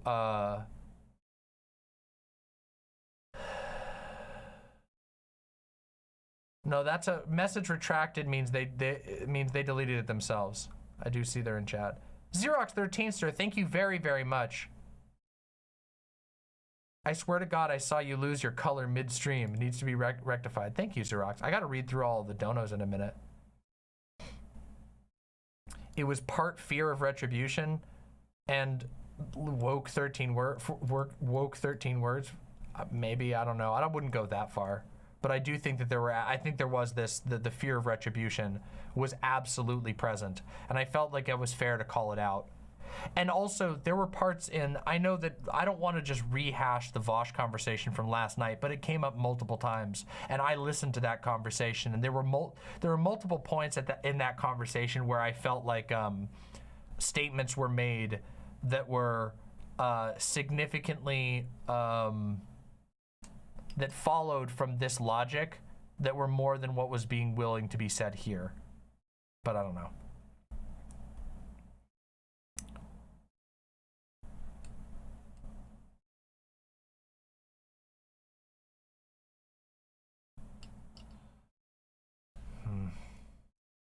That's true, Mixed Dizzy.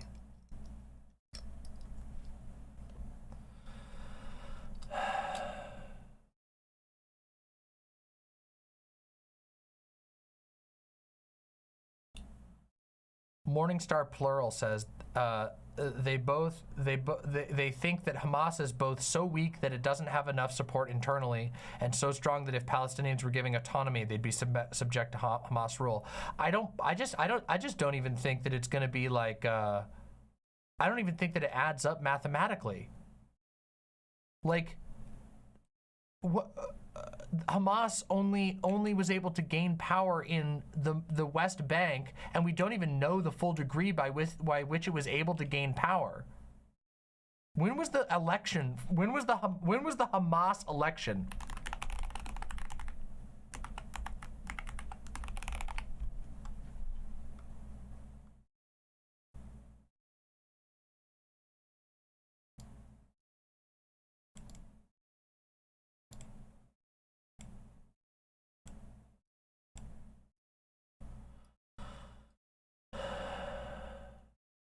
June 2007 was the Hamas takeover of Gaza, which was a military conflict.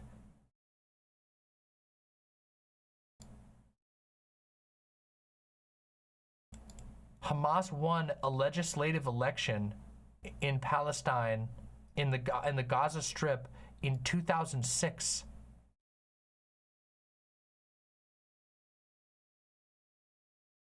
So we don't even know how even accurate to say a democratic election even happened. I would not argue that that is an accurate conclusion, which means even more that it's even more than what I was saying was even more than what I was arguing conservatively. Because if they only gained power due to a fucking civil war, then that means there's a ton of people who would never support this, provided that they were given actual rights and not continually kept in an open air prison and disenfranchised.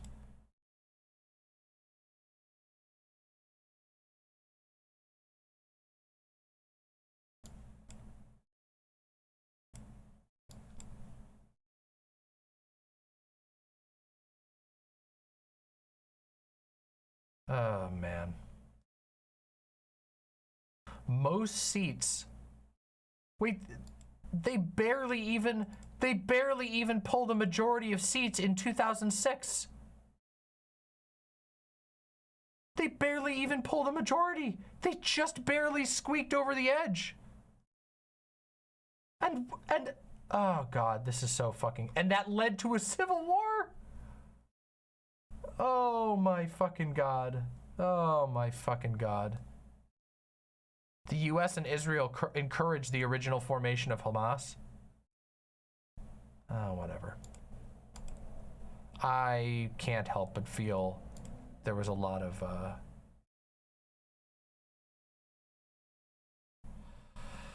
I don't know.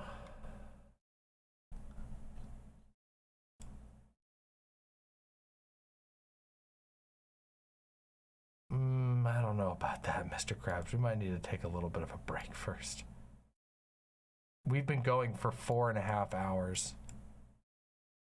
I did not expect it to go this bad. I did not expect it to get this fucking draining. I gotta think about shit. I gotta think for a few minutes.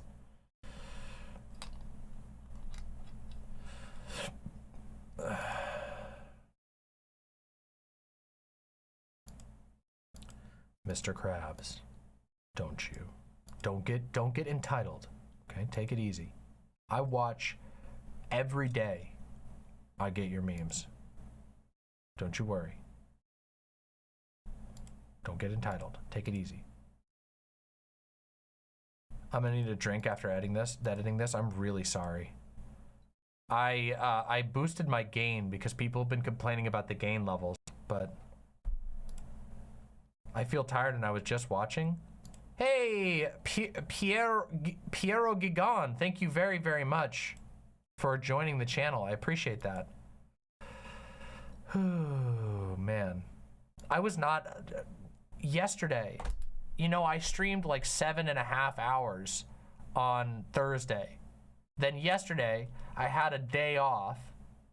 And then today, I was like, mate, I really want to play Dark Souls, so I'll do a nice, easy stream. And then all of this unfolded, and I did not expect it to be this way.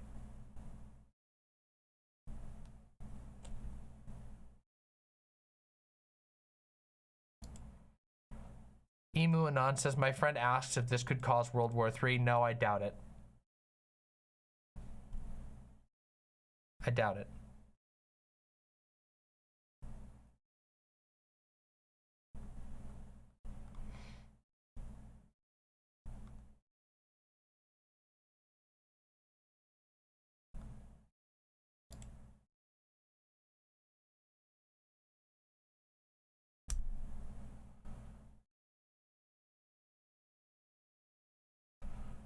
A Causality with the $13 says, I appreciate the way you covered this difficult topic. Your positions are compassionate and reasonable, and your defense of them in that debate was commendable, despite the psychic damage. Well, I don't know. That was one of the things that confused me, is I didn't feel like many of my positions were actually contested, although they kind of were, which was one of the things that really fucking confused me throughout the whole conversation. They kept saying, like, they kept saying, well, I'm not disagreeing with you, but then they would kind of like put forward an argument that was like in disagreement, or like added an addendum. And I'm like, well, I don't agree with that addendum. And they were like, well, I'm not disagreeing with you. I don't know. Very confusing.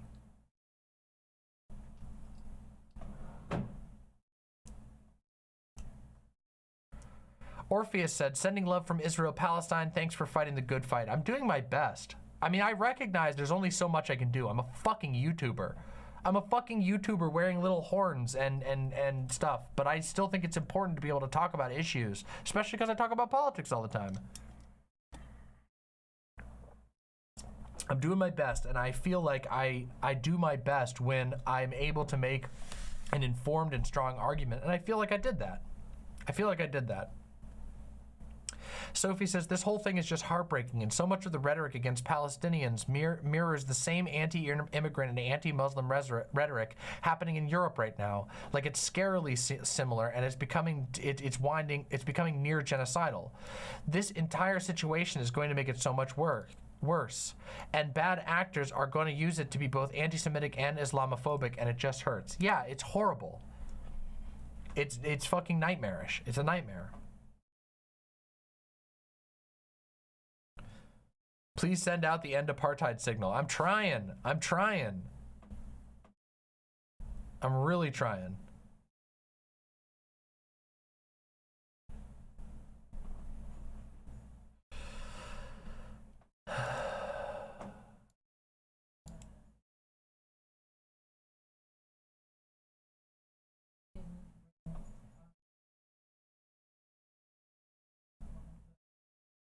I don't know about this. I don't know this article well enough.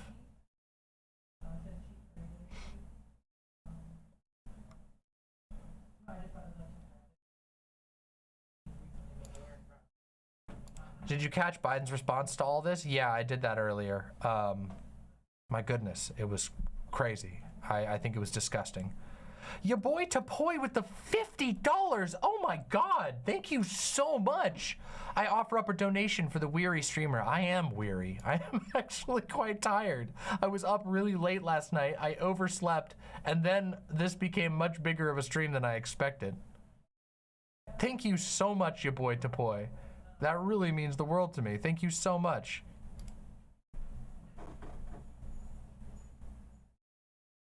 I'm not mad at you, Mr. Krabs. Don't worry. I feel like I still have the links open there. Just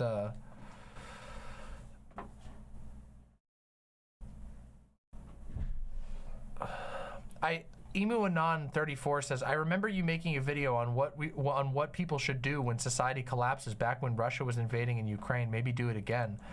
Maybe I should. I feel like the time for that video was a long time ago when it comes to Palestine, but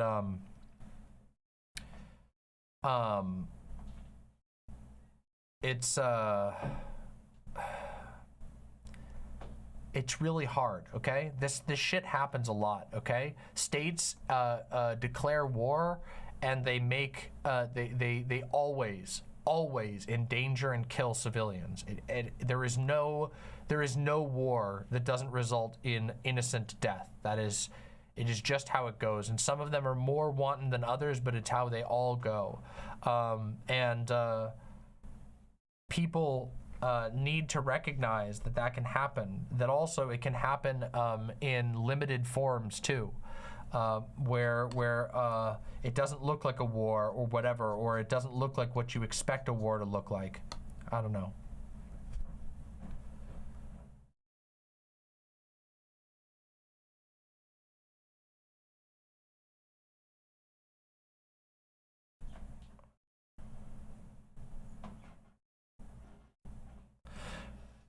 Infernatrix Sophia says, Demon Mama, I don't like what's going on, and I don't think femicidal violence is a necessary component of decolonization.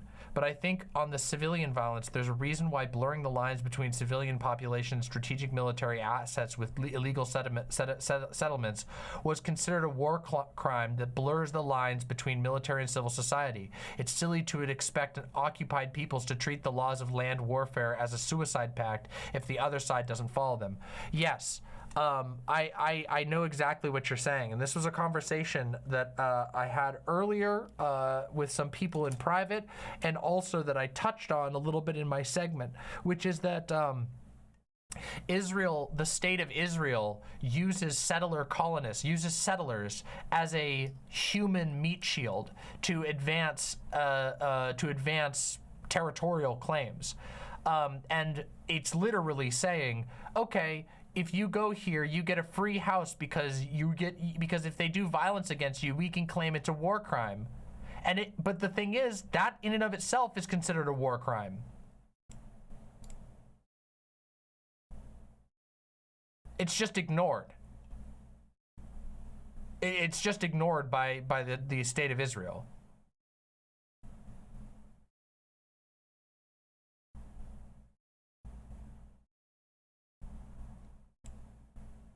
Hey, Chariot, good to see you.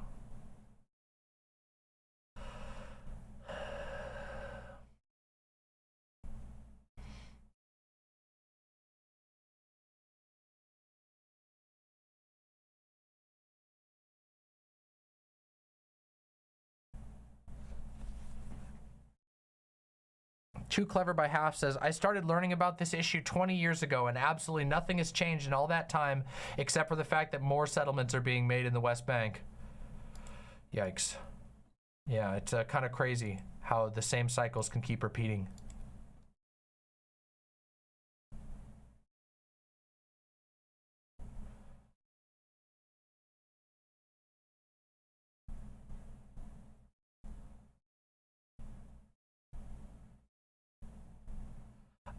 Okay, for the record, Gene, Gene K. Capra, I don't think that you were lying to me. I just don't understand some of the decisions that were made, okay? I want to believe you weren't lying, but I think that it's also possible.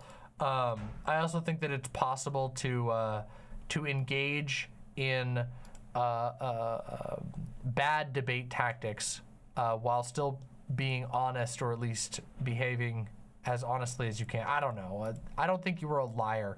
I do think there was some unwillingness to acknowledge your own statements, which, I don't know.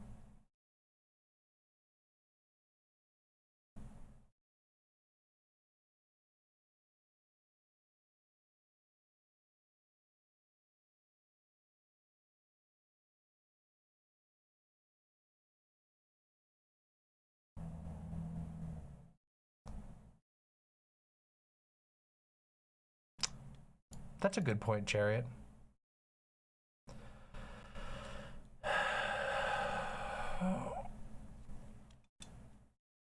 I don't know. I've done my best. I really take time to think about these things and put my ideas together, and I've done my best to make the case that I believe people need to assume. And you know, hot take here, but it's not exactly the position that that apartheid is going on and is bad is not exactly popular, okay, in America. There are a lot of Americans who just simply do not believe that to be the case. There's a lot of Americans who don't know anything about the situation, and there's a lot of them who just are like, no, Israel's in the right. I don't care. They justify Israel no matter what. So I feel like it's important for me to be able to be a voice that pushes back against that when that type of voice is so rare worldwide and also in the US.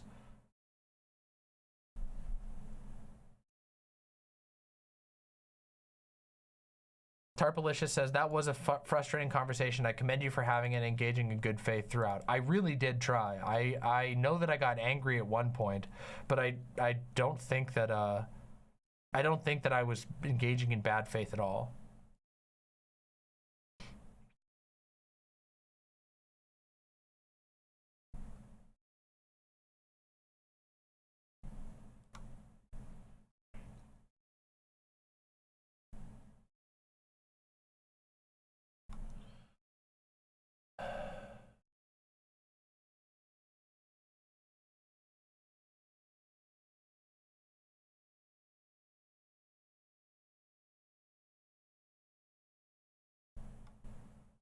Getting mad is sometimes a good thing, says Steamboat. True, you're not wrong. I as far as I go, I want in an issue as complicated as this, I want to make sure that my anger is going in the right direction, and this is not me saying that I think I did something really wrong, but I would prefer to not become angry at people who are, you know, not the correct target of that. I think that the target should be fucking fascists who are in positions of power, but also I don't know.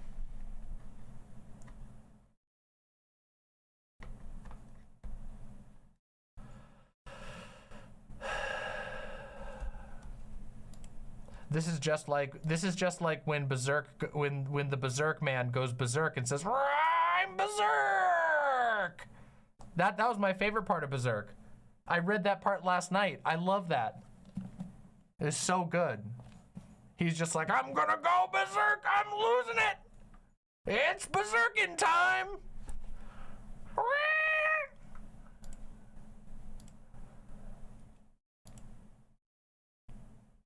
Okay, I'm not joking though. There is a moment where that happens at the beginning of the comic, when Puck is like looking over the like a battle, and Puck is like, "Oh my god, he went berserk," and I was just like, "Brum, brum, brum, brum, brum."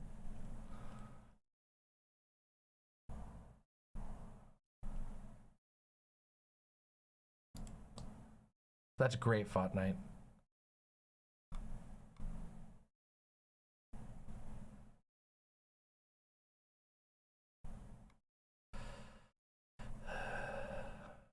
Lauren X Pandemus says, the world is so thoroughly fucked. It feels like we are so far from a leftist world, and we will keep slowly getting farther.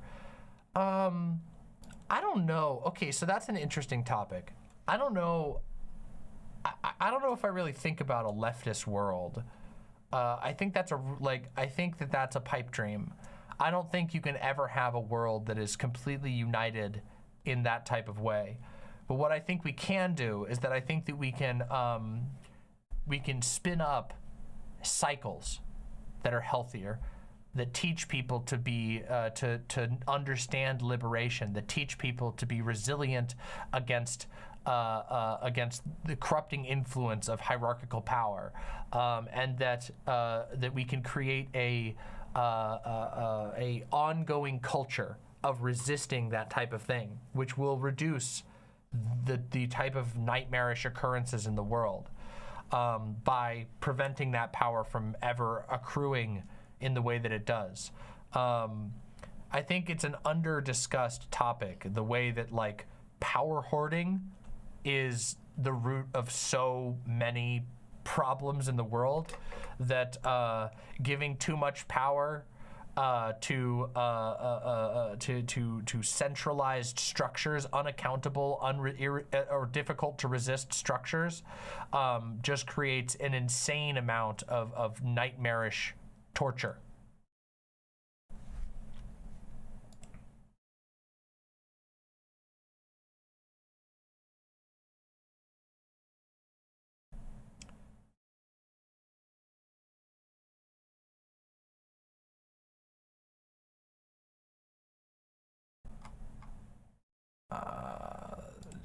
Emu Anon, that take is that take just is it's arguing with a straw man.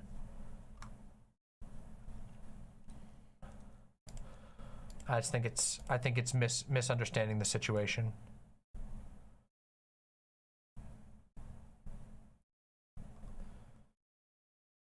I don't know anything about, Orpheus says, Mama, what do you think of Made in Abyss? I don't know anything about Made in Abyss. I don't know anything about it. Remember when this was going to be a chill stream? Pepperidge Farm remembers. Yeah. I remember yesterday before all of this unfolded.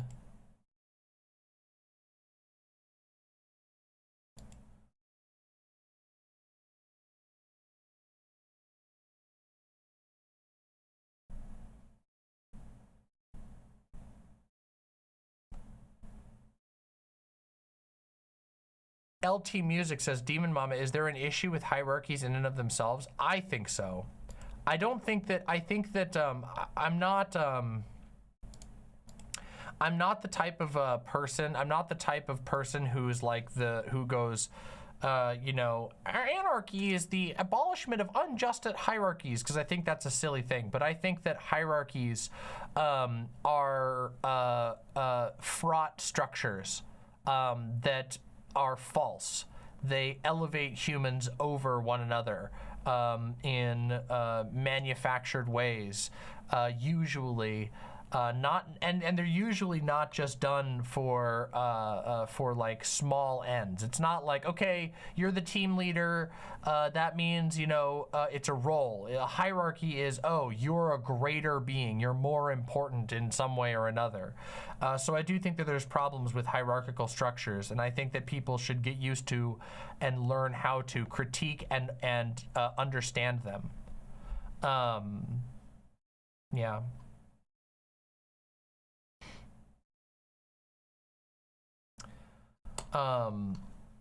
I think that like I think that there can be certain types of like, there can be very limited hierarchies that can be effective to certain ends, but I always wonder, like, if we start to stretch the definition of a real hierarchy at that point. Like, for example, if you have like like, people will bring up like, oh, well, what happens if you want like you want like a kink relationship or whatever, and I'm like, okay, but that's an like explicitly consensual dynamic that's being built, right? It's not really a hierarchy anymore. You're structuring an interpersonal relationship in a way that works for you. And I don't think, like, when I think of like a hierarchy, I think of like the way our society is, where there are everyday citizens who are controlled in many ways by numerous people who have direct physical and social power over them, whether it's bosses or government officials or police, people who are given a raised position in society to be able to do things that other people can't. A policeman can hit you in the head with a baton, but you can't hit a police officer in the head with a baton, obviously, because that's the way that the hierarchy is structured. The hierarchy gives power to some and takes it from others. And I think they're worthy of being critiqued and avoided.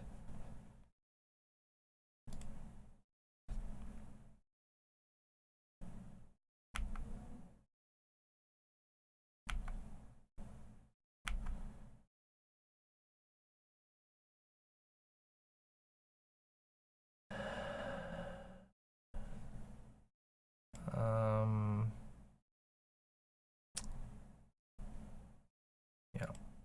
Sorry, I got distracted looking at something. What's this? Updates for this mod are a meme and a half. Oh my fucking god. Oh no. Libertarian socialism. Oh no, oh no.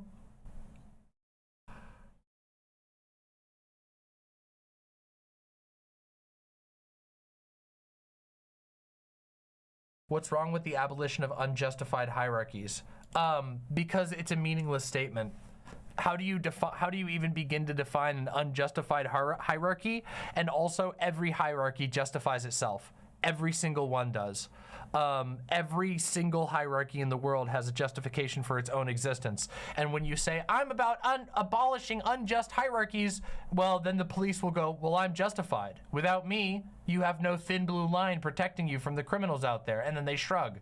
So the abolish unjustified hierarchies is like one of the most like, it's basically, it's like, I hate it. Oh my God. I've come to hate it so much. And I remember like treating it with some level of credibility early on and then going, wait a second, isn't this just kind of like saying I oppose bad things and not good things? But everything thinks that it's good. You know what I mean? That's the problem with that statement.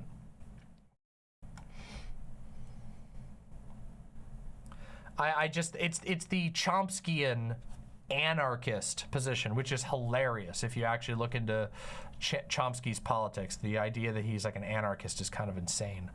But like, I don't know. I just don't think it means anything. And I think it's kind of a silly position. It's just being like, it's like being, I'm an anti-bad thingist.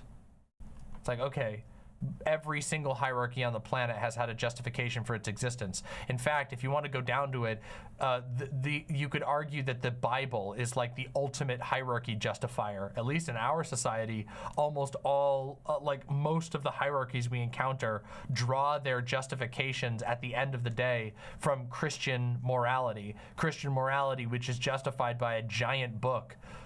Yeah. How come so many old guard leftists completely showed their ass in the last couple of years?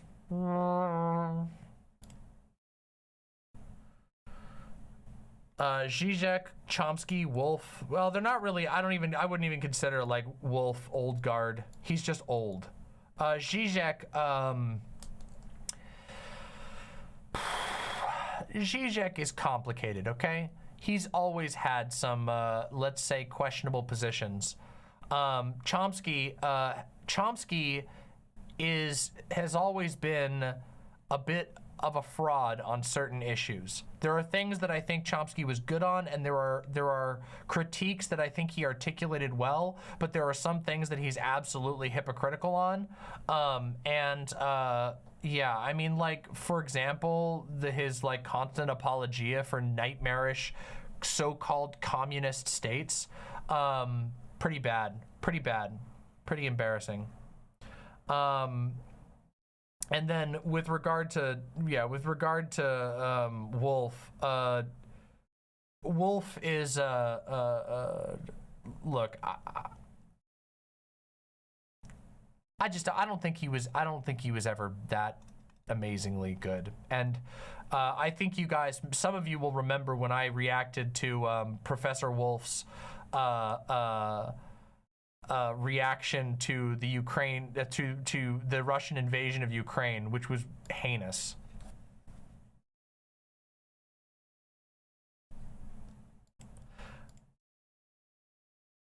He's had some good moments, though. I don't want to be completely mean to him. It's really funny, Chariot. Chariot says, anybody who wants to see the world's greatest Chomsky dunk should watch the Foucault debate. It's on YouTube. Really, really fun stuff. At first, when I first heard about that, I saw bits from the Chomsky and Foucault debate, and I was always like, damn, Chomsky did pretty good. And then I watched the whole debate, and I was like, holy shit, Chomsky got bodied. A lot of people literally, like, they take clips of that, which makes it, which I like was literally like, damn, Chomsky did pretty good on this. But it's like, he got a point in and then got fucking clapped afterwards. Maybe we should react to it sometime. That would be fucking fun.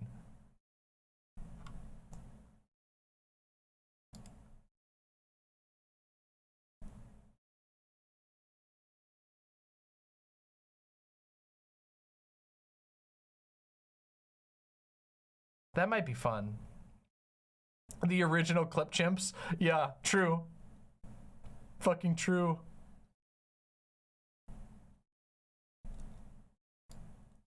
One of my friends is saying Hamas is literally Nazis. They're not good. Hamas is not good. But doing that is, people who are doing that type of thing. Okay, earlier today, here, let me just outline something that I saw on Twitter earlier today, okay?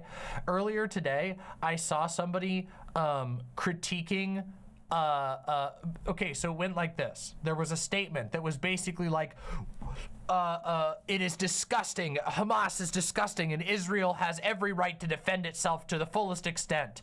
And then the response was, that's insane.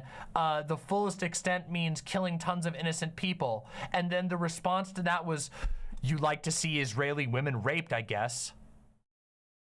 That's the same type of thing. The people doing that type of thing is, it's the same shit. It's just, you don't have to take that type of person seriously. Just ignore them.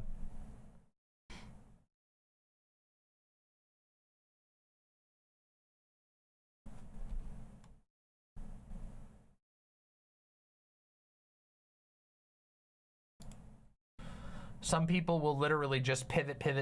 It's propaganda. Yep.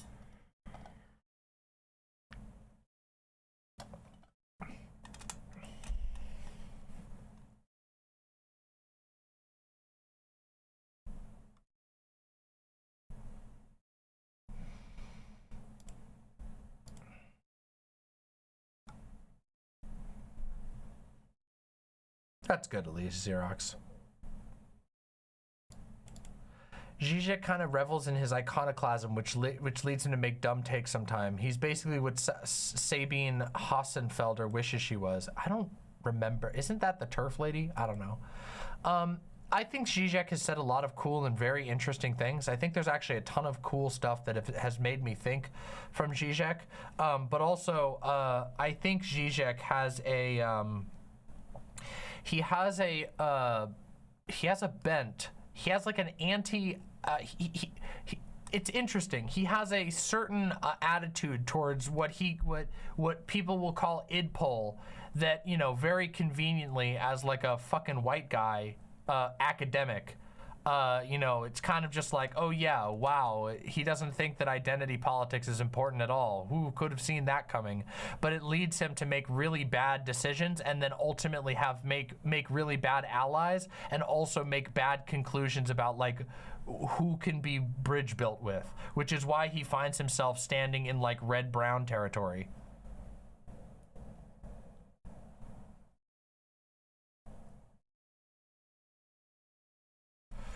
Ex Oblivion says, Zizek had some good stuff, but ever since he started writing for The Welt, a German right-wing magazine, he kind of went wild. That's fucking terrible. Reminds me of Ben Burgess. Don't get me started. I'm not doing it. I'm not doing it. I won't. If I speak, I will get in trouble. So I shall not speak. I will not do it. Nope. Nope. No mean. No be mean. No. No. Don't make me do it.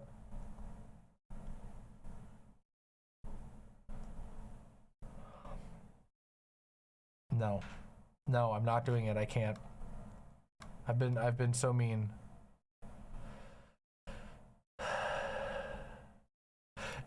Chariot says Zizek seems to have big I didn't do the reading but I bullshit through it energy on certain topics. Yeah, I agree with that.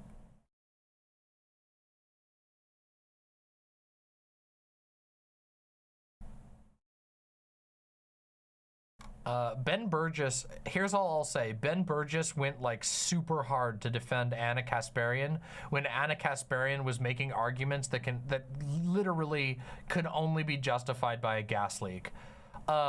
When Cenk and Anna were freaking out about trans people, Ben Burgess was like, oh my God, they're so right. Do I have the what do you mean? I do, but I just, yeah.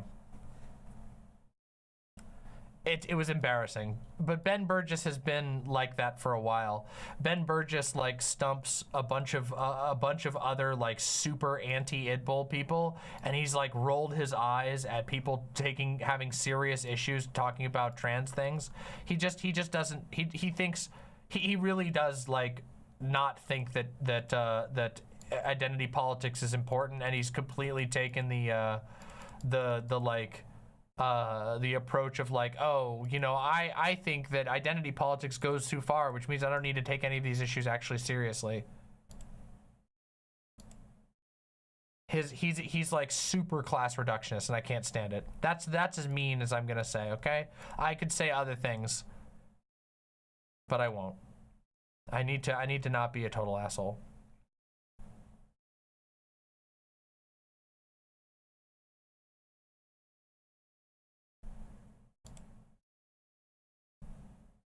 No, of course not. He's not as bad as Peter Coffin. Peter Coffin, but that's like the lowest bar on the planet, right? Come on.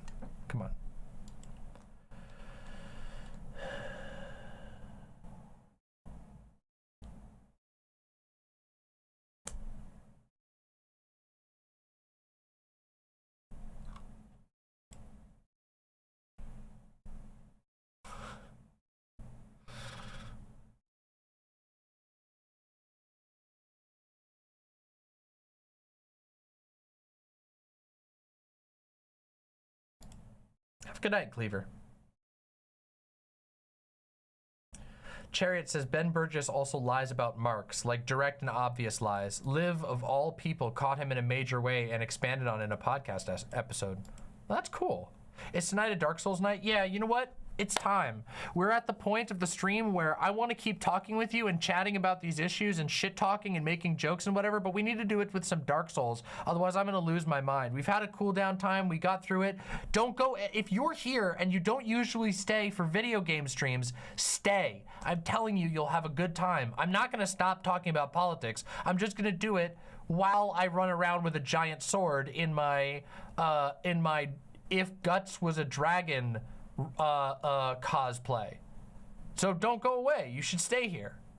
Also, I have 2 memes to watch first. So let's do these memes. All right, it's time. We have to judge the nightly Sonic meme. Let's do it. Looks like I'm going all out after all.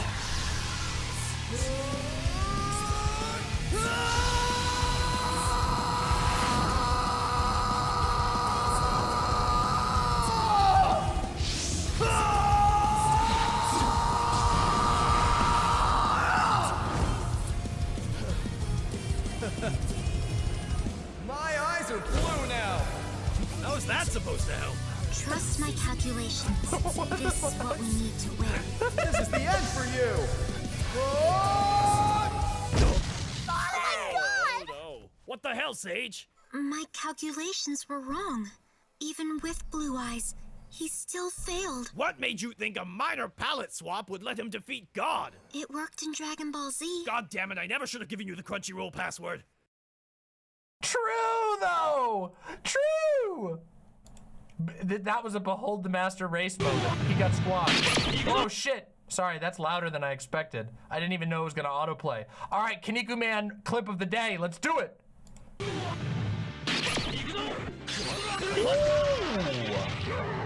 How many arms we got in this fucking bitch? We got 1, 2, 3, 4. Wait, this guy's got 3 on each side, so we got 6 arms. And this guy's got fucking 4 arms. So we got 10 arms total. That's a lot of fucking arms.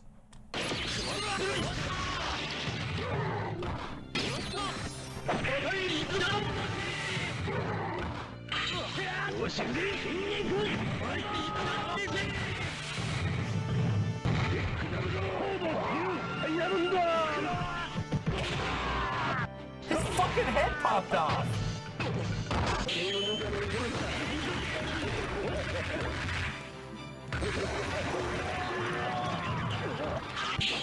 Wait, this guy's got multiple legs too. This guy's got, he's like just a quad guy. Well, you know what that means though. 2 arms, 2 sets of arms, 2 sets of legs. We know what's happening next. Oh, he's got 2 heads too. Oh, we definitely know what's happening here.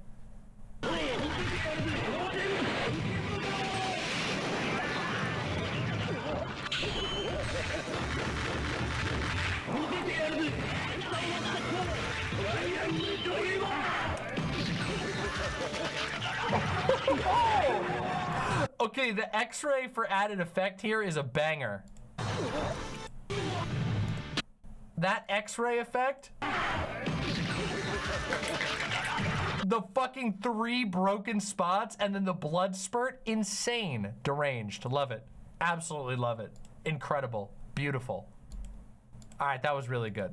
Mr. Krabs, this is why, Mr. Krabs, this is why, by the way, this is the only reason why I let you send so many clips. And it's because even though the Sonic ones are definitely special and a little strange, it doesn't matter because you send fucking banger Kinnikuman clips, and they are bangers. You're the only person I give this right to. I hope you understand what that, I hope you understand the full extent of that, okay? Nobody, because, you know, everybody, you know what time it is. You know what fucking time it is. You know what fucking time it is. You know what time it is. You know what time it is. It's time. It's time. Wait a second. I'm going berserk. Oh, is it lagging? Oh shit. Why? I'm going berserk. It's Berserking time! Did I get cut off? Oh no, what's happening? Oh! Oh, why are you doing this? Why does it do this? God damn it. God damn it.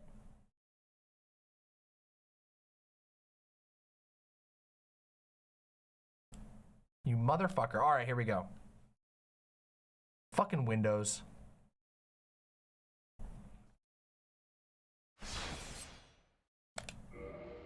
All right. So, I have to tell you some things. Everyone. I farmed more dragons, okay? As you can see, I have a cool dragon head. For those who didn't catch the last stream, we made it down to the bottom of the Great Hollow to Ashen Lake, and we got the dragon head. And it's pretty fucking poggers, I'm not gonna lie. Look at this. I can do a scream that shoots fire, all right? And while I was offline, I did farm some dragon scales. I was able to farm up nearly 20 dragon scales, okay? That's a lot, all right? That's a lot of dragon scales. But I'm not gonna farm any more right now because I want us to have fun and I want us to progress through the game. So if I farm more dragon scales, I'm gonna continue to farm them off of stream. We have to do some stuff. Okay, so we have to think what our options are now and where we can go from here. All right, we defeated the Gaping Dragon. We went all the way down into, we went and did the other side of Blighttown.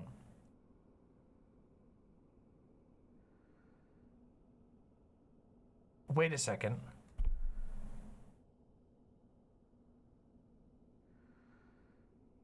Why are we able to warp?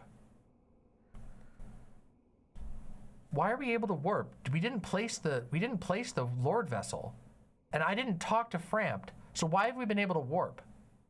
Do you only have to have it? We didn't place the Lord Vessel because we wanted to do Kaith. Okay, you just have to have it. Okay, that means the only way to go forward is we need to go down and we need to speak to Kaith, right? Cause, oh, okay, or we could go fight Sif and do the rest of the forest, which would probably be, okay, so here's our options. We know there's the rest of the Great Forest that we can explore, or we can venture down into the flooded city of New Londo. And we cannot proceed past Anor Londo, the city of the gods, because there's a golden fog that's blocking us, and I don't want to talk to the big worm that we all met, whose name is Kingseeker Frampt. We don't want to talk to him, and I'll tell you why, okay? We just don't, all right? I'm just telling you, we don't want to. You need to fight Sif. He drops the Covenant of Abyss, which lets you kill the 4 kings. All right, then we have only one option. Our option is simple. We must defeat the wolf in order to get the ring that we need to proceed.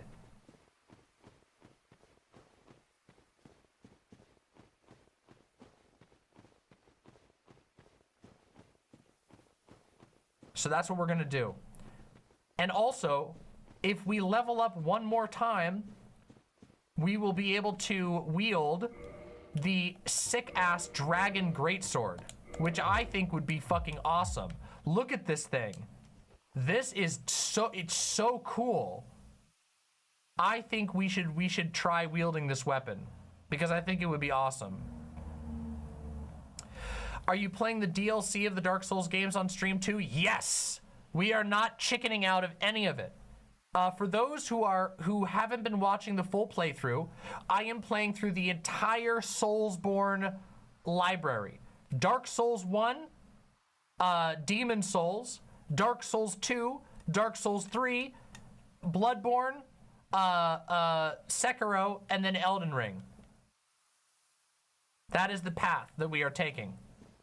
And in this particular run through, we are doing a strength build, ultra great sword character, which I have never done before in Dark Souls 1. So I wanted to do a great sword build, and it's been really, really cool so far.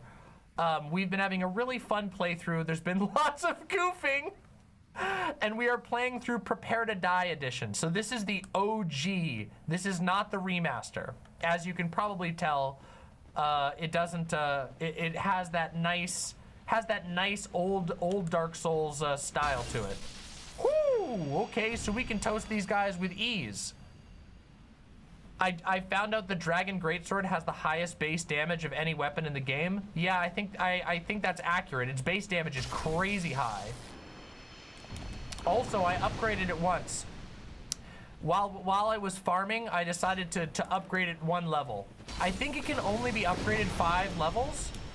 So we don't, and it's expensive to upgrade, but it's already a +1. So once we get the strength to wield it, we should be able to do some good stuff. It should be amazing, in fact. Plus, it will look awesome, which is really cool.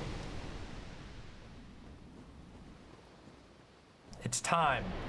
Look at who it is. We meet again. But this is the blue Hydra. This is the weaker Hydra. He's not as based. He's not even nearly as based. He's not even close. This is the baby blue Hydra. We don't give a shit.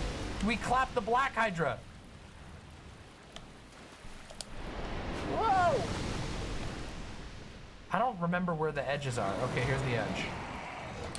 Woo! Oh, thank you. Oh my goodness.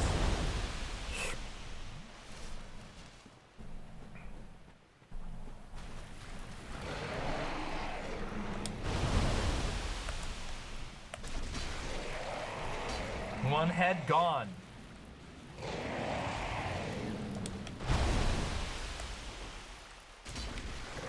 Two heads gone.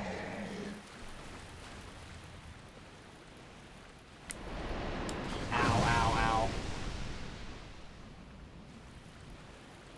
This guy's such a silly boss. Oh, come on.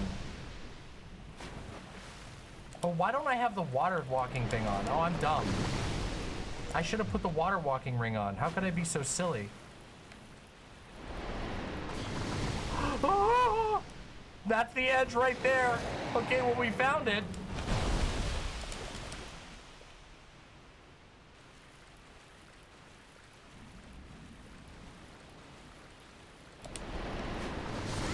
Oh, come on. Oh, God damn it.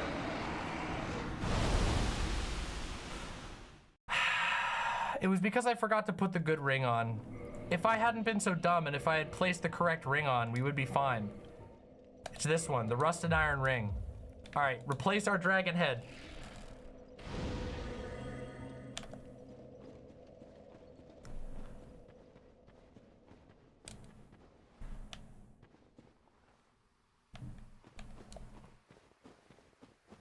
We will defeat it. It's okay, it's my own fault for not putting on the ring. This is why I deserve to be humiliated by the blue Hydra. Even though the blue Hydra is way easier than the black Hydra, to be fair, it's only 1 death, so it's not so bad. It's not really a true humiliation. If I die like 3 times on it, then I'll be kind of embarrassed, but even then I don't really care, because it's Dark Souls 1, and you die a lot in these games no matter how good you are. It's just how it is.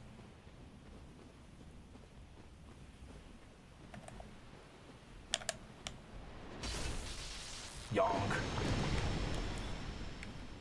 I forgot that I had my farming item on from before. Ooh. Ouch. All right. Okay. Ow. Oh shit, yeah, we can do Painted World now too. Oh, Painted World would be fun. But we gotta do that. We gotta do a little bit of story advancement stuff for a bit. Why is it lagging? Why am I getting lag? I hate it. All right, here we go. See, now I don't have to worry about getting slowed down in here. One head, gone. Head, remove. Excuse me, that's not okay. I do not approve. Okay, missed completely, that's embarrassing. Bullshit. Come on, strike. Strike. Yeah, that's what I'm talking about. Ouch. One head down. We got two heads down.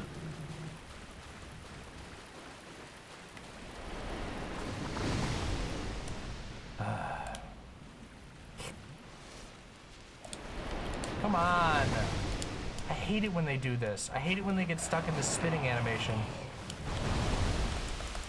Three heads. What? What? Okay, three heads down. Three heads down. Three heads down. That's good. Okay, shush. Shush. I didn't miss my first strike. You missed your first strike. Four heads down. Woo!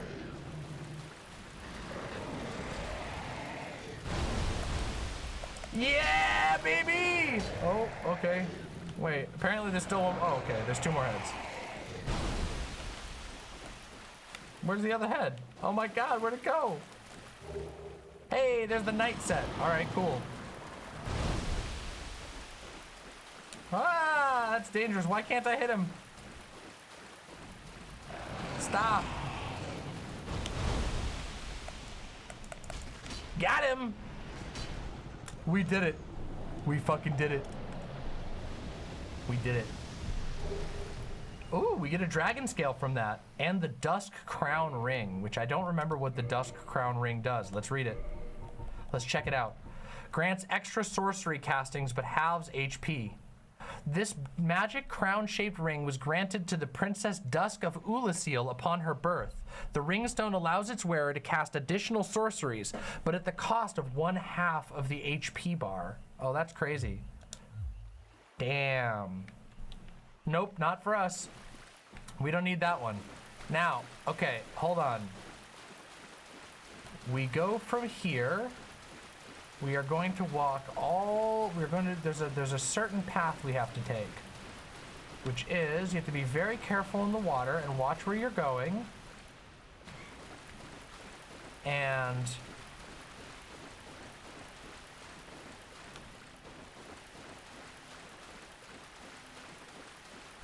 hold on a second.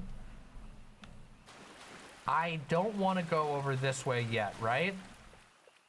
Because this is for later, right? We're not able to go do that yet. We got to do this later. So not over here. We go over here and we take the ladder up.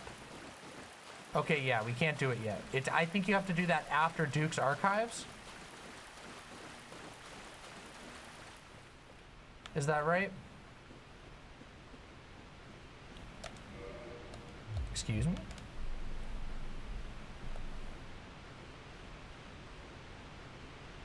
You all will understand what this all means in time if you're new to the Dark Souls series.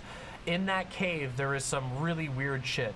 And one of the things you should come to love about the Dark Souls series is that everything's just a little fucking cuckoo crazy go nuts, okay? Everything's just a little bonkers. It's a little bananas in here. If you want to get to the DLC, you gotta do some weird crap, and I'll show you that later, but if it ever seems like I'm babbling incoherently or speaking crazily or saying things that don't really make much sense, it's not because I'm crazy. It's actually because I have divine knowledge, having played these games before. Trust me, I'm not crazy, you're crazy. I know what I'm doing. Ah, okay, Baphomet. Thank you. Ooh, sneaky. All right. All right, all right, all right. I'm here. The soul of a brave warrior. Yum, yum, yum. What a cool area. Can we just acknowledge this is such a cool spot? It's a little hard to get a good view of it, but look. So cool.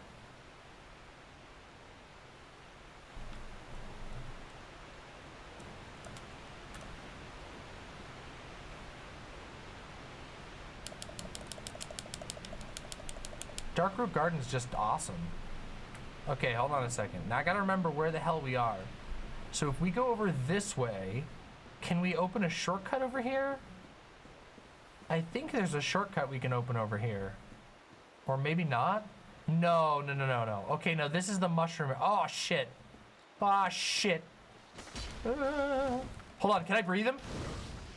Hey! Ah, it worked! Oh, it fucking worked! No, shit! There's another one! Oh, no!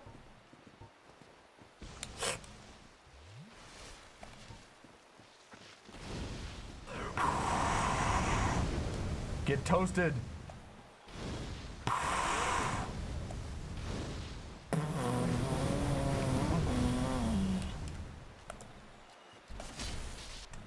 Oh man, this is so cool. Okay, I'm glad we decided to go strength build and then also do this dragon stuff, because I'm not gonna lie, this dragon stuff is really fun.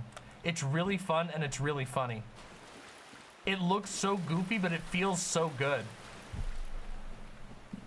If you've never played Dark Souls, you just have to take my word for it. It feels awesome to kill people with the silly breath attack, okay? It really does. Whoa! Hey! Watch it over there. Did you see that shit? Whoa! I didn't know I was here already. Clog. Why am I not healed? Why did I not heal? Why did I not heal? Why did I not heal? Hey, he's using a similar weapon to me. Shit!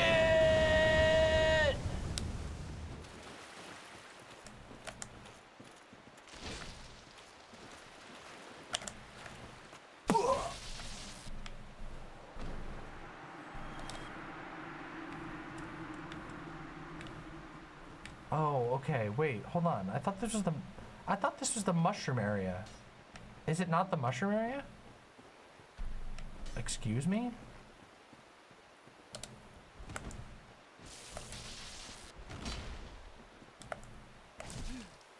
Woo!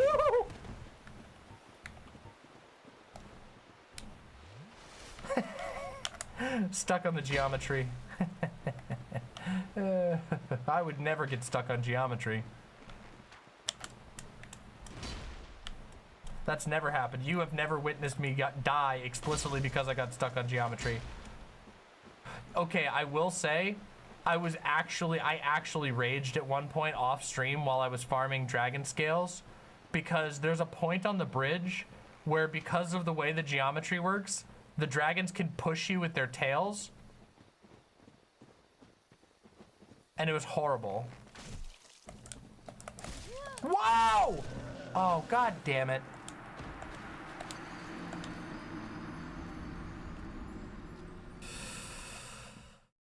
Oh, that was silly. I shouldn't have done that. That was greedy. I was greedy. I shouldn't have done that. That was greedy. It's okay. We'll get back. Don't worry. We don't got that far to go. We don't got that far to run. It's not that far of a run. It's not that far. It's not so bad. It's not so bad. Am I gonna buy the shortcut? I probably should, right? Oh, but that's like 2 levels of my dragon sword. The shortcut is really helpful. But wait, you can just...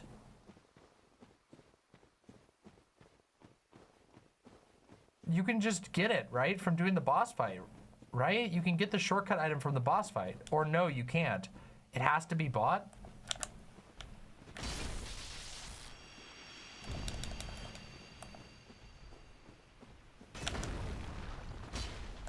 No. Ow! I looked over at the chat for a second and then got hit in the face. Clog. These guys drop something, but I don't remember what. I remember farming these guys at one point, but I don't remember what it actually is that they drop.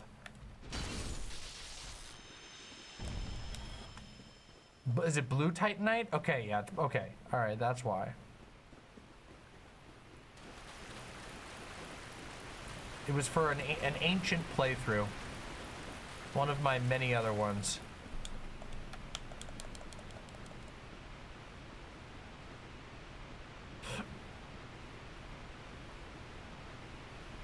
Oh yeah, I'm gonna go through and do a, I'm gonna go do a, at some point I'll do a dono read, because, it was a lot of people gave me donations during the debate, and I didn't get to read them. And I want to make sure that I always read off everybody's donations.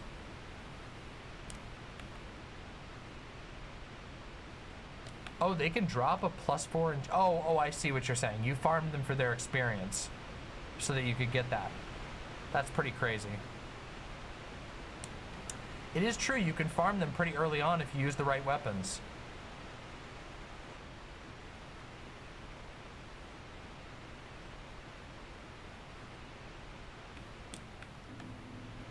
All right, here we go. We're back. Oh wait, we forgot to put our dragon head on.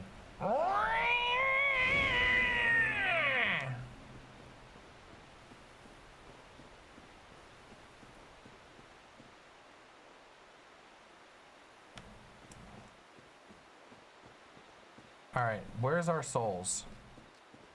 Oh shit, I forgot. I gotta be ready for these assholes. Ouch. Holy shit, why did that hurt so bad?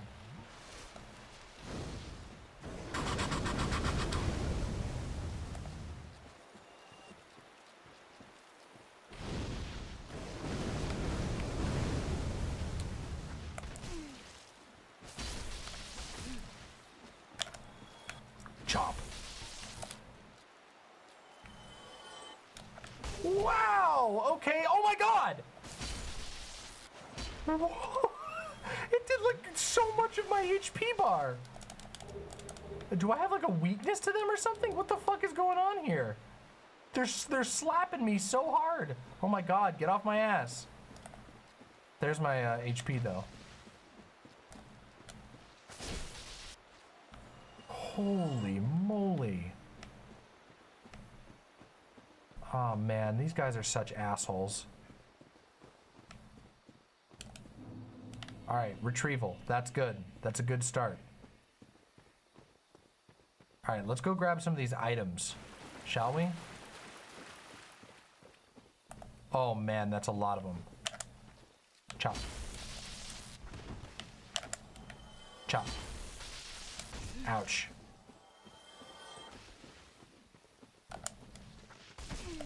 Slice. Slice. What is a retrieval? That's when you pick up your dead souls that you dropped on the ground. In these games, when you die, you leave your money, basically. This game's cash is souls. You leave it on the ground, and you have one chance to go pick it back up. Oh man, the Eastern set is so cool. But we're not wearing any head armor, so. But damn, the Eastern set is so cool. Matthew McConaughey, I'm back. What did I miss? Oh boy, what did you miss indeed? You missed something, that's for sure. Chat will have to fill you in. Holy shit, what did you miss? What a question. Crunch. Crunch. Crunch. What? Why'd it go through him? That's fucking bullshit. Slice. Oh, okay, so they have little iframes. Okay, that's annoying. That's irritating. All right. Okay. We're making progress here. We're making some real progress here. Oh, there's a guy. I remember you. Oh, I remember you. You little cunt. Oh, you bitch. Get the fuck out of here. Nope! Never mind. Woohoo! Stab. Ouch. Okay, if we were playing online, this is one of the coolest places in the entire game. This grove here that we're standing in, I'm gonna tell you guys this because this is what the real experience of Dark Souls was originally. In this grove here, you would be perpetually invaded by certain players. Some players had a, there was a covenant that was called Grove Protectors. And if you were a Grove Protector, you would be summoned at random into people's worlds when they were in this area. And you would get points if you killed them while they're in this area. And if you were playing in this area, you would get invaded by Grove Protectors and you would get rewards for killing them. So this is like a giant, normally this is like a giant PvP area. It's so cool. It's such a cool area. Oh shit. Whoa, hey, fuck off. Oh, there's 3.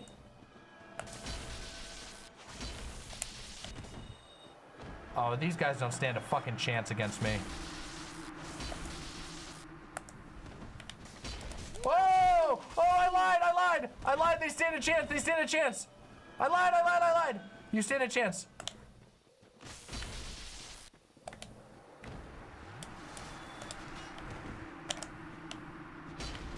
Hey, come on, that was some hell-ass tracking. Kong. Slice. All right. Damn, cleaning up house. Never mind, I was double lying. I was lying twice so that nobody could tell what the truth was. It was a masterful ploy. Doubled up on the lies so that nobody could, Oh yeah, hold on, ready everybody? You ready to see how you want to see how you normally join the Covenant? What's that? It's a freaking kitty! It's a freaking kitty! Is it not so that thou art new? Thou fared well to find me, but cometh thee not for the grave of Sir Artorius? My advice true. Forget this. The legend of Artorius art none but a fabrication. Traversing the dark. 'Tis but a fairy tale. Have thine own respect. Go not yonder knocking for nothing, I say. Wait, wait a minute. Yes or no? I don't want to abandon... Wait. Go not knocking? What? I don't remember what I'm supposed to say. Yes? Well, indeed, thou art a strange one. Nevertheless, I feel some liking for thee. I'm Alvina of the Darkroot Wood. I command a clan of hunters who track down defilers of the forest graves. What dost thou say? I love the cat Wilt noises. thou not join us? Oh, yes, I believe we would suit thee well. Aye, and now thou art one of us. Oh, so we're gonna have to go Let rejoin us the Dragon establish Covenant. a covenant. Oh no, I can press no. Oh, but this is thine stubborn choice. If thine mind should be altered, forsooth speak Okay. to me once more. Oh yeah, okay, I don't have to. I advance through the conversation. I can come back and join if I really want to, but I don't need to, right?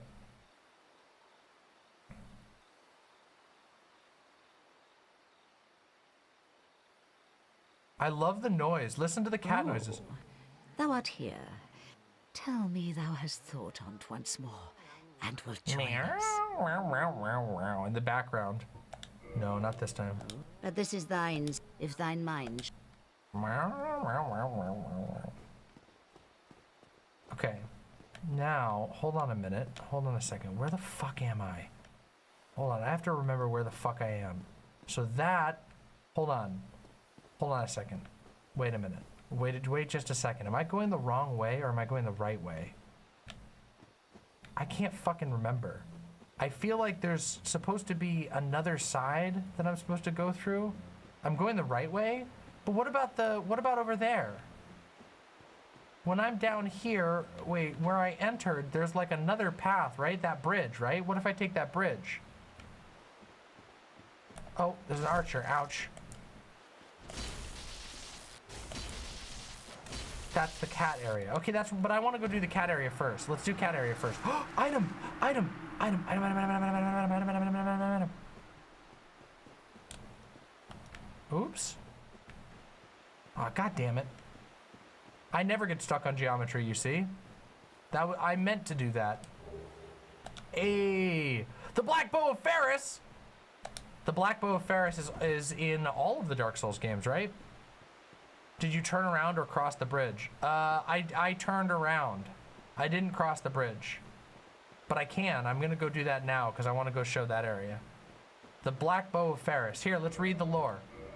It's cool as shit. It's like a legendary item. One of the only good bows in this game. And there are no good bows in this game. But if there was a good bow, it would be this one. S. Look at that S scaling on dex. The preferred black bow of the heroic archer Faris has a longer range than standard bows, but is more difficult to use. Without proper abilities, results will be underwhelming. The black bow is even in Elden Ring. Yeah, it's a recurring Dark Souls item. It's also really cool. It's I really like it. It's fun and it's great.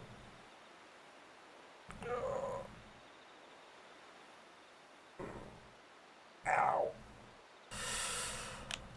All right, let's continue. Let's continue. I only have 2 heals. I better be careful. God, can the camera stop? Can you stop, camera? Oh, read the hat lore. Oh, I forgot to read the hat lore. You're right.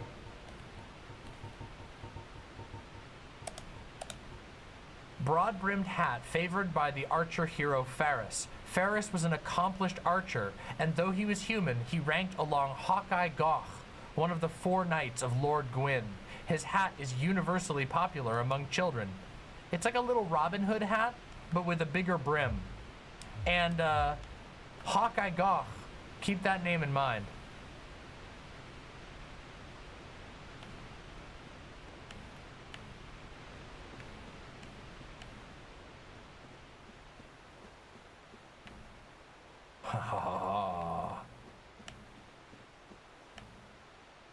Oh shit. Oh shit. Here we go. Here we fucking go. Uh-oh. Woo!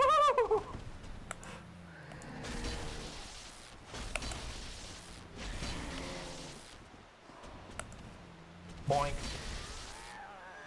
First cat defeated. It's a nice hat. Yeah, the Faris hat looks great. It also looks really cool in Dark Souls 3, in my opinion. Whoa, boy. Here we go. Whoa!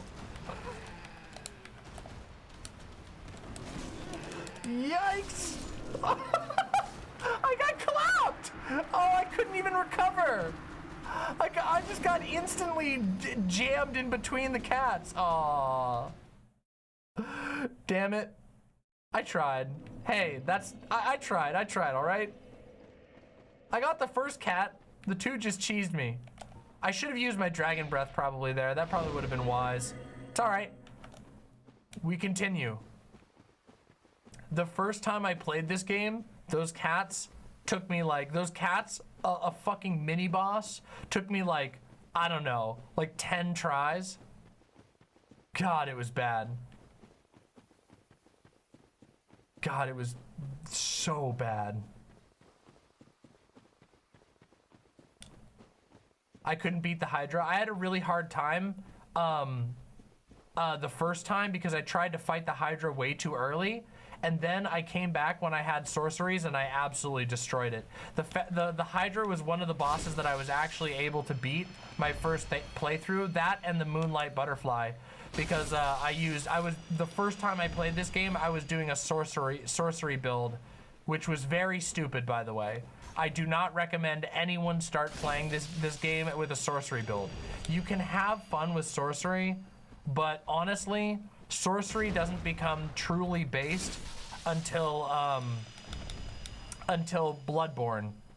And it doesn't reach its maximum potential until Elden Ring, which is sad. And I can say this given that I just did a full int playthrough of Dark Souls 3 right before I left for my RV trip across the country, and I was very underwhelmed. I was very underwhelmed with it. I'm not gonna lie. It was disappointing. Holy shit, that sounds horrible, Baphomet.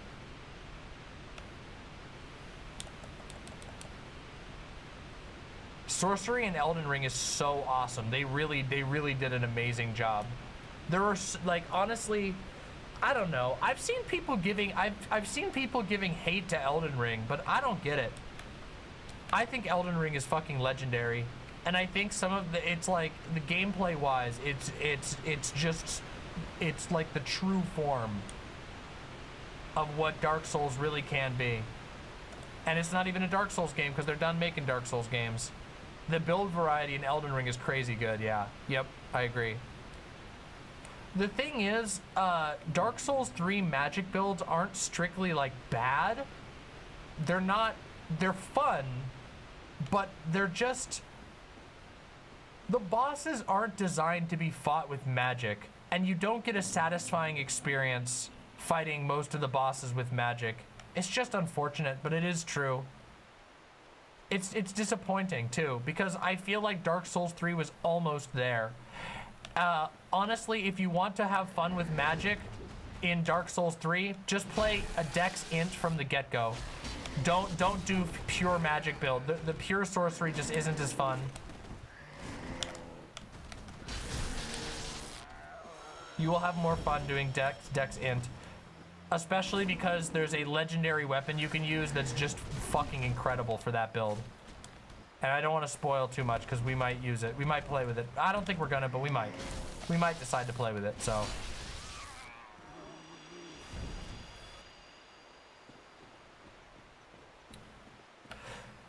Baphomet says, I legit get angry when Vosh lumps Elden Ring in with his open world's bad take, because he kind of assumes everyone who's played the games don't find the mini dungeons memorable, which is definitely not true. I understand critiquing Elden Ring. I understand, first of all, I understand critiquing open world games, and I understand critiquing some aspects of Elden Ring, but I'm not even kidding you, I legitimately think that Elden Ring is like one of the best open world games that's ever been made. It's crazy how not only did they make like a really good like Souls type game, but it actually has some of the best open world design. Now it's not perfect and it has limitations.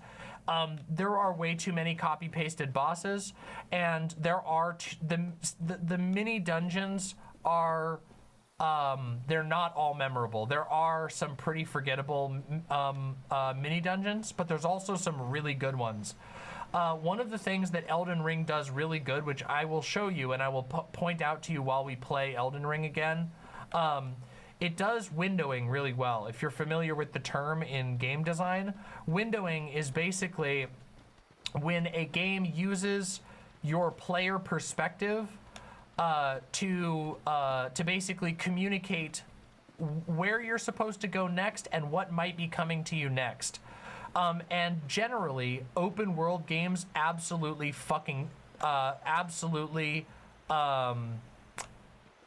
suck at it. Open world games are usually really bad at windowing. They basically just plop you in a big open place and you just kind of have to roam around and find where you're supposed to go. And Elden Ring is the opposite of this. It's legendarily good at it.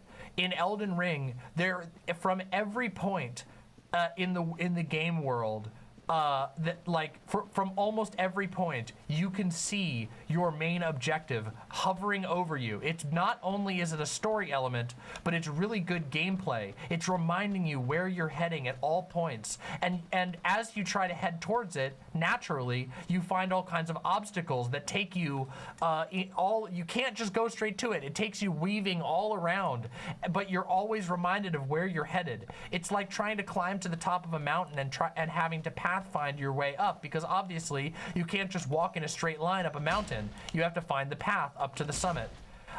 And also all along the way, there's all kinds of micro examples of this where the game just because of how they've carefully designed the paths through the world, you naturally gravitate towards certain directions, which will point you towards all kinds of hints, secrets, all that kind of stuff. It's really well done. So I understand critiques of Elden Ring, and I recognize that it has its flaws that people don't like.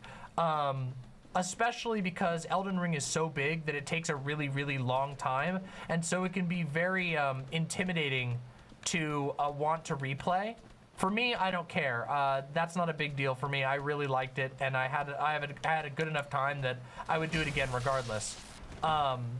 But I understand why some people would be like, it's just not for me because I feel like I have to sign on for too much. But I don't know. But at the same time, I also think that sometimes people don't appreciate how Elden Ring literally kicked every open world game, with very few exceptions, ass in just being a better designed game, even with its flaws. Even with every flaw that Elden Ring has, it still towers above almost every other game in the open world genre.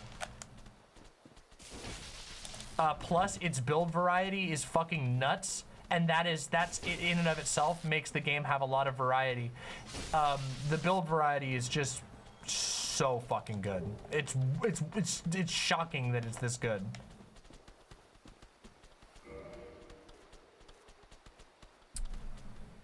Hold on, I want to see what Chariot said. Hold on. When Vosh talked about critiques of Elden Ring forever ago, he referenced Joseph Anderson's video in our agreement, and Joseph Anderson literally got called out for objectively just lying in that video. He seems like a nice dude, but he invents fake facts in his video game analysis. Off the top of my head, he did something similar and misled people about Dark Souls 3 because he was coping about losing to Pontiff. Wait, for real? Wait, what are you... First of all, get good. Pontiff Sullivan is not that hard. But secondly, wait, that's really weird. So wait, what did he lie about? I don't know, for the record, I don't know anything about Joseph Anderson. Like, nothing. So, you can tell me and I'll just listen with interest as opposed to having any vested opinion, because I've literally never watched the guy. Pontiff Sullivan is not even that hard of a boss. Like, I mean that, like, as somebody who generally, who has a pretty hard time with these games, Pontiff Sullivan is fairly easy to understand. Plus, you can summon for it, so what the hell? He's not an easy boss, don't get me wrong. He's not like a pushover, but he's not that bad.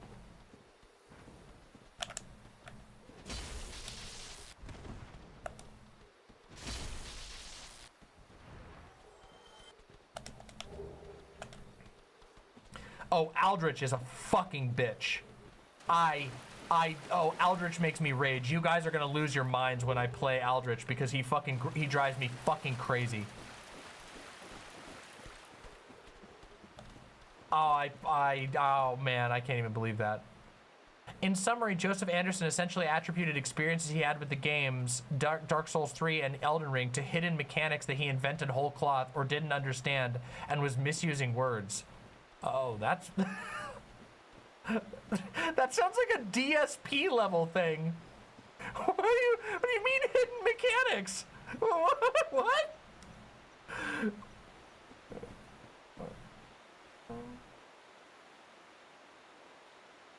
Oh, I'm actually kind of interested in that. Maybe I'll have to check out that video. That sounds hella interesting. Listen, I am always a fan of being able to hear people that I don't know anything about get called out for reasons that I don't understand yet.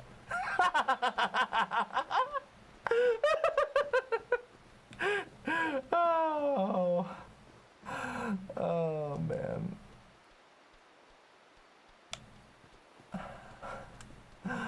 Oh.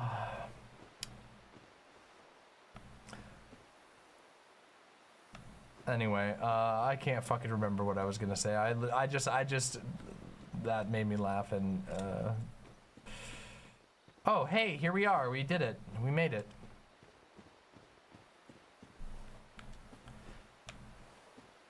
I've heard people speak very highly of Joseph Anderson, but I've literally never seen any of his stuff.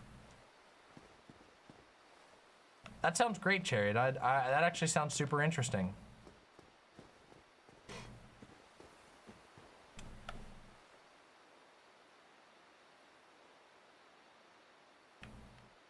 Oh no, I'm pushing my mouse. I've been watching Souls videos 1, 2, 3, and Bloodborne. I really like the video I watched about Bloodborne and how it taught new folks to play the older games. Yes, Bloodborne is actually really good at that. Specifically, Bloodborne teaches people to play without using a shield. Have you noticed how in this playthrough, I have never used a shield since the literal beginning of the game, and even then, I was two-handing my mace, well, that is not a common experience. Most people, when they play this game, immediately reach for a shield. And to be honest, it's not a bad strategy because shields are really, really good in this game. Tons of people will sort of resort to sword and board, as it's called, where you have a shield and a single-handed sword. And it is really good, but Bloodborne removed your ability to play with a shield, which meant that people were forced to engage with the dodging mechanics. A lot of people who first came to Dark Souls, and this kind of feels like ancient history now, but they just basically would play the game without ever actually learning the dodge mechanics. I even have done this in the past. But the dodge mechanics are fucking core to the game. They're really goddamn important. You need to be able to, dodging is like a huge part, and you can't play half the builds of the game if you don't learn how to do that. And also, likewise, the parry mechanics. Obviously, this particular run, we're not doing parries, but in Bloodborne, they force you, you have to learn how to use the dodge mechanics, and you have to learn how to use the parry mechanics, which means when you play Bloodborne, and you learn how to win in Bloodborne, you can go back and you can play an entirely new build that you may have never been able to play before when you go back to Dark Souls 1, 2, or 3. It's pretty cool. It's really awesome. Genuinely, really, really cool game design.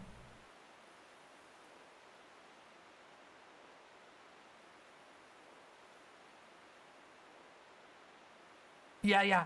As Puss in Boots in chat says, the description of the only shield item in Bloodborne. Shields are nice, but not if they engender passivity. That's the item description of the only shield item in Bloodborne, which is a joke item that you can't actually, it actually just makes you worse if you use it. So good. Danny Fallen says, I don't trust YouTuber analysis of games anymore, except for me. I am the best analyzer because I am a masochist, which means that even if I get super mad at a game, I will continue playing it anyway, and I won't make things up to justify being bad at it because I don't have any aspersions about being good at a video game. Anyway, Joseph Anderson seems to just make shit up about Soulsborne games in half of his videos, and almost every other game, oh no, and almost every other game that has only a few lore people making videos about it, those people seem to just make shit up to pad their videos too. Yeah, that can happen, unfortunately.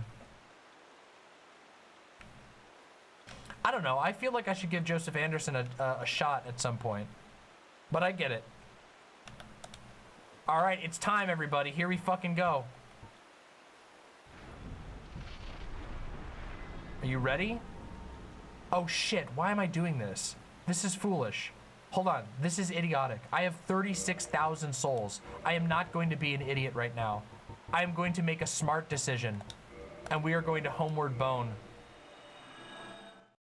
Oh, Jacob Geller. Jacob Geller is legendary, and that's and the reason why Jacob Geller is legendary is because Jacob Geller is genuinely.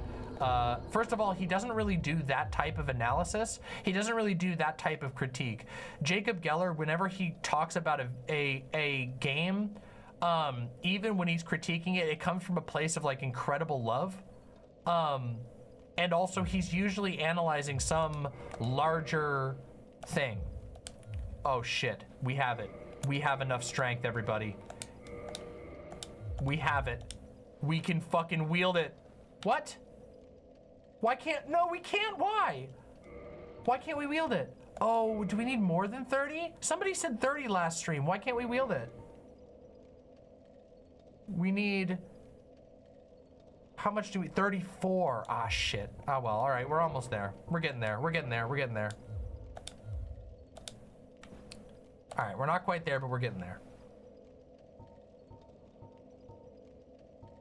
What we can do is real quick, we can warp to the Undead Parish.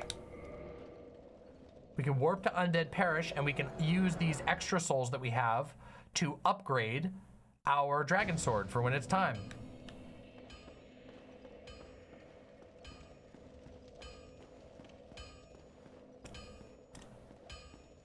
I love the dragon. This one's actually not a helm. It's actually your head turns into a dragon because of a magic item. Look, watch this. Pistol cakes, watch this. Ready? We can breathe fire. Yeah, we've ascended to dragon power mode. I know, it's so cool, right? It won't be. I'm afraid you... Oh, okay, that's fine. Reinforced weapon, dragon, ultra greatsword, dragon greatsword, +2, baby. Baby. All right. Amazing. Oh, Don't get yourself killed. okay. Neither of... You know what would be a massive meme? Is if when we got to Dark Souls 3, we did a full dragon playthrough. Like an unarmed dragon build playthrough where we build all around playing as a dragon.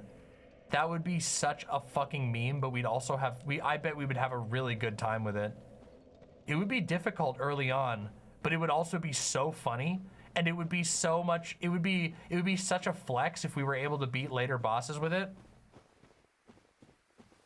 Okay, I'm gonna actually think about doing this. It would be so cool. It would be difficult. Not impossible though. We might have to use different items for Midir. I don't know if you can actually, like, realistically, without being like super pro at the game, I don't know if you can actually beat Midir with the pure dragon build. I'm pretty sure you can beat basically every other boss in the game. Okay, also, I hope you all know, for those of you who don't know what I'm talking about right now, Midir is like arguably the hardest boss in any of the Souls games. He's basically the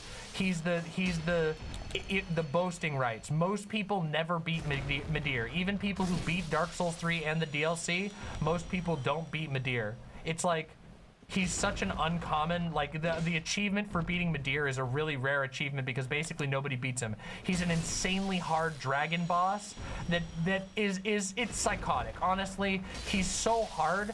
He has like a special enemy AI where if you make blunders, like for example, if you panic roll, a thing that even really good players do, he will just swat you like a fly. Amazingly cool fight, insanely hard. And we are going to do Midir. That's right. For all of you lovely imps, I am going to torture myself through Midir, and you are going to get to watch me beat Midir. But it might be pain, and I will need your faith and strength, because it would be a shame to only have like 20 people watching me beat Midir because everybody lost faith in my gameplay while I'm trying to fight the hardest boss in the world. That said, I think that I still remember most of what I need to know to beat Midir. It was very hard.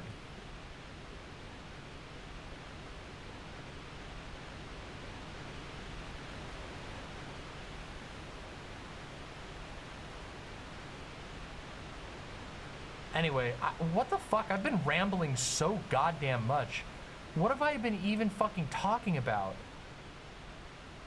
How did I get to Midir?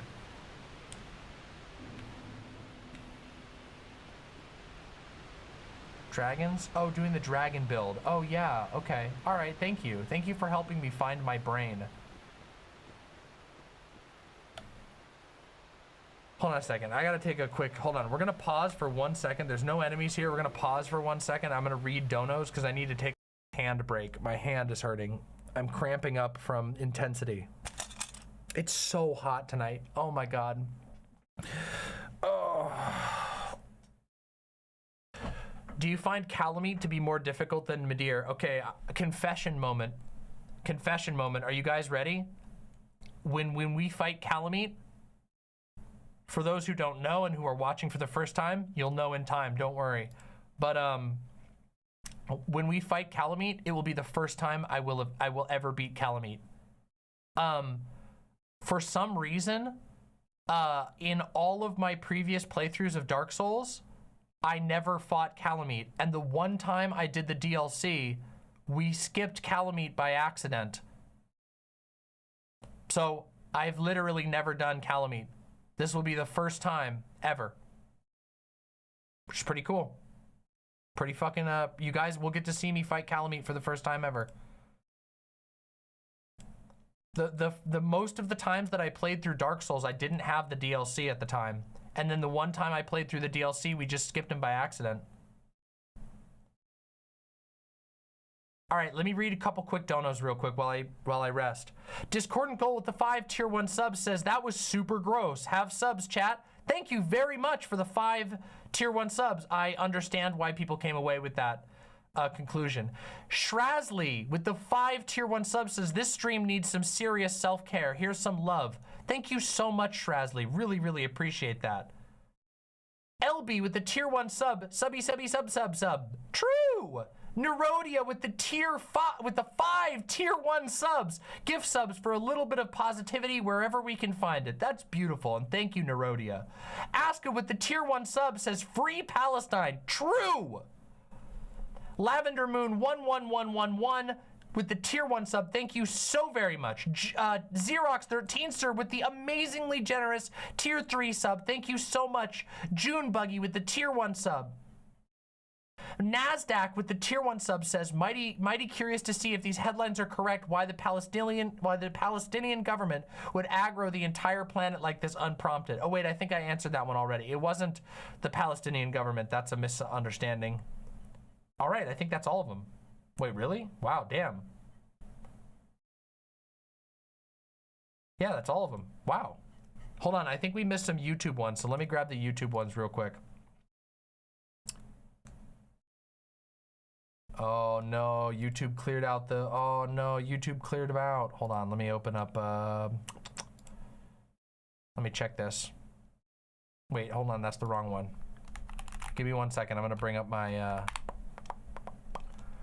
I can bring up my stream tools. Just takes a second. All right, here we go. With the $5, Marina with the $5 super chat. Thank you so very much. The 2-bit dork with the chunky imp membership. Thank you so much. Sunny Joe with the 3 gifted chunky imp memberships. Thank you so much. Jayster, Mars Falcon, and Marina, all chunky imps. Thank you so much. Mr. Anderson with the 5 gifted memberships. Thank you so very much.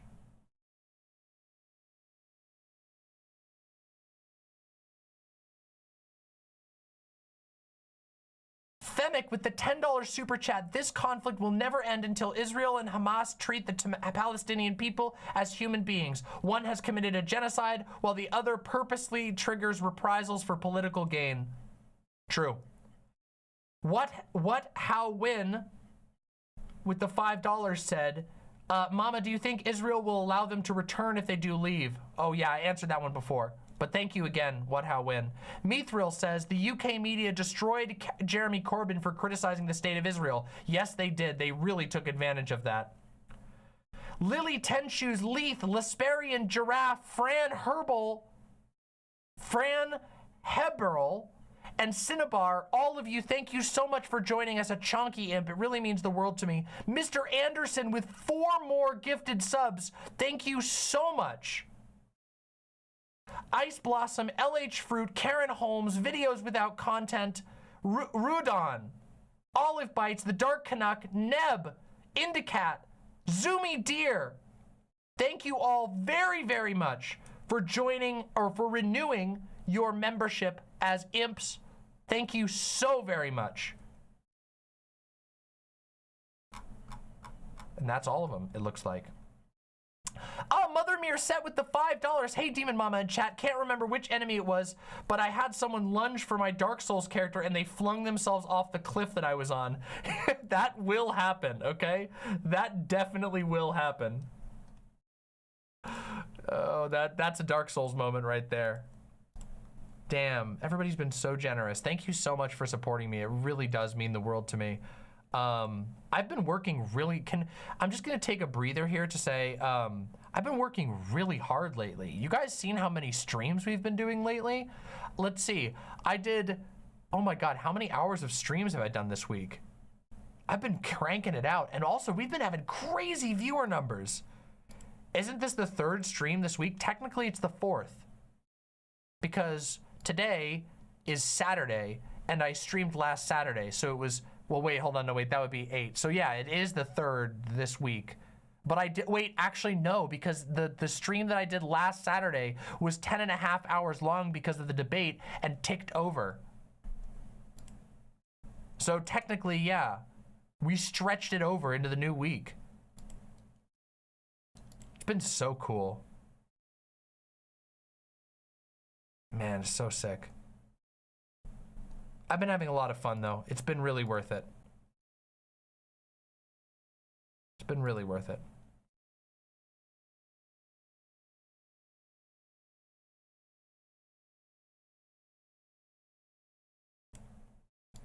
Thank you, LB. I really appreciate that. What's this? Oh no. Oh no, oh no, what's this clip?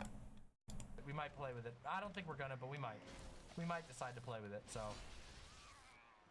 We might play with it. I don't think we're gonna, but we might. We might decide to play with it, so. The cat killer. Remember the moment when I killed a cat on stream? All right, let's do this.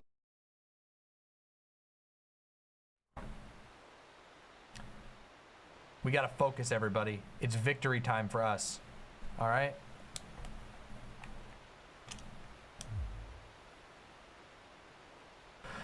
Matthew McConaughey says, I don't know how you do it. I get socially drained in like 3 to 4 hours. Honestly, I can talk about that a little bit while we walk back to the boss. So there's a couple of things. One, I've had a lot of practice. I've been doing this for almost 4 years now, which is pretty exciting, but also kind of crazy to think about. So I've had a lot of practice.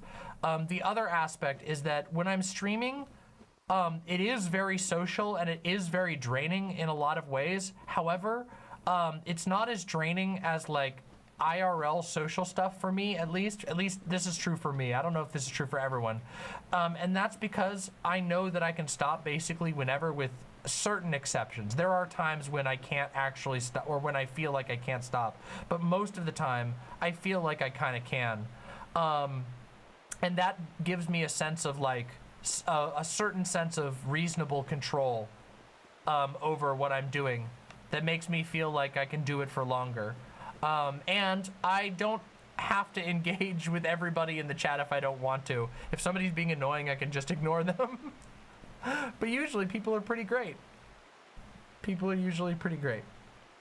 So, all right, it's boss time, everybody. Let's do this. Let's do this. Oh, that is so true, Gayfesh, by the way. Gayfesh says, I need to get better at like just chilling with chat and having convos with chat. Either I'm knocking out a segment or I'm playing games. Whenever I try to pause and just talk to chat, I get this sudden nervousness, like, oh God, any moment of silence is gonna lose me viewers. I completely understand that fear. First of all, it will get better over time. The more that you stream, the more that you'll realize it's not viewers are really fickle, but they're not that fickle. And also, a lot of viewers will really just enjoy the downtime where they can ask you questions. It will get better. I used to feel that way too, constantly. I used to get really nervous that if I didn't have something to talk about at every moment on stream, that it would just be like, it would be really bad or embarrassing or something. But yeah, just keep working at it, and over time, I think you'll feel better about it.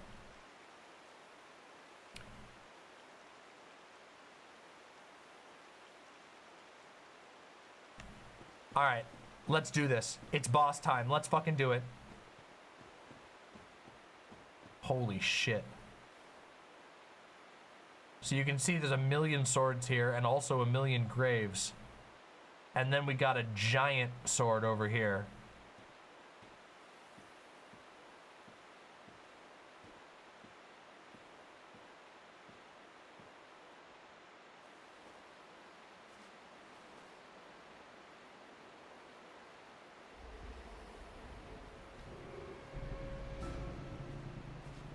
Boy!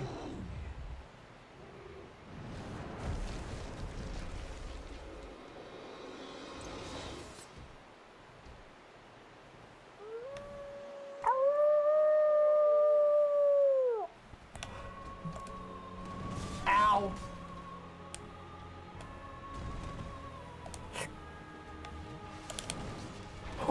Okay, I rolled into that. I deserve this. I do not remember this guy's moveset at all. Great Grey Wolf Sif. Ow. Oh my god.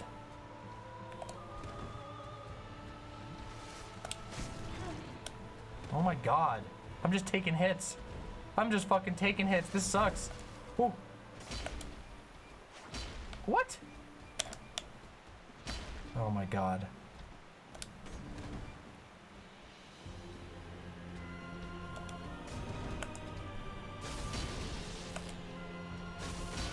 Got him. Oh damn, our damage is so good.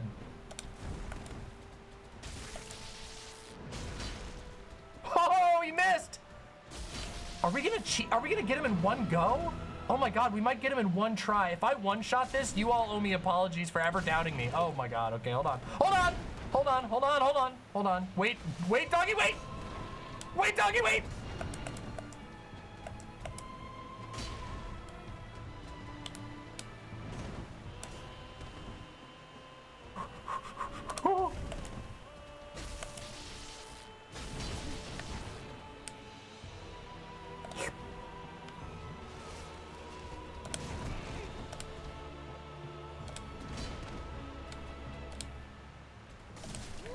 Oh, that back jump is so crazy.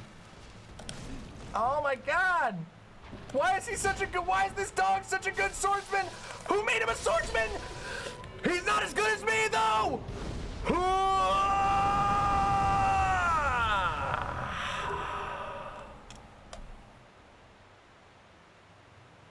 Covenant of Artorias, Soul of Sith, Humanity, Homeward Bone.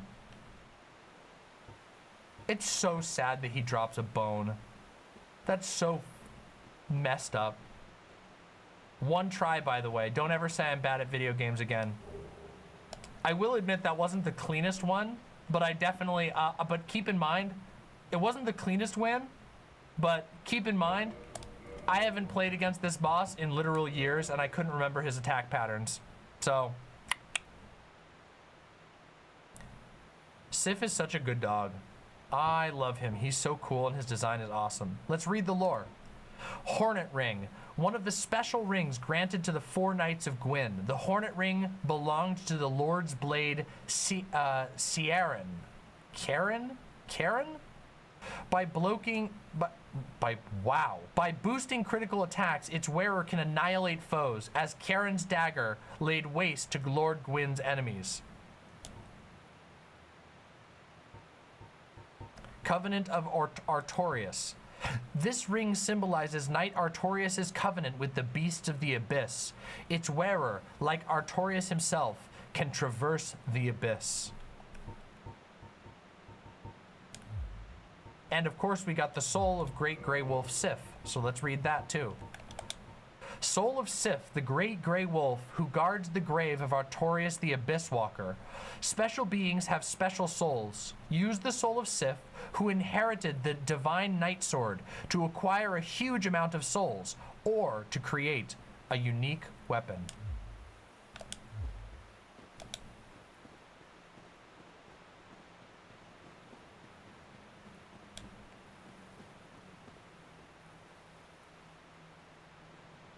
Damn, that was a victory. Onward we go, everyone. Onward we go. Yeah, we can make a weapon out of it if we want to, which would be pretty cool. I don't think we have the stats to wield it, because I think if we were to use Sif's soul to create a weapon, I think it's a dex, I think it's a quality build weapon, right? Where you need to have dex and strength in equal measure in order to wield it. Yeah, I got the ring. I got the Hornet's ring. Oh, it's faith and int too? Oh, jeez. Oh yeah, it's a balance build. It's not even quality build. It's a balance build. Damn, that's crazy. It is a good weapon though, and it has a sick ass moveset. Just wait till we get to Dark Souls 3. All right? Listen. Let's just say we'll have an opportunity to play with an even cooler version of that sword in Dark Souls 3. We can't do it this playthrough. It would not work for us. Wait, we should just take a homeward bone back. We don't need to walk. It's homeward boning time.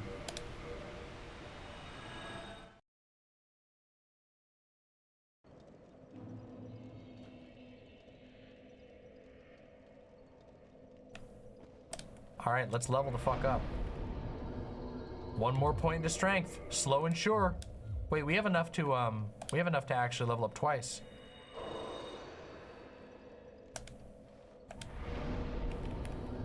Oh, we're 2 points away. We can almost wield our giant dragon sword. Which Souls game is the hottest? Bloodborne. Oh, Souls specifically? Probably Dark Souls 3, partially because the graphics allowed them to go fucking wild with some of the character designs, and there are some really fucking amazing character designs. And Dark Souls 1 obviously has some really legendary ones too, but in Dark Souls 3, the hottest characters from Dark Souls 1 mostly return in Dark Souls 3 in some way or another, and also there's new ones. So, but Bloodborne is the sexiest of all of the FromSoft games, like by far, no questions asked. It is psychosexual and insanely horny. It's ridiculous, actually. It's ridiculous, okay? Jesus Christ, it's on something else. Okay, so hold on a second. Let's think here for a minute.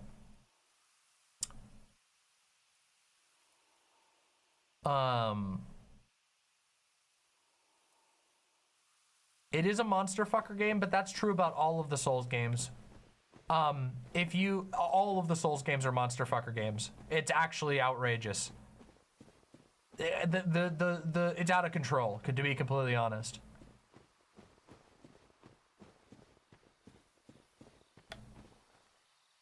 I'm considering getting Elden Ring and it being my first Souls game because it's on sale right now. Is this a good choice? Yeah. Yeah, actually it is. I will warn you, Elden Ring has technically, but with the exception of Dark Eater Midir, the boss I was just mentioning before, Elden Ring has the hardest bosses in the whole Souls series. It's actually kind of crazy.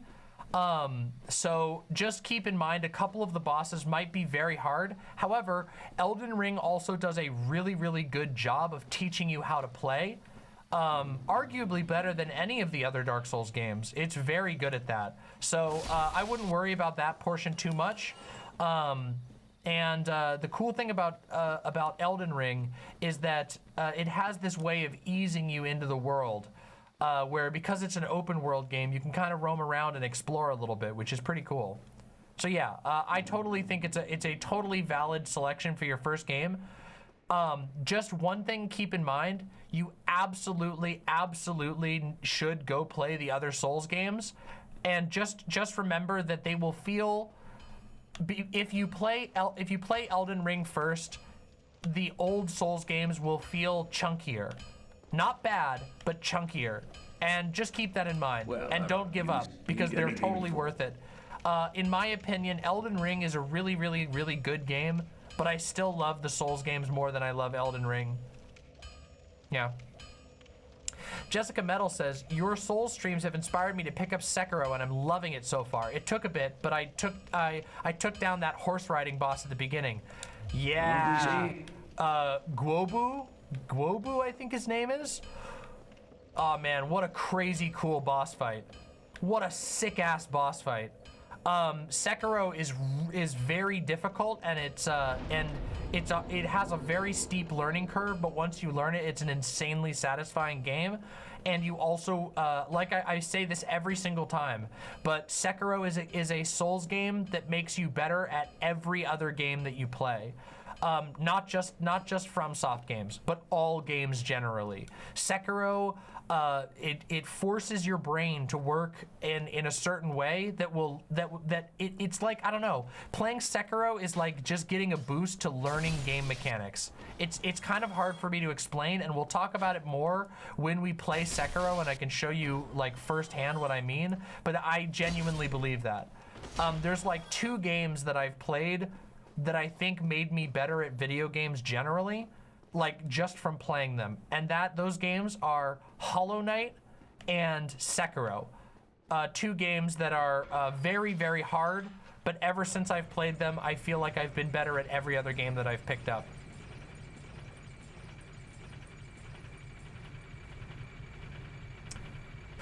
LB, Sekiro is really cool, but just keep in mind, Sekiro isn't really, okay, Sekiro is only on the most technical level a Souls game.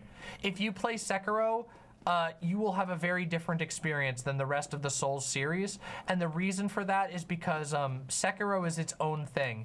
It has some Souls mechanics, but it's very different. It's a very different game. You're a set protagonist. There's a fairly linear story that you progress through, and you use a single weapon that you have to master through the entire game. Whereas in Dark Souls is all about build crafting.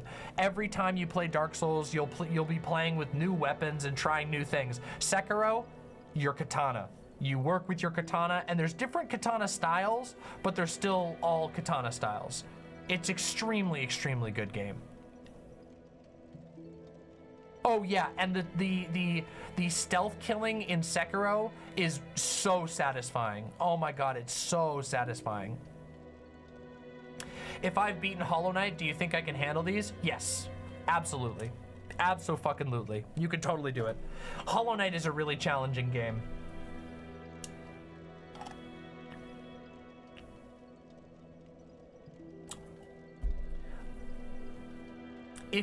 Especially if you've beaten the DLC of Hollow Knight, I would put the DLC of Hollow Knight on similar, like close to difficulty level as Sekiro. Not quite as hard at the hardest points, but overall the difficulty is fairly similar.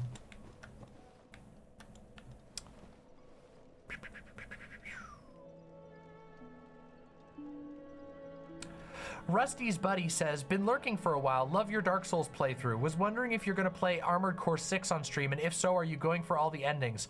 I think I will play Armored Core 6. I'm working on the second ending of Armored Core 6 right now. I've gotten a little burnt out, so I'm taking a short break, but I think I would really like to play Armored Core 6 on stream. I think we'd have a lot of fun with it. It will be down the road a ways because we got to get through the rest of the Souls games first, but I definitely think I will. Also, happy to have you in chat, Rusty's buddy. Thanks for coming by. Did you ring the second bell? That is incredible, I must say. But now we have a new problem. It's noisy, it snores, and its breath is lethal. This is no laughing matter, I tell you. He's, of course, referring, we'll go look at him, but we won't talk to him, to this guy right here. See that guy? See what I'm looking at right there? This is what we awakened, but we are not talking to this guy. Look at his weird eyes. Look at his strange face. That right there is a guy named Kingseeker Frampt. Okay? Kingseeker Frampt is a funky guy. And if you're wondering why I'm not talking to him, it's because we're doing something special this playthrough.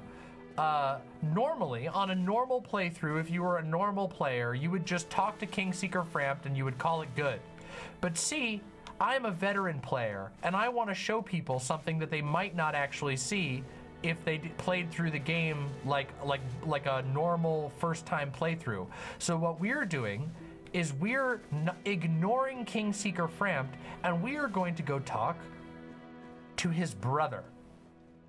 His brother, a serpent named Darkstalker-K. And Darkstalker-K is rumored to exist in the flooded city of New Londo. New Londor. New Londo? New Londo. New Londor. Which you can see before you right now. Behold, the flooded city of New Londo, which we are going to go into next, but I just remembered we actually don't have the item that we need. Now, a bit of lore. This city that you witnessed before you is where a whole bunch of humans moved to after they ran out of space and or were thrown out of the cities circling Anor Londo, the city of the gods. Now, of course, the city of the gods itself was inhabited by the gods, but it used to be that if I'm remembering the lore correctly, basically human settlements formed up all around the city of the gods in like a giant ring. And they basically ran out of space / were driven off, and they founded this city. And as you can tell, it's not doing so great. It's not doing so fucking good. In fact, it's doing really goddamn bad. Wait, do we even have the item that we need? We only have one.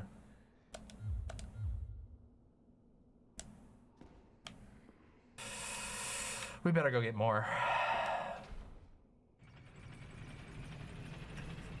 Now, there's a strange thing about New Londo.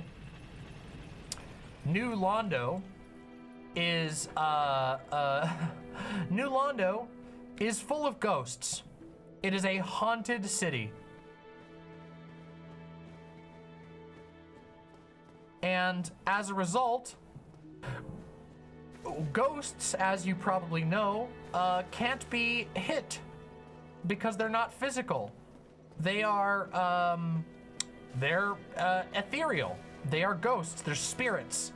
And as a result, we will need a special item to be able to deal with the ghosts that haunt Old Londo. An item which I only have one of, but we're gonna go get some more because I know where to get them. Wait, did I say Old Londo? I meant New Londo. What we need is what is called a transient curse. Cursed people are able to interact with the spirit world, but obviously being cursed also fucking kills you.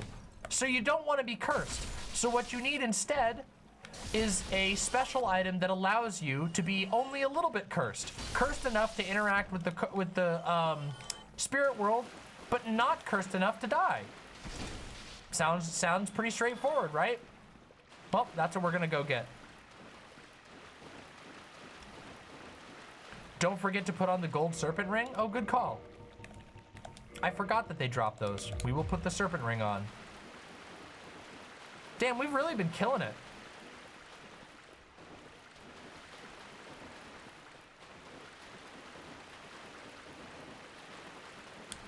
Yeah, literally just the tip of a curse. Just the tip. You left me high and dry for a while there. I thought maybe you'd forgotten about me. Are you back for more of my moss then? Not this time. Plenty of it here, freshly peeled, just for you. High and dry. Last time I talked to her, I bought like 30,000 souls worth of items. Oh shit, they're really expensive. Fuck. All right. Drat. What a humdrum lass you are. Don't be an asshole. I'm gonna buy more. Don't be a fucking dick. Don't be such a bitch about it. Come on. Chill out. Jesus Christ. Talk about fucking busting your balls.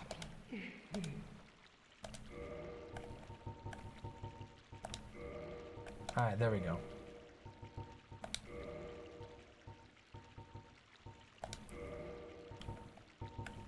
All right. Much obliged. Yeah, all right, all right. I think you can hit the ghosts with occult weapons. Yes, you can hit ghosts. I believe it's occult weapons. And the reason why you can do that is because occult weapons are cursed. They are bearing a curse. But we are not using occult weapons, so yeah.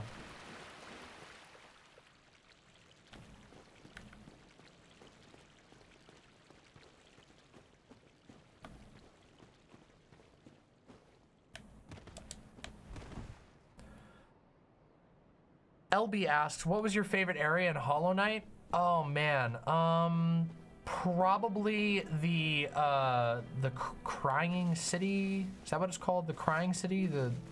I really like that zone, but I also really love the Mushroom Zone. Oh my god. And the weird leech zone. The secret leech zone is so cool.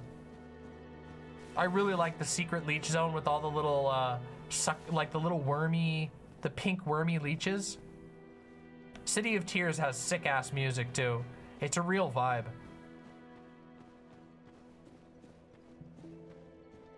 The sewers, yeah, the sewers is cool. The little leeches there are funny. And they make funny noises.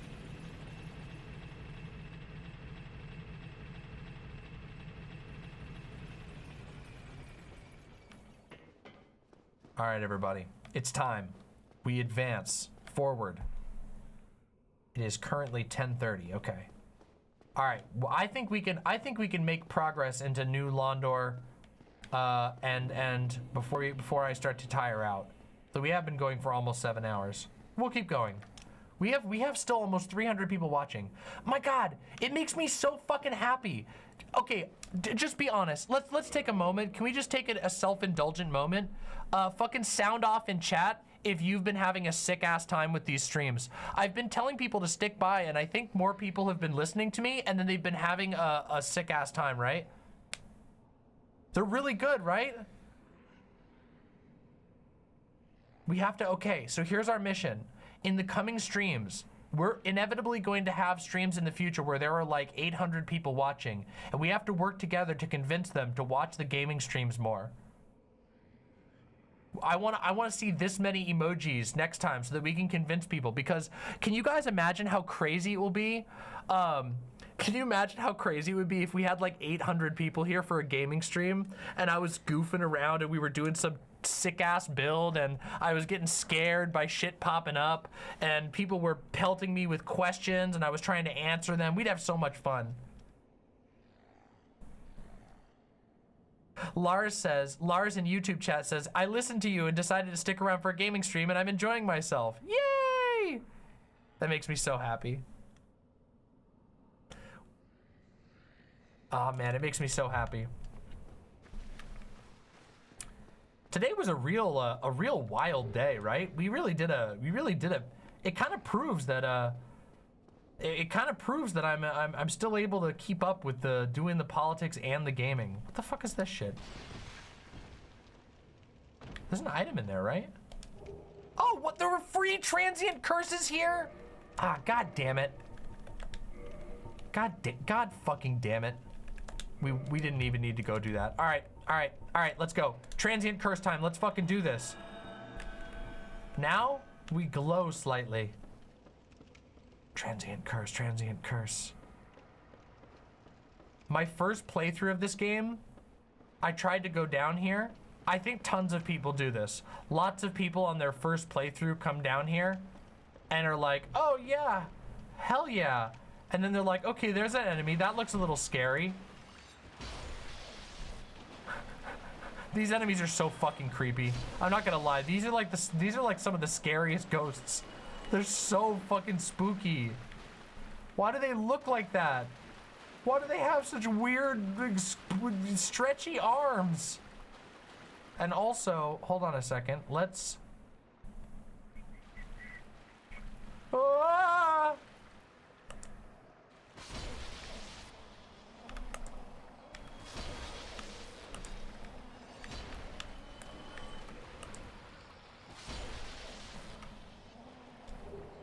Hey, more transient curses.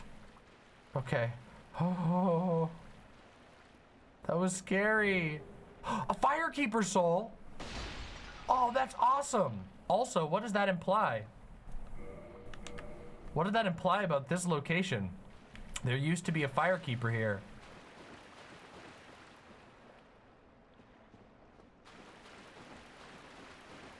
Sad to think about, huh? Okay, up we go. How's our transient curse doing? All right, it's still up. The first time I did this area, I was so fucking scared.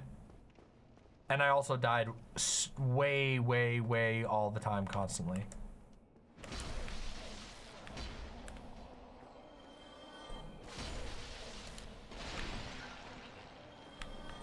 I don't remember all the secrets in this area though, so some of you might have to remind me if I miss one. Whoa! can't do that contraption yet. I think that's a shortcut for later. Ow!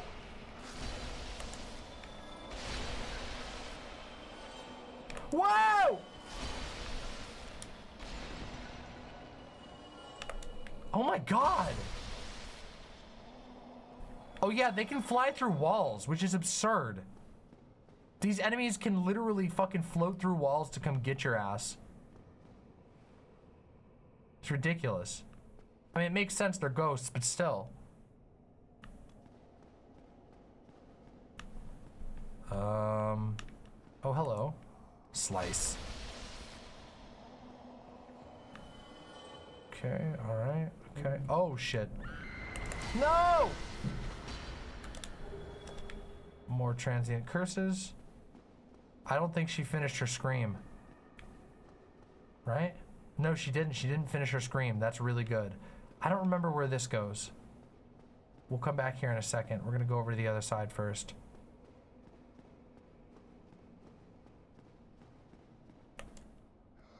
I see you there, asshole. Hey, parrying dagger. Not that we're using it this build. Fuck. This zone is so fucking creepy.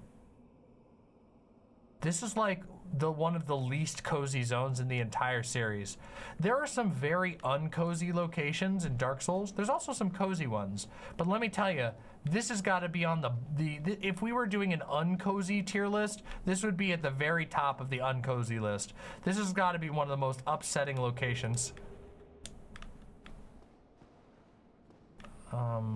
Wait a second. Wait, really? Oh, okay. I guess we do gotta go down there then. Genuinely messed up. Listen to the sounds. It's like unnaturally quiet. There isn't even like... The echoiness is like dampened by this weird fucking like breathing almost. It's fucking horrifying. It's not supposed to be that type of quiet. You know? They did a really good job making it that unsettling. It's not even like the type of unnaturally quiet that there's nothing living there. In fact, the opposite is like, it feels like there's something here, but you can't see it. Like there's something watching you. They did a really good job with the sound design, making it feel that way. Okay, so we can kick this down, which is good. Okay, we need to reboost our transient curse because it just turned off.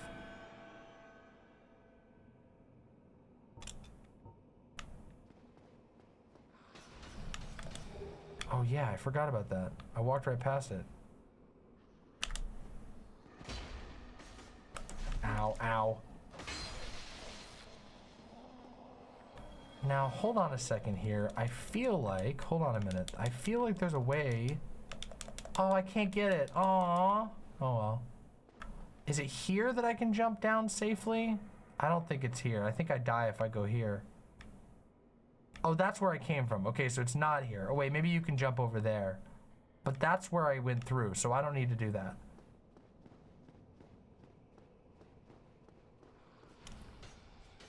Whoa, hey bro. You good? You fucking good?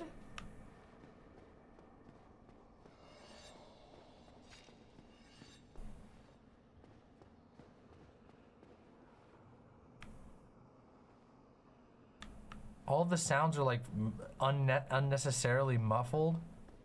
It's weird. This zone is cool. It's so creepy.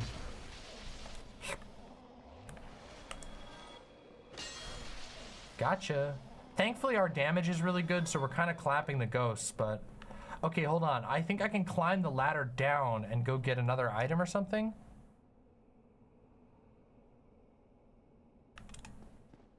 Oh, there's something here with this ladder.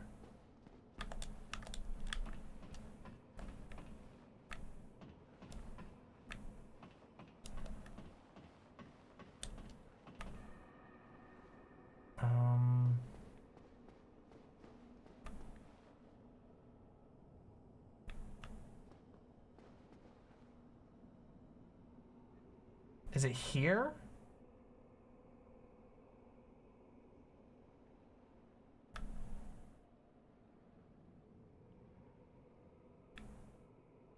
I feel like I remember there's a weird spot where you have to jump down to get a secret item. I do see that dead body over there that I can go walk and go get. I missed him before. He was tucked around a corner and I missed him, but there's somewhere here. I know it's here somewhere, but I don't remember where.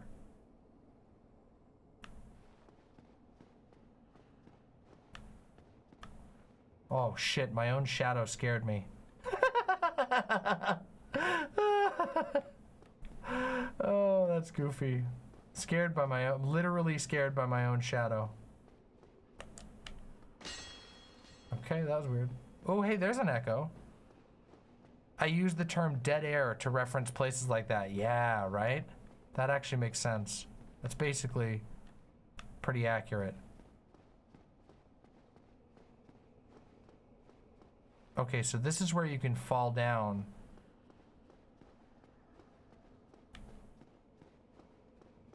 Okay, so it is probably not here that we have to worry about. What about over here? Is there anything over here? No, there's nothing. Okay. I don't really know what the what's the purpose of this ladder then? To be able to go kill those ghosts? Is that it? Is that really it? Did you see they announced a sequel to Deep Rock Galactic? I did not. I have played a little bit of Deep Rock Galactic. I haven't played a lot of it, but I've played a little bit of it. I think it's a fun game. Fawn really likes Deep Rock Galactic. More than I did. Okay. Alright, so here we go. So here we go. Whoa, hey. Ouch. Ouch. Ouch. Ouch. Ouch, ouch.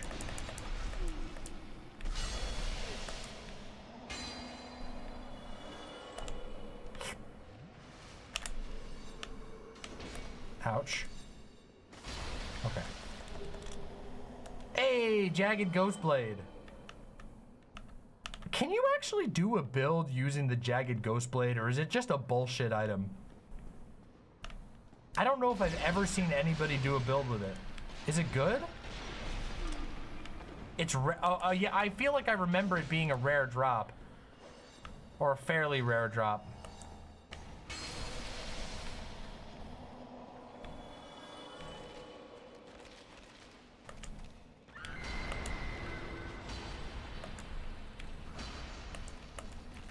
Oh, damn it. That makes them invulnerable for a minute. Oh, shit. No, my curse wore off. Oh, shit. My curse. My curse. My curse. My curse. My curse. Ah, shit. Ah, fuck. Ah, shit. Ah, fuck. Ah, shit. Ah, fuck. Ah, fuck. Shit. Fuck. See, this is the problem. Woohoo! Woohoo! Oh, my dear Lord. Well, that's that. That'll do it. Oh, God damn it. If it exists, you can make a build with it and someone's tried to fuck it. Yep, true. Ah, damn, that's... Oh, no, no, no, no, no, no, no! Okay, wait. Oh, whew. I think it's the only dagger you can use, soul level 1. Oh, that's kind of cool.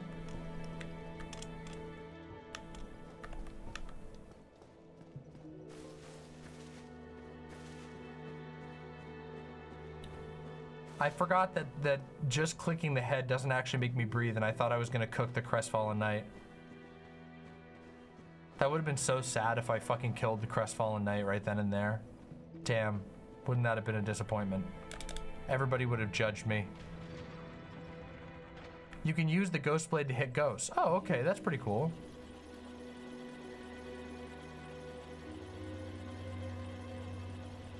The Banshees drop the regular Ghost Blade. Oh.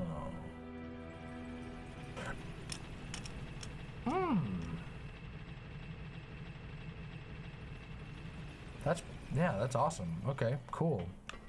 I didn't realize, but that makes sense that you can use the Ghost Blade against them. All right. Well, that was a mistake. I didn't take any damage though, so it may as well not happen. I'm all clear. I meant to do it. I was just flexing. I was just showing off. All right, let's get down in here. Let's get to business. We got progress to make. Let's fucking roll.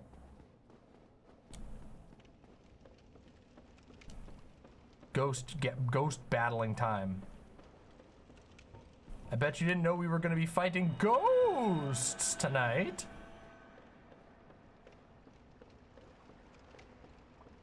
Okay, some of you knew. Some of you could have guessed that we were gonna be fighting ghosts tonight.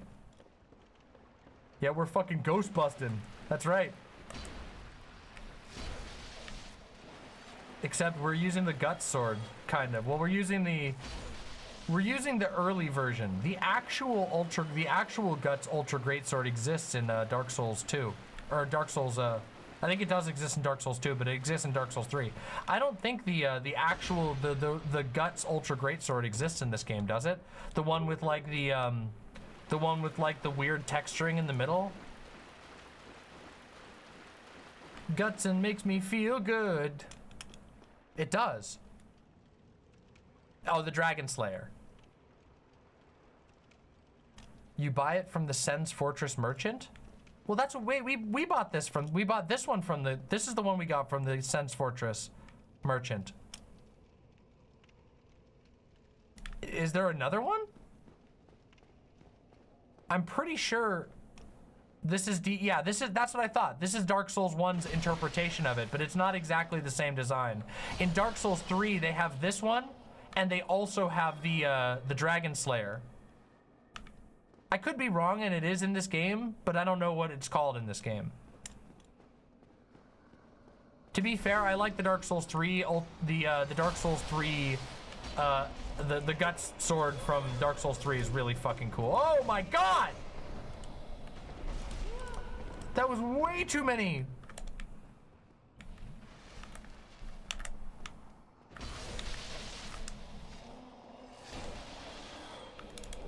At least we're getting lots of transient curses.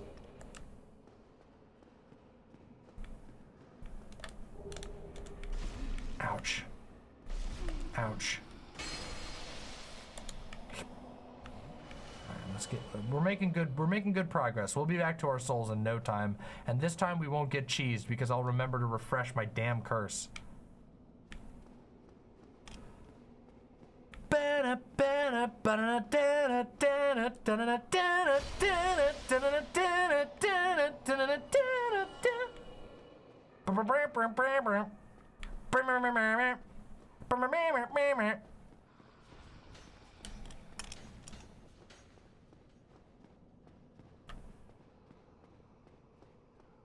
Okay, here's where oh, we can't renew it until it's time. Damn it. Okay.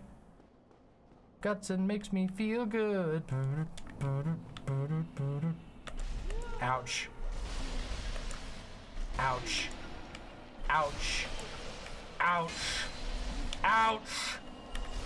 You fuckers.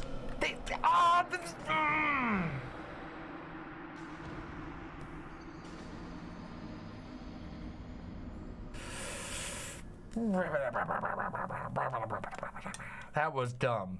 That was lame. I can't believe there was one more little ghost that I missed. I should have backed off. I got greedy. I was bussing too hard. All right?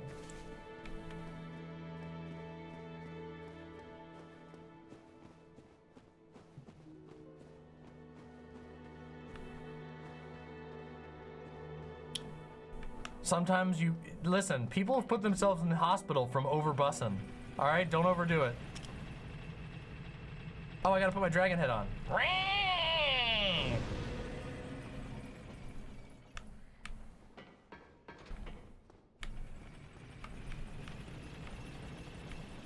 Bussin' makes me feel good. God damn it, now I'm gonna have that stuck in my head all night. I might want the poise ring. Yeah, you might be right. The poise ring might be necessary, but then then I would have to take off Havel's. I don't think it's worth it. Well, wait, we have enough. Wait, you're right. Actually, no, wait, we can take off the covetous one because we have plenty of stuff now. So we'll put on the poise ring. We'll put on the wolf's ring. Okay, this is good. We have 15 transient curses. I think we're gonna be okay. All right, here we go. Let's fucking make this happen. This time, no ghost is gonna get our ass, all right? We're gonna get the ghost's ass. Okay, quick question for chat. Would you fuck a ghost? If you could get a transient curse item, would you fuck a ghost? Ooh, we got some O for sure. Okay, yeah. All right, easily. Yeah, all right, great. We got a lot of necrophiliacs in chat, I see. Oh, got your asses. Got your fucking asses, you motherfuckers. It was a trick question all along.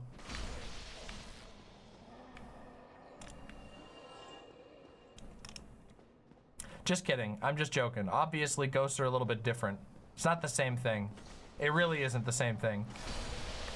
I was just joshing.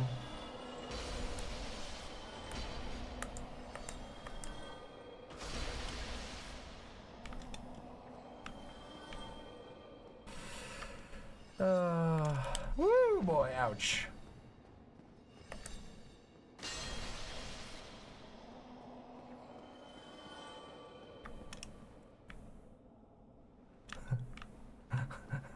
I was just busting your balls.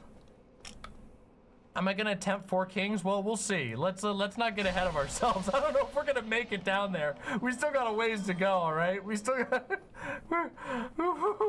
Let's not get ahead of ourselves. I might. If I got the energy, I might. But oh man, these ghosts are getting me a little bit. All right, they're hurting.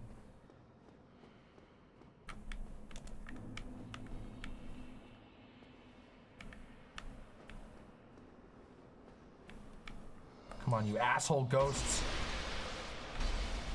You motherfuckers. These guys are such assholes. Look at how many of them there are. You think there's a fucking enough?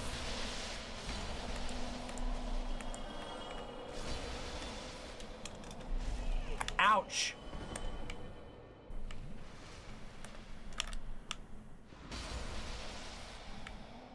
Okay.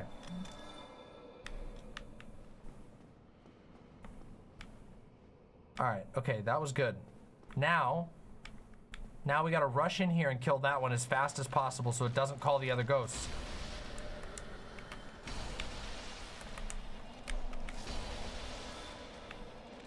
Now, hold on a second. Crunch, you're stepping on all the bones. This is a scary room, okay? The implication of this room right here is upsetting to me. I just want to know, what the fuck happened in this room?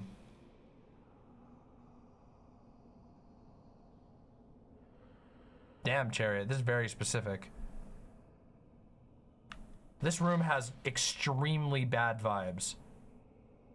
I feel like that's an understatement, but this is the bad vibe chamber, okay? Really bad vibes. Something not good happened in this room. And it's also just fucked up because it's like, there's nothing else in the room, okay? There's no tables.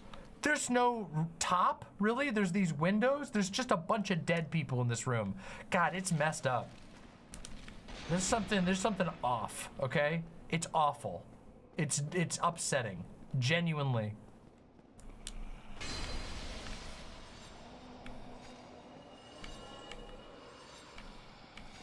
I'm hearing ghost noises. Hey, here's an item. Okay, all right, fuck you. You tried to poke me and you missed. Fuck you. Come on, I'll kill you. Got him. All right, what's next? We know what's next. Up we go. Incorporeal Gussie got me acting strange. Oh, in this room, the ghost first seen here is cradling a baby. I think this is where the mothers came with their children when the land flooded, and those are all their bones. That is exactly the type of bad vibes that I'm talking about. That is like precisely the type of bad vibes that I'm talking about. That is awful vibes. Hey! Well, this is a surprise. I get few visitors, save for ghosts. You have the Lord Vessel. Very impressive. I know exactly what your intentions are. You seek the four kings whom I guard over. This is the key to the seal. Hey! The four kings slumber in the deepest chamber of the ruins. Thank you. Use this key to break the seal and open the floodgates. Oh, and do not forget, the dark wraiths reside in a dark void called the Abyss. But the Abyss is no place for ordinary mortals. Although, long ago, the knight Artorias traversed the Abyss. If you can find him and learn from him, the Abyss may prove surmountable. Hello there. What is it? The key to the seal is now in your hands. I will help you in any way possible. All right.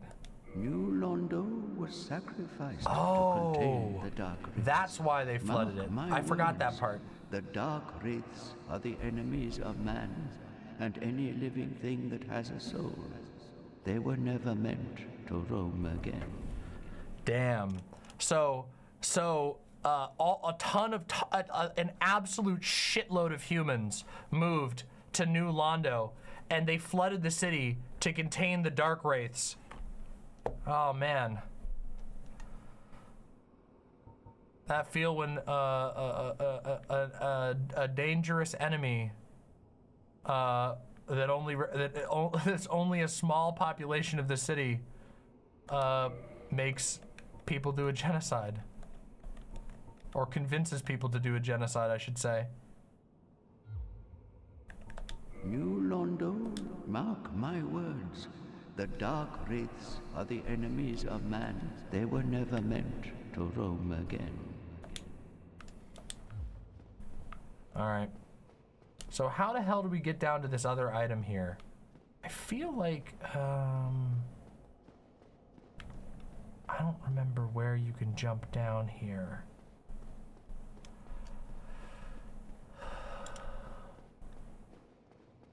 Fucking... Wait, that's a jump? Where's the jump? Wait, right here?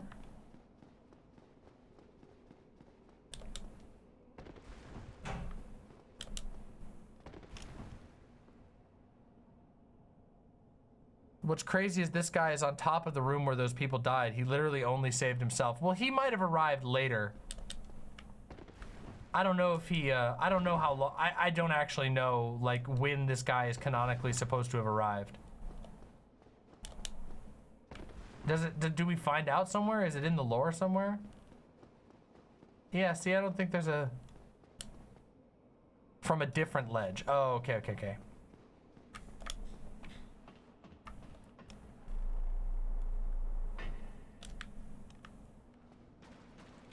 I don't know. Ingvard seems... I mean, Ingvard just did some genocide denial. He was like, oh yeah, the Dark Wraiths definitely were not supposed to... You know, they had to flood the city, you know. Because those guys are pieces of shit and they're not supposed to be... You know, they weren't supposed to get out. So I don't know. I feel like Ingvard might... I think it's possible. It's plausible. We don't have any proof right now. But I do think it's plausible that he kind of let everybody else die and just climbed up there himself. And in fact, if he really has been there since the city flooded, then he probably had advance warning, right? Like almost assuredly. As the keeper of the seal, he might have even done it himself. It's really hard to say for sure. I mean, after all, he does hold the seal that lets you proceed. Which would imply that he had the ability to do it in the first place. He has the key to the seal. He would have had to be the one that closed the door to flood the city. Yeah, you're probably right. Yep. That actually sounds accurate.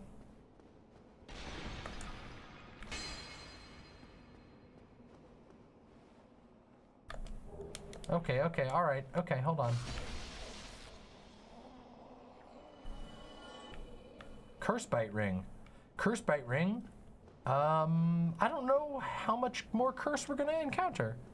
It also would explain why he's on higher ground away from the water. Yeah, you're right. That's true, it would. So, now we go over here, up this way, over here, not over there first, because I want to get these items. So we got to go up here. Ah, this is where you jump onto the roof. Or at least where you can jump onto the roof, which we will be doing.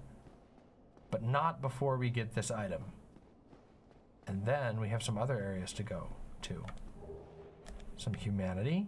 Yum. Always love fresh humanity.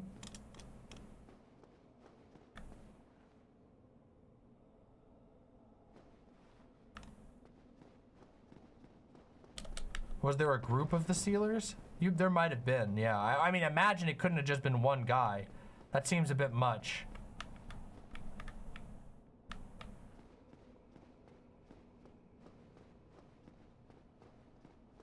Seems a bit of a lot of work. Rare ring of sacrifice.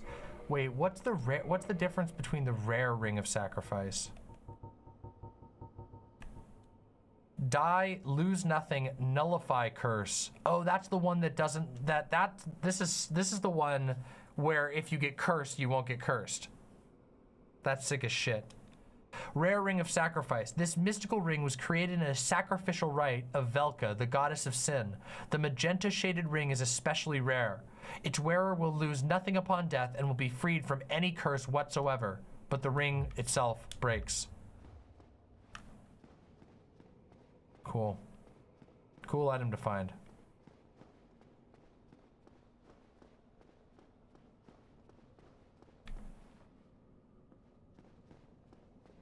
Okay, so now we got to jump down from this window into this creepy room. All right, slurp.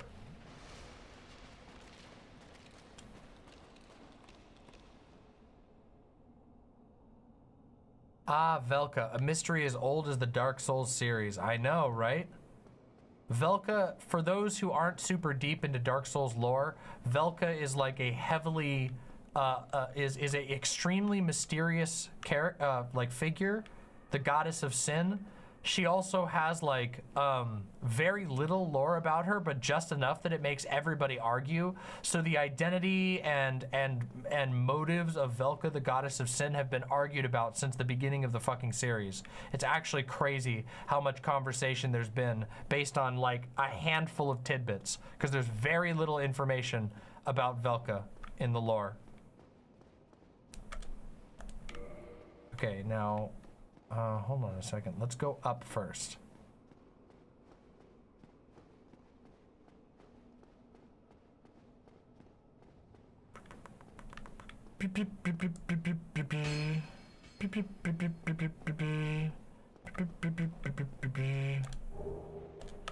Composite bow. All right. We're not doing bow builds because bow builds are a joke, unfortunately. Very sad. It would be cool if somebody, you know what would be cool? It would be cool if somebody did a very simple mod for Dark Souls that just reworked how bows work. But I feel like it would be a lot of work, and somebody probably, I don't think anybody really cares that much to do that much work. All right, here we go, everybody. Ready? You all ready? Oh man, that's so fucking cool, Chariot.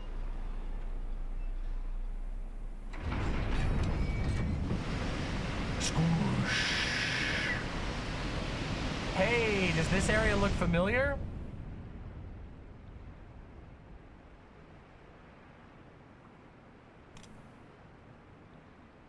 Did anybody catch where that door opens to? Hey, look who it is. Hey. Oh, already? Oh man, can I have a smooch? I love you. Oh, I barely got to see you today. I love you. Oh, I love you. I hope you sleep well. You got up so early this morning. All right. Well, I'll see you in the morning then. Yeah. Oh, Doe's going to bed. Look at that.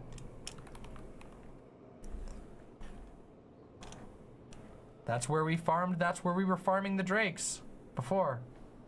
Kind of crazy, right?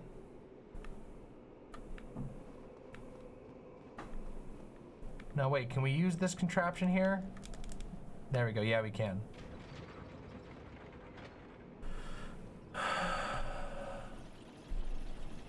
Actually super hungry. We had McDonald's at like noon. We got McDonald's today. And that's all I've eaten today pretty much, besides a piece of the mushroom bread, which was really good. Holy shit. Yeah.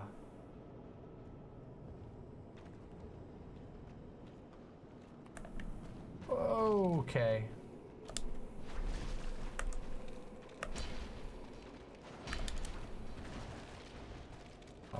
All right, okay, all right.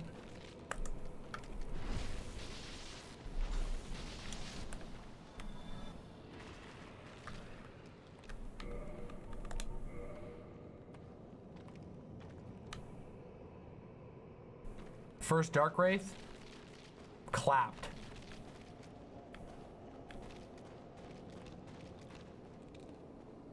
I don't want to... Actually, fighting the drakes from this side isn't necessarily a bad idea. But wait, we're about to get a, I think we're about to get a bonfire. Holy shit. It's genuinely terrifying. There's only one other place in the entirety of Dark Souls where there's this many bodies. And also, this zone it's really visceral, okay? I know that the graphics are a little dated because it's an older game, but this is such an upsetting zone. It's really fucking upsetting.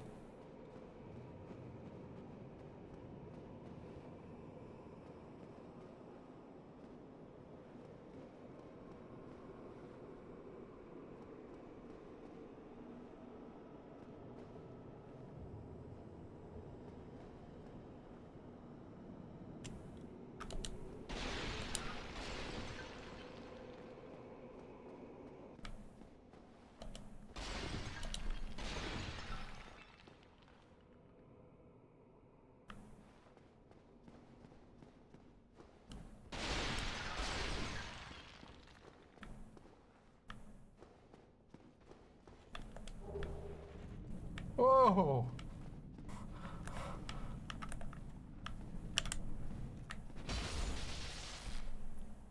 Got him. Wait, really? Hold on a second. Really? Wait, I thought there was another area we could explore here before we got to the fog wall. Am I missing something? No? No, I think I gotta take the fog wall. Okay. Again, it's been forever since I've played Dark Souls, so there's a lot of stuff I don't exactly 100% remember the order of.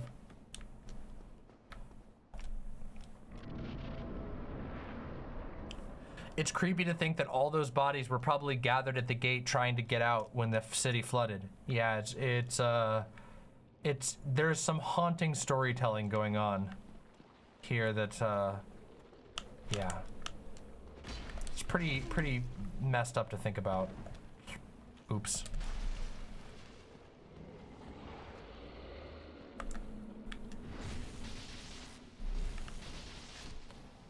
And a drink. All right, my man.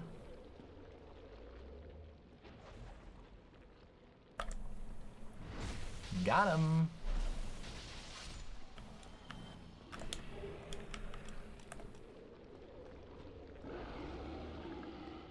I love the design of this enemy. You see it it spits up a knife out of its mouth, or a spear out of its mouth. Ouch.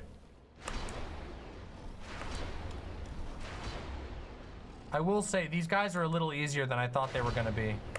Our stats are pretty good right now, I'm not gonna lie.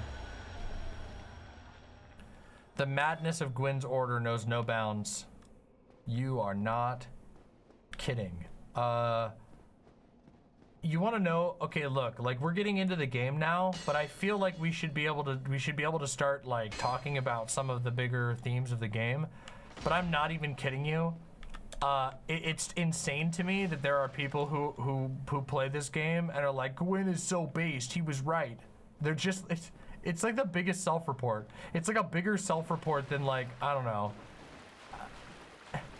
It's just like, how? And we haven't even talked about, we haven't even reached everything. We haven't even reached the full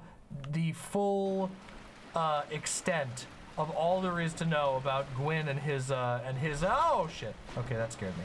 Gwyn and his shit. Okay, we haven't even reached it all yet. Okay.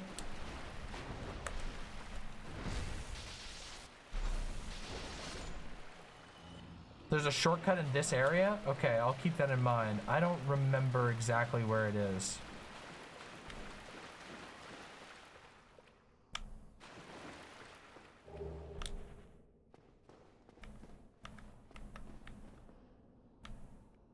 Oh, there's a guy.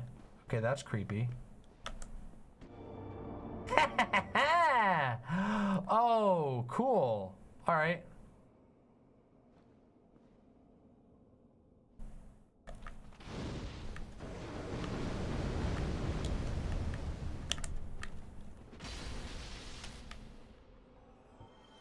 Okay, I'll go back there then.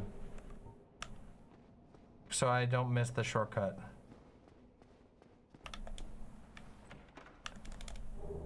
Titanite chunks.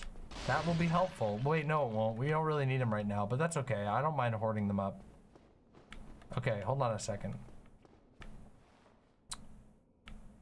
I feel like there is a secret path here somewhere. Maybe I am still just being overly vigilant. Okay, hold on a second. Hold on a second. Hold on a second. Hold on a second. Hold on a second. I'm getting lost. I'm getting lost. I'm getting lost. I'm not lost. I'm not lost. I'm not coping. I'm not seething. Don't do whatever you do. Don't fucking think that, because it's a lie. And if you convince yourself of it, it's because you're an idiot. And you don't want to be an idiot, do you? Nobody wants to be an idiot, right? That would be horrible, right? Living your life as a fool, as a buffoon. Nobody wants to be like that. Nobody wants that fate, that dark future.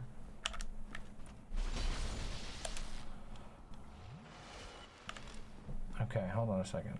Okay, so I'm going deeper in. I need to hold on. I need to cool off for a second. I'm rushing ahead. I don't mean to, but so there's this way, which is not the way I want to go, or is it? Oh, there's another guy. Oh, there's a treasure chest in here and another dude.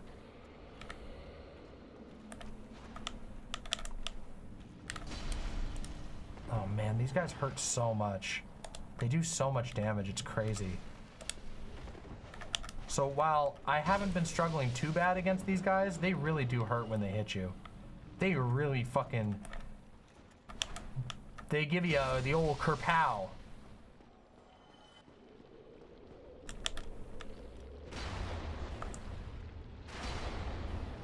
Man, these guys are so cool looking. They're so scary.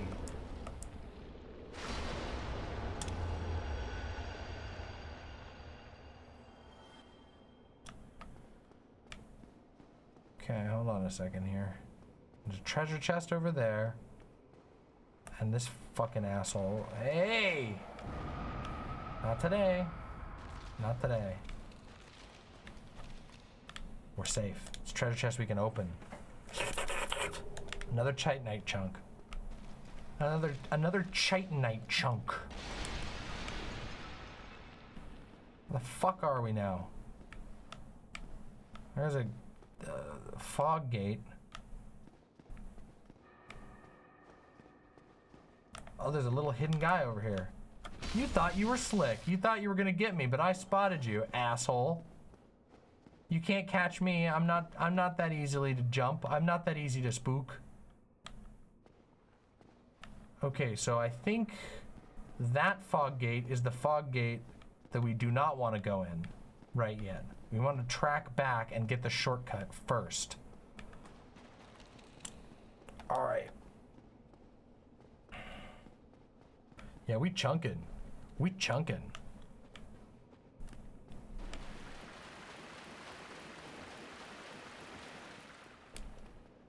Okay, all right, okay.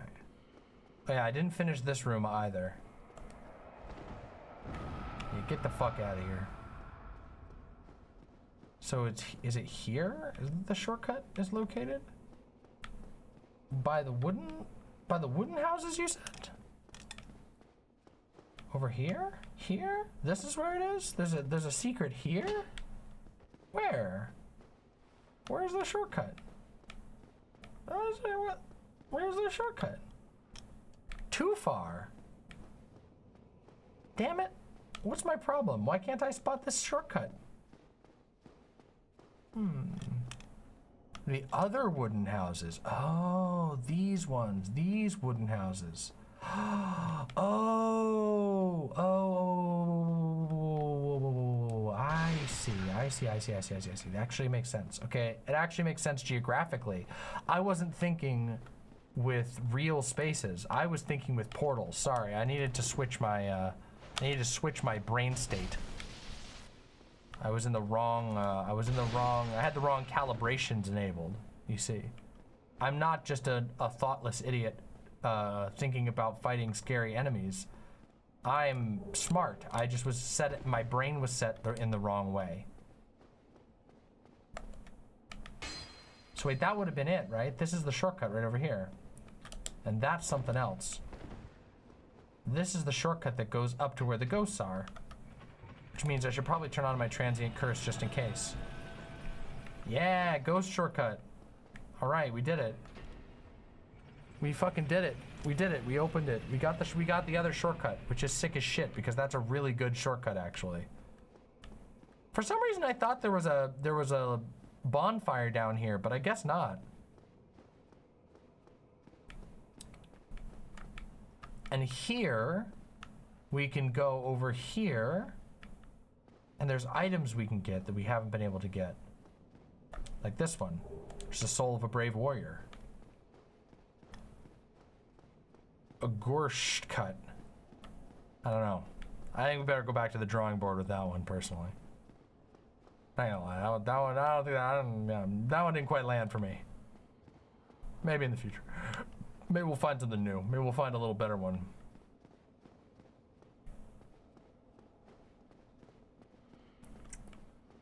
What am I doing? Okay, this is not the right way. So what the hell? I'm so fucking hungry, it's ridiculous. You wanna know the stupidest thing in the world? That you can live in a giant major city and nothing is open fucking late. Okay, there's some things open late, but most things aren't open late. It's fucking crazy to me. It's actually fucking crazy to me. Am I doing the Dark Souls USB steering wheel challenge? No, in order for TOS, I'm actually playing this game entirely with my penis, but in order to keep the TOS, I have a fake controller up here so that it looks like I'm playing with my controller, but I'm actually not. What did I just get? God damn it, what item did I just get? Shit. What was the, fuck. What was the item that I got? Anybody saw it? Did anybody see the thing? Somebody tell me what item it was so I can, if there's lore, I can read it. God damn it.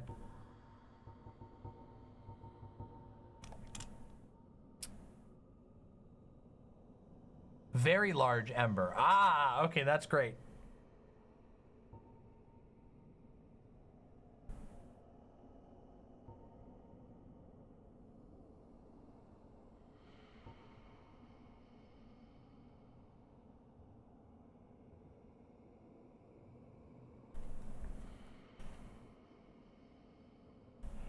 Titanite slabs.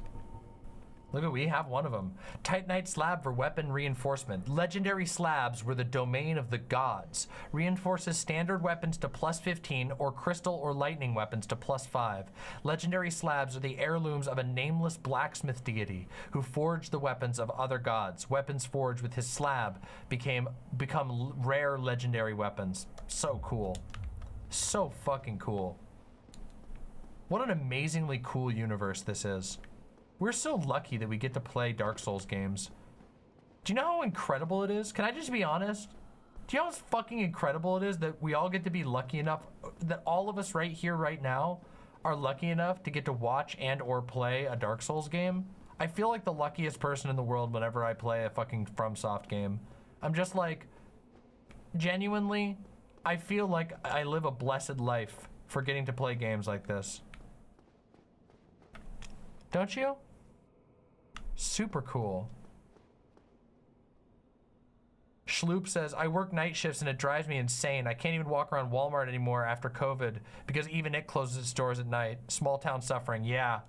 I don't even, but it just so you know, that used to be like exclusively a small town problem. Cause I remember when I first moved to, when I lived in Maine, obviously everything fucking closed at like 9 p.m. and there was nothing open after that. And then I moved to the big city and it was like, damn, everything's open all night, all the time, because there's students and there's people and all that shit. And then, and now the entire world suffers the fate of the small town, which is that nothing is open past like 10 o'clock. They're just like, it's not worth it anymore, fuck you. And I'm like,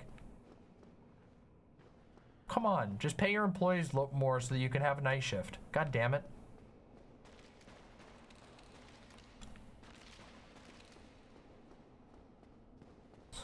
Okay, so wait, is this it?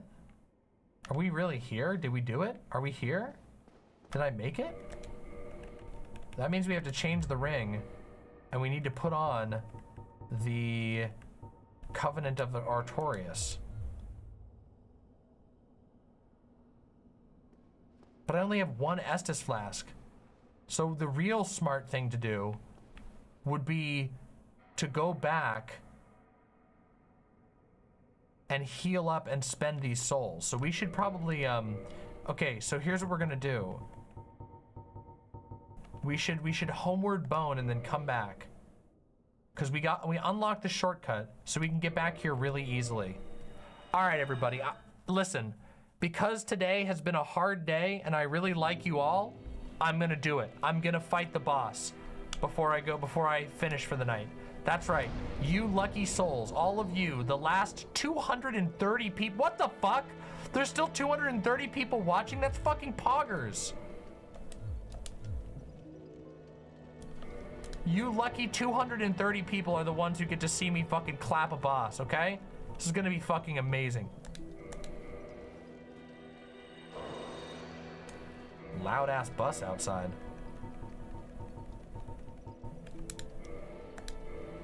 Ow.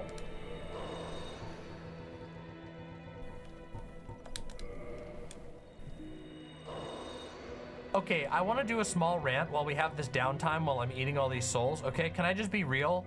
Dark Souls 3 boss weapon system and Dark Souls 3 weapon crafting system is just objectively better than Dark Souls 1, and anybody who says otherwise is mad coping. Like deranged mad coping, okay? It's like not even funny. The fact that like you have to do so much work to be able to make a boss weapon when you already have a big expensive soul anyway that you have to sacrifice in the first place, but then you also have to do some bullshit of like leveling up another item when they were like, actually we should just have the transposing kiln, was like the smartest thing that they've ever done. And guess what, everybody? Just in time, not only are we gonna get to fight the boss, but we're gonna get to fight the boss with the dragon greatsword. Look at this motherfucking shit. Hwah! Hwah! Oh no! They didn't die. Whew. I was so worried. That would have been so, I would have been so pissed if I did that.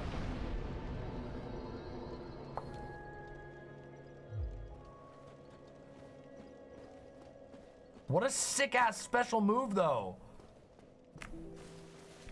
Absolutely deranged special move. Also, time to reinforce the Estus flask. Thank you, Firekeeper. All right, here we go, everybody. It's motherfucking time. Let's do this shit. New fancy schmancy weapon. Look at how cool it looks. We're so stylish. Oh man, okay, from now on, for the rest of the game, all we really need to do is farm up dragon slabs, and we also need to put tons of points into endurance so we can get some sick-ass armor to wear while not fat rolling. That's our next goal, is just tons and tons of levels into endurance so that we can be sick as shit and do cool moves.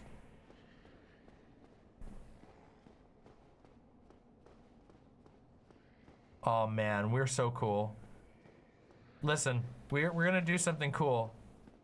See this guy? We know who this is. We're gonna put him out of his misery in style. Ready? Oh, damn! He deserved worse than that. It's Berserkin time. That pink hollow, that single pink hollow constantly, I'm not even kidding you, I constantly think about that pink hollow because I've met so many people in my life who, if we lived in the Dark Souls world, they would be that exact pink hollow. Just miserable people that if we lived in Dark Souls, they would have just straight up been that pink hollow. Oh shit, I forgot the transient curse.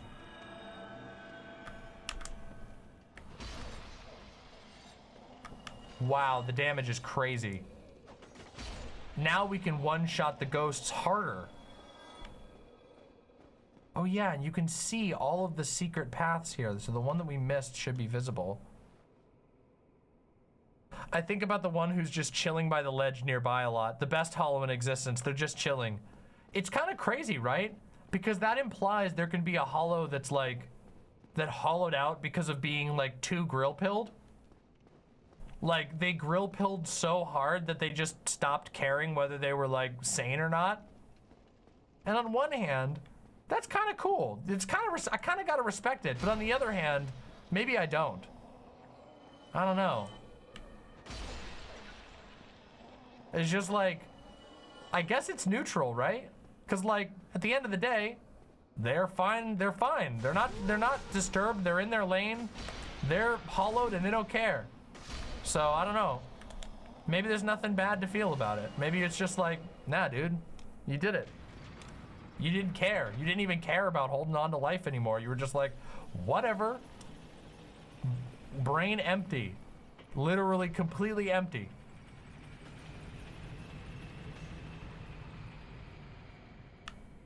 I don't know. Yeah. Hard to decide exactly. 100%. All right, so we gotta worry about these guys still on our way back. Eat mother. Oh shit. Conk. Oh shit. Okay, all right, damage is pretty good against these guys, honestly. Now keep in mind, this is only a level 2 Dragon Ultra Greatsword. So this is only gonna get stronger. We still have multiple expensive levels to go. And look at that damage. We're gonna hit so hard. And as if I remember correctly, people said that this item, because it's a dragon weapon, also scales with your dragon covenant, which means if I farm up dragon scales on my off time, this is only gonna become more powerful, which is pretty cool to think about.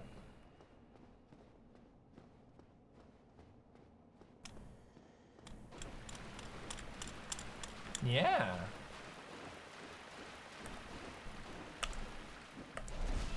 It does. Oh. Oh no. Oh no. Why did I do that? I got distracted thinking about something else and I just goofed. Damn it. It's alright. Dragon mode. It's alright. We'll get right back into it. It's not gonna slow us down at all, okay? Not taking it personally. I'm honestly, it's not a big deal. We'll get right back down there. It'll be no big deal. We'll chop right through him again. I'm not afraid.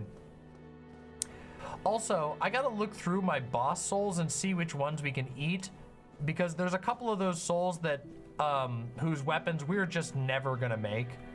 Like, for example, as cool as the Moonlight Greatsword is, I don't think we're gonna use it on this playthrough. For those who've never played this game, the Moonlight Greatsword is a sword that is in every single FromSoft game.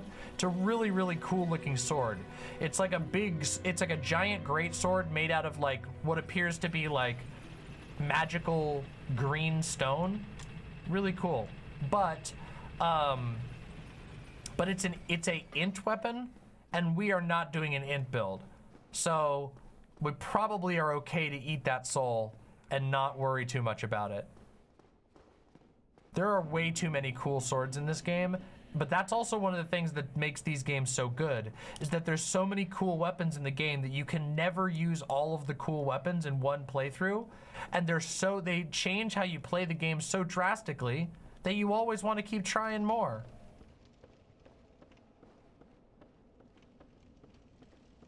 I know an even better shortcut. If you stop by the stairs that lead to the elevator just off the ledge, if you stop by the stairs that lead to the elevator, just pop off the ledge, the stairs that lead to the elevator.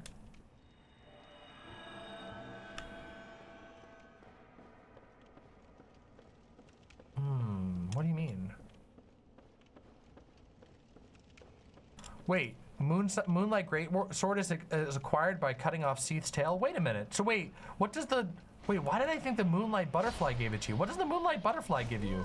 A catalyst? Or something? Is it a stupid fucking catalyst for real?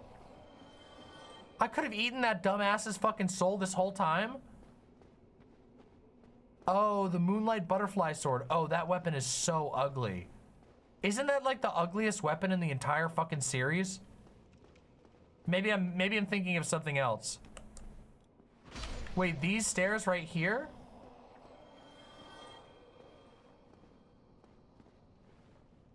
Oh my god, you're right.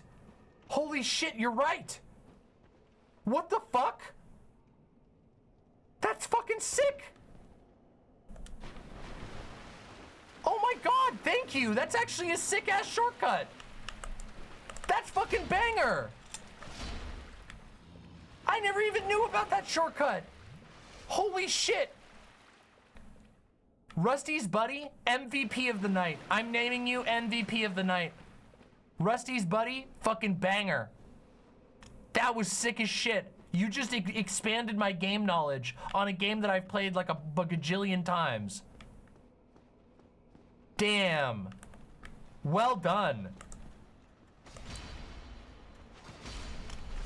Ouch. What the hell are you doing over here?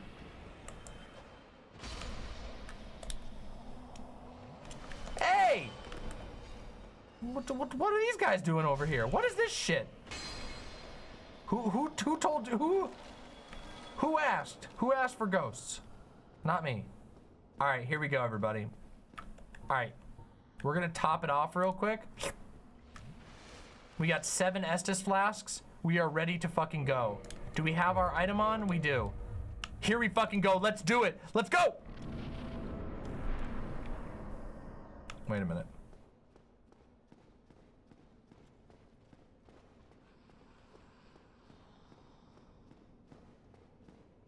Is there a ghost still following me?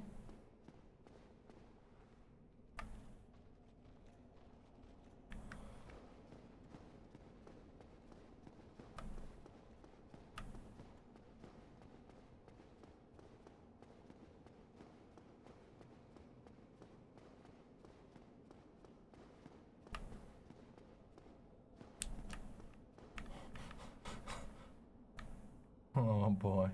All right, here we fucking go.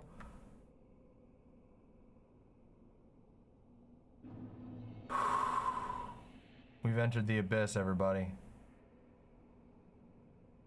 Damn, it really lives up to its name?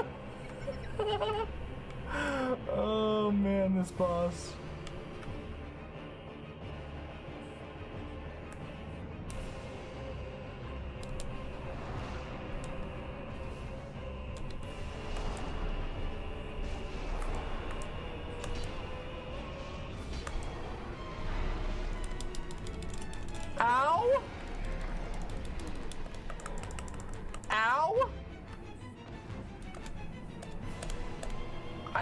they had a grab attack? Oh, come on. 2?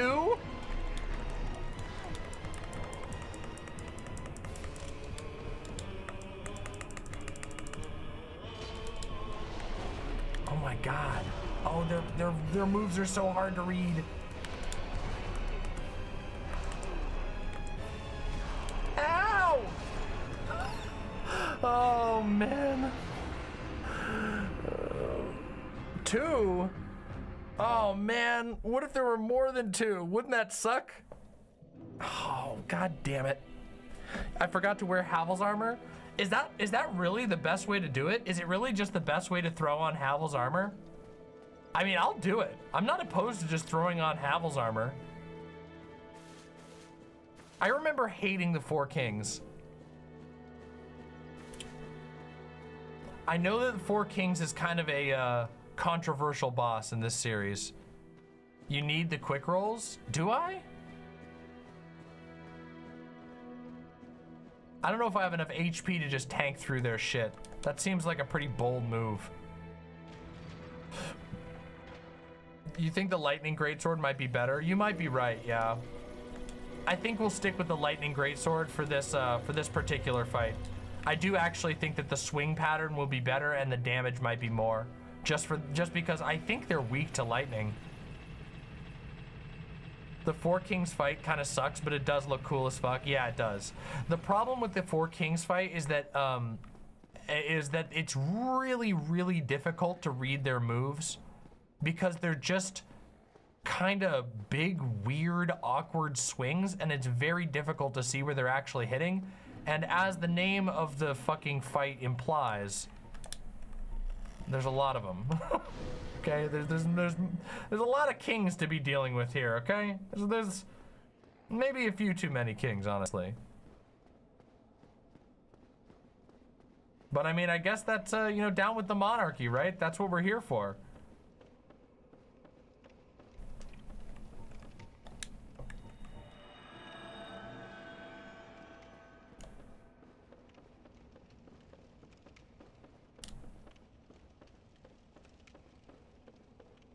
One king, it wasn't even 2 kings. Couldn't have been 3 kings. Couldn't have been more than 4 kings. 4 kings.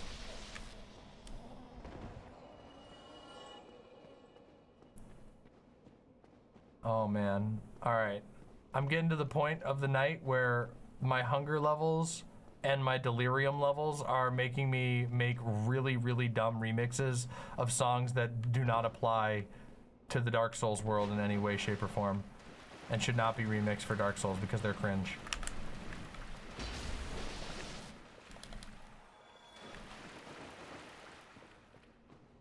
What are you Four King talking about?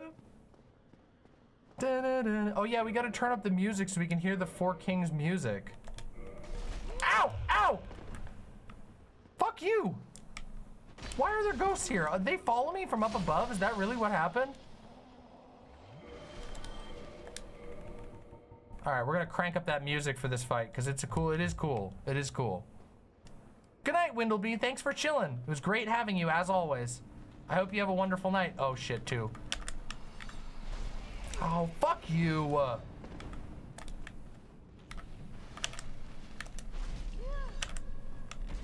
Oh my god. Oh man, I'm getting bullied like crazy here. What the fuck is happening? Are we for real right now? Is this actually happening? Is this really what you are witnessing right now? Is this getting cheesed all the way over here by a fucking ghost and 2 fucking dark wraiths? Suck my cock. What a fucking load of bullshit. Where'd the fucking ghost even go? Did I hit the ghost? I must have hit the ghost. What? What's it up there for?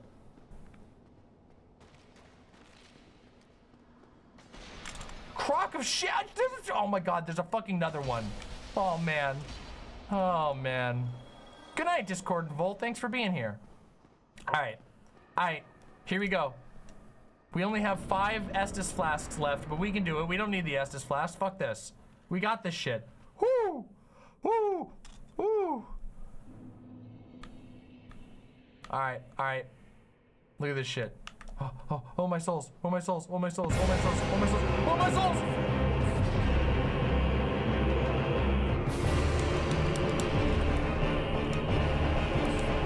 Fuck this guy.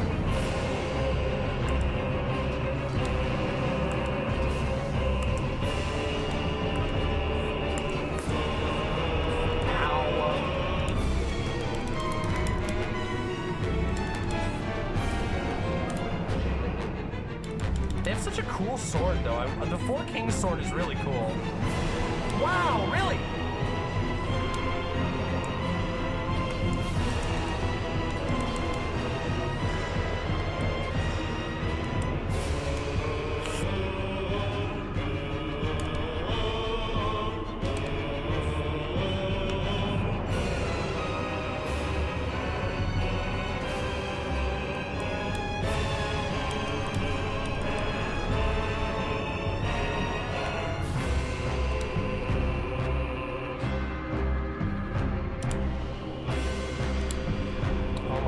What a fucking piece of shit.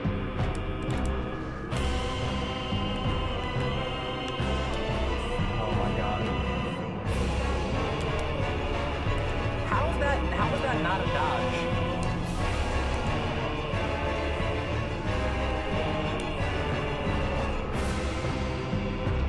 Really? Really?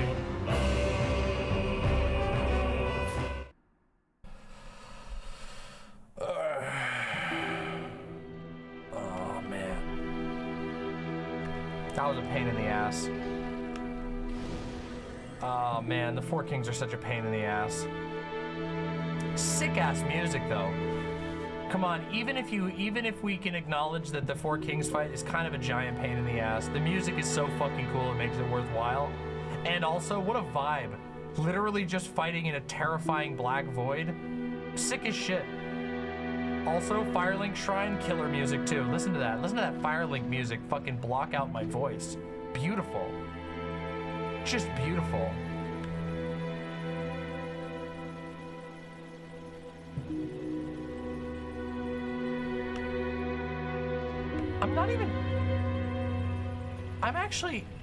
It might actually be better for me to Havel's armor the shit out of this crap. Like, it might not, but it might be. Because they're not actually doing that much damage, and the damage reduction from Havel's might take it further, and I'm able to slash these guys down in like 5 hits.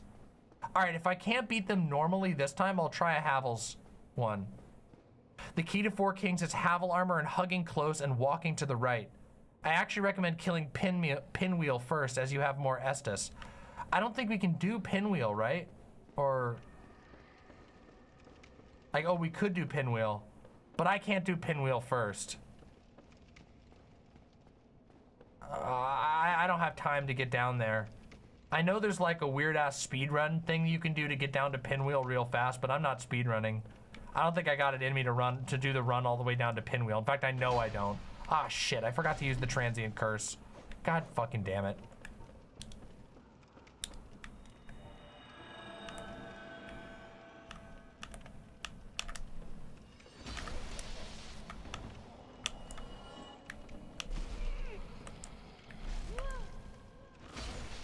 I always do Pinwheel first.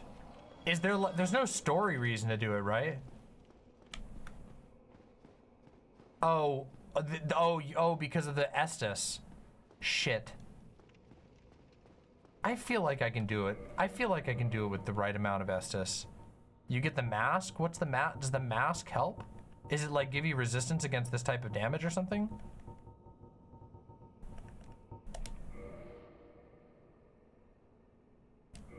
The 10 Estus is a big deal actually, because you can get the fucking 20 Estus. Oh man. Okay, well, I feel like I can beat these fuckers. I feel like I can do this. I feel like I can do this if I'm smart and don't be stupid. Alright? Keep it fucking simple, me. Oh, shit. Shit. Oh, slick. Fucking slick.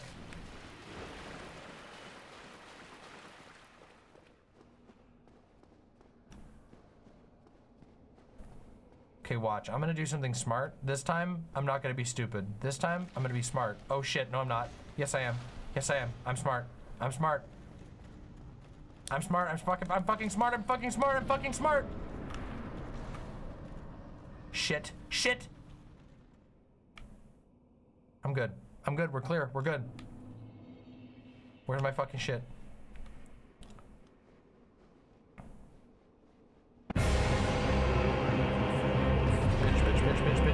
Bitch. Alright, here we go, here we go.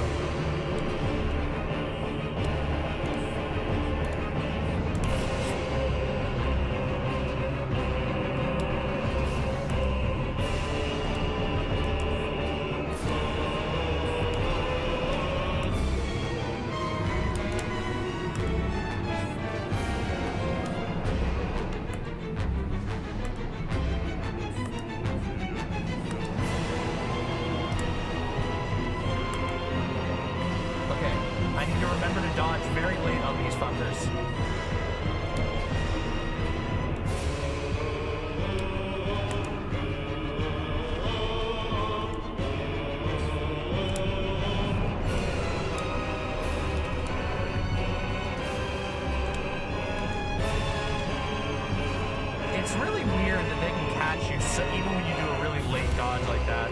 Their hitboxes are so fucking weird.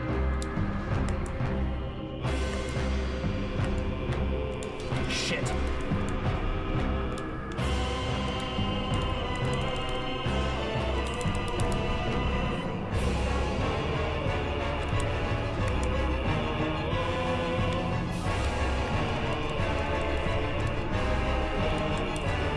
Dodging that one is such a bitch.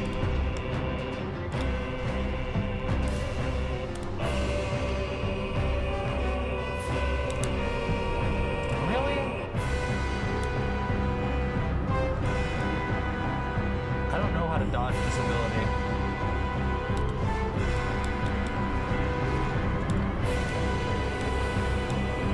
Oh, man. Oh, man. What a fucking asshole.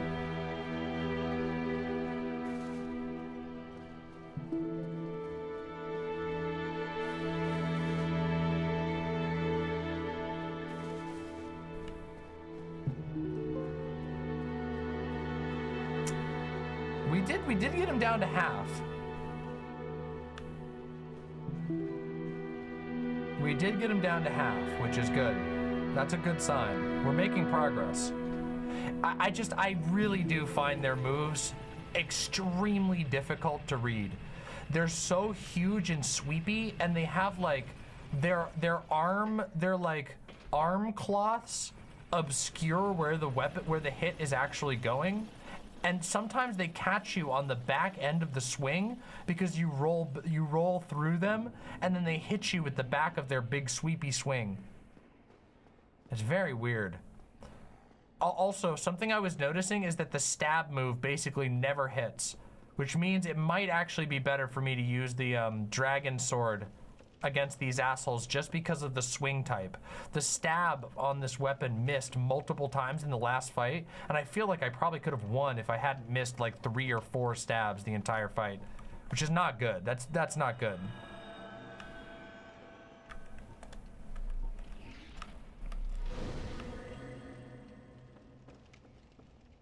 All right, we're gonna give it one more try here.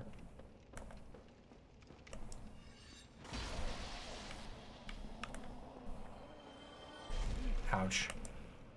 Ouch. If you want to use the dragon sword, then put on Havel's armor because you're gonna fat roll anyway. Is that true? Do I fat roll with the dragon's gray sword? Oh, you're right. I didn't even realize that. All right, we're Haveling up. We're gonna give the Havel try. Let's give it a good old Havel try. Haveling time. Boom, boom, boom, boom, boom, boom, boom, boom, boom.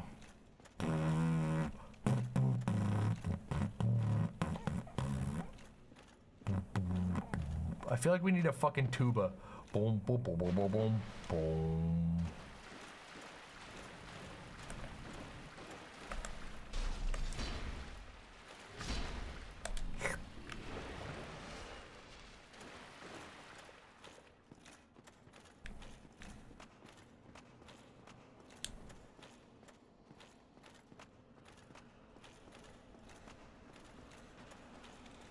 Get the fuck out of my... Oh, come on. Really?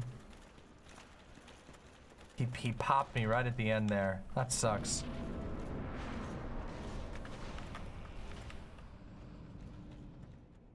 Alright, we're clear, we're clear, we're clear.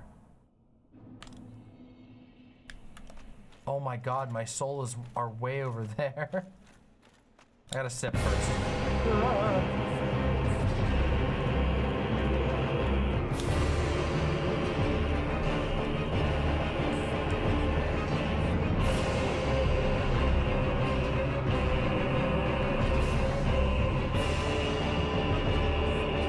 Well, the grab still sucks.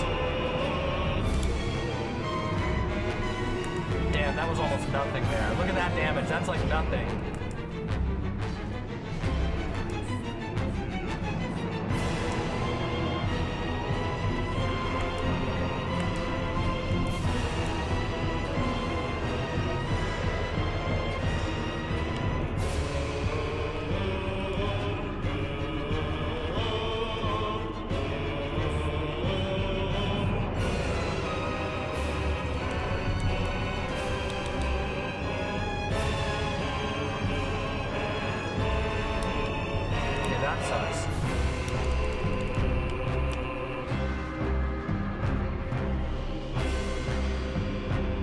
Projectile sucks.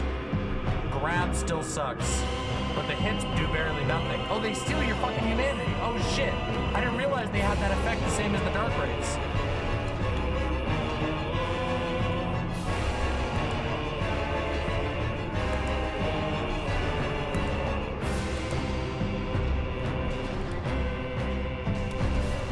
What? Why did that... Oh man, did I tap my square? I think I tapped my fucking square button and I tapped my fucking square. That sucks ass. Alright, we got this next time though. There's no chance. With the full Havel set, they will stand no fucking chance against us. That was definitely working. We can win this.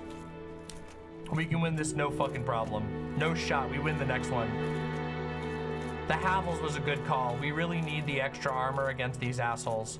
Because our damage is crazy good, so as long as we can keep outputting damage, we'll be able to shred them down. I goofed up at the end because I accidentally hit my Estus button, and it caused me to take a critical hit. Which you have to be very careful about. Something about this game that's a small skill thing that people don't know, that people don't realize. And I still make that mistake all the time. It is a trap. Oh, I'm definitely gonna win this. We definitely got this shit. It's almost midnight. Damn, I've been streaming so much and so late lately. Fuck. All right.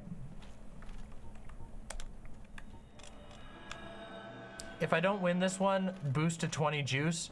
If I don't win this one, then I'm gonna stop. If I don't win right now, I have to stop because my back's hurting, and we'll go beat Pinwheel, and then we'll come back and do these guys next stream.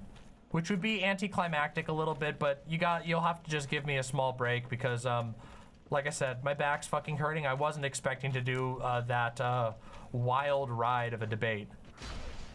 That was a wild experience. So, I wasn't really expecting that, but I think, don't give up on me yet. I think there's a good chance we win this. I think there's a very good chance we win this, in fact. We'll have more defense this time because I have the helmet on, and I know what I'm doing now with this build. Electo debate? Oh, you weren't here. Oh my god, it was how do I explain this? It was about Israel-Palestine, and it was oh my goodness. It was a wild ride. Let's just put it that way. I'll just put it like that. It was a wild fucking ride. We'll be putting it up as a video, but I highly recommend rewinding after I end this VOD, because it was definitely an interesting one. It will make you feel emotions of various types. Oh, okay, yeah. If you don't want to be depressed, I don't recommend it. It was a fairly depressing conversation in the end.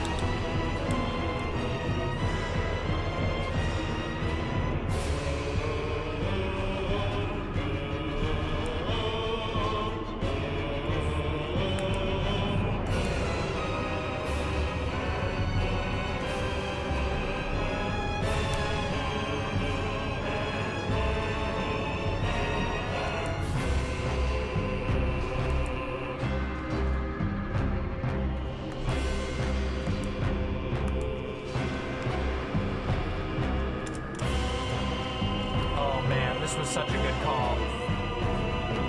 The extra added defense from Howells is like, this is so god tier. This is exactly what we needed.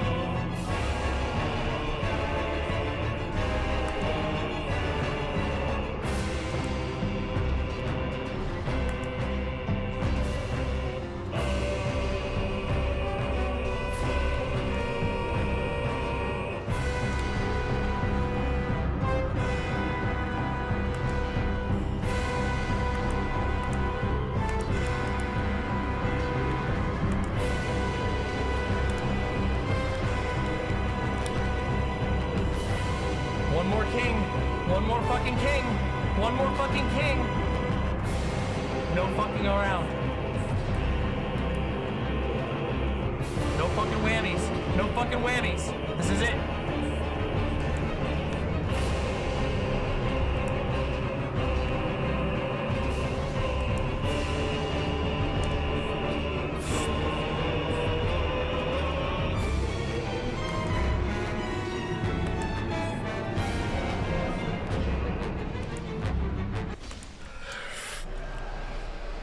Yes!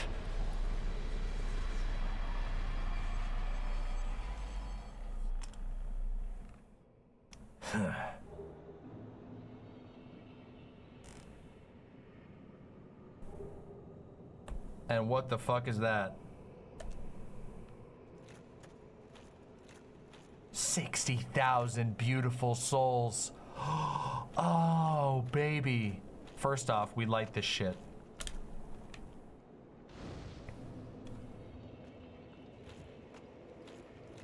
Now we talk to this bitch. Greetings, undead warrior. Thank you, I Electo. am the primordial Thank you. Darkstalker Calf. Calf. I can guide thee and illuminate the truth. The truth I shall share without sentiment. After the advent of fire, the ancient lords found the three souls, but your progenitor found a fourth, unique soul, the Dark Soul. Your ancestor claimed the Dark Soul and waited for fire to subside, and soon the flames did fade, and only dark remained. Thus began the Age of Men, the Age of Dark. However, Lord Gwyn trembled at the dark, clinging to his Age of Fire and in dire fear of humans, and the Dark Lord who would one day be born amongst them. Lord Gwyn resisted the course of nature by sacrificing himself to link the fire and commanding his children to shepherd the humans. Gwyn has blurred your past to prevent the birth of the Dark Lord. I am the primordial serpent. I seek to right the wrongs of the past, to discover our true Lord. But the other serpent, Frampt, lost his sense and befriended Lord Gwyn. Undead warrior, we stand at a crossroads. Only I know the truth about your fate. You must destroy the fading Lord Gwyn, who has coddled fire and resisted nature, and become the fourth Lord, so that you may usher in an age of dark. Fucking yes, hell yes. Dark Lord ending, motherfuckers. Ah! Our power shall be unstoppable. Entrust thine flesh to me.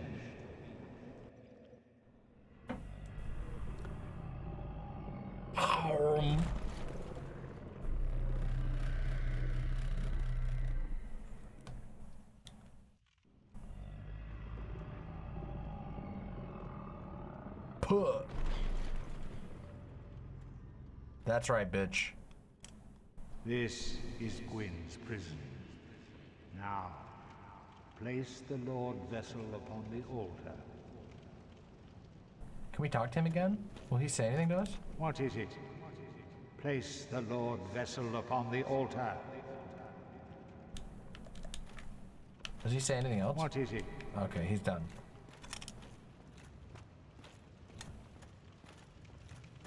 Damn, that is one messed up fucking altar.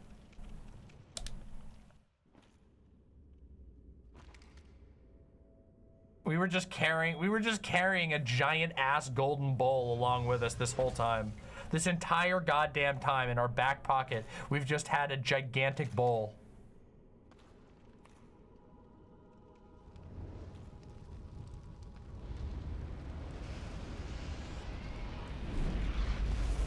We can get 30 humanity.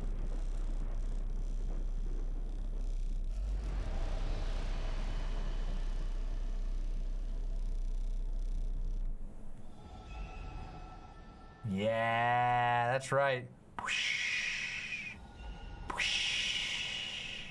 Dispel those golden fog gates.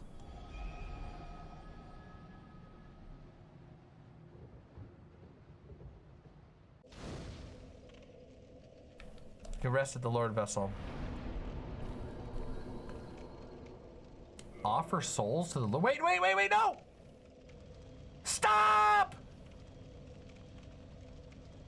Wait. What does that do? Wait, what does offer souls to the Lord's vessel do?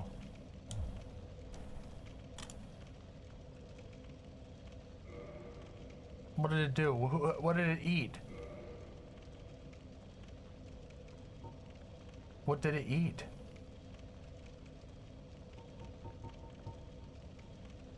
It didn't take a humanity. Oh, okay. Oh, phew. Okay, good. Oh, so it ate the soul of the four lords? Okay. So it ate the 4 kings' soul, then, is all that it ate.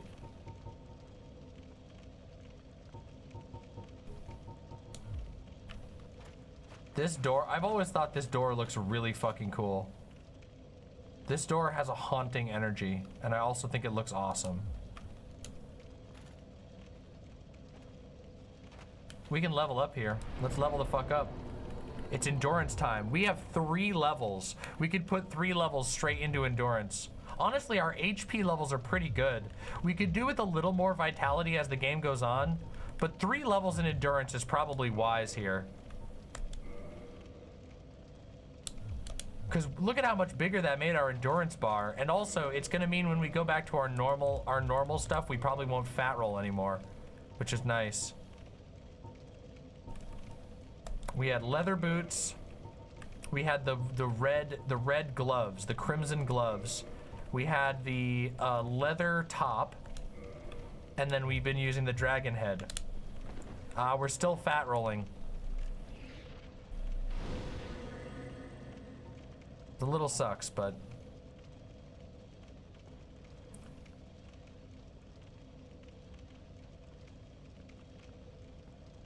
whoa, hey, whoa. I did not mean to do that. That was an accident. I'm sorry. Locked by some contraption. We might be able to, oh yeah, you're right. We might be able to run Grass Crest Shield, but that will have to be, we got to get more endurance first. Okay, we're mid-rolling right now. That's not the worst. This isn't a fat roll. This is a mid-roll. So, that's not the worst. I do like the dragon sword. Oh wait, but we also don't have, oh shit, no. Okay, we could switch to ring in favor of protection at this point. I don't think there's any other point in the game where we have to change rings. No, we shouldn't. No, that's foolish, because I still want to farm with the covetous gold serpent ring. So no, it's not. It's not time. It's not time. It's not time. It can't be. Very well. Once the vessel is filled with souls, the gate to Gwyn shall open. Seek Gravelord Nito, the Witch of Acelaces, and the traitor, Seath the Scaleless. Fill this vessel with their souls. Then the gate True, Arlo, will it is open, cool. so that you may kill Gwyn. You need the lava ring to get to Bed of Chaos. Are you Oh, ready? you're right. Then let us return to the abyss. All right, let's go back to the abyss. Womp.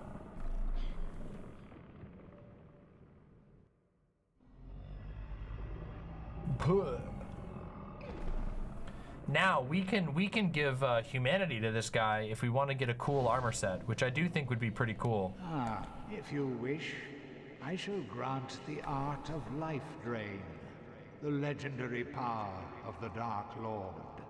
It can preserve your humanity while undead, and cast off the shackles placed upon your brethren. Undead warrior, to speak now is premature. It begins with your retrieval of... Wait, I already got that, you asshole. Oh, wait, we'd have to join the Covenant. But we're in the Dragon Covenant. Okay, so we'll do this later. Well. We can join that at any point later, so it doesn't really matter that much. We can't go invading because we're playing the old game. Okay, so we're going to Undead Parish for next time. Yeah, it's because we're playing Prepare to Die, which, yeah. Yeah, it sucks. Okay, hold on a second, everybody. Hold on a second. Here's how we're gonna do this. First off, rest at the bonfire. Yeah, the boomer version, but that's okay. The boomer version is fucking fantastic. It just sucks that there's no multiplayer. It does kind of suck. It makes me sad a little bit. Because the multiplayer is just fun. Dark Souls multiplayer is like a total vibe. Oh, man. Oh, man. Oh, man. Oh, okay, everybody. Thank you all for watching. We still have 202 people here, 8 hours into a stream and a whole bunch of Dark Souls tries. You all are fucking amazing. Thank you for being here. Thank you for supporting me. Thank you for being an amazing community. And remember, do not fucking die. We will be playing Dark Souls again very soon. So keep your eyes peeled, and I'll see you all very, very soon. Good night for now. Bye-bye.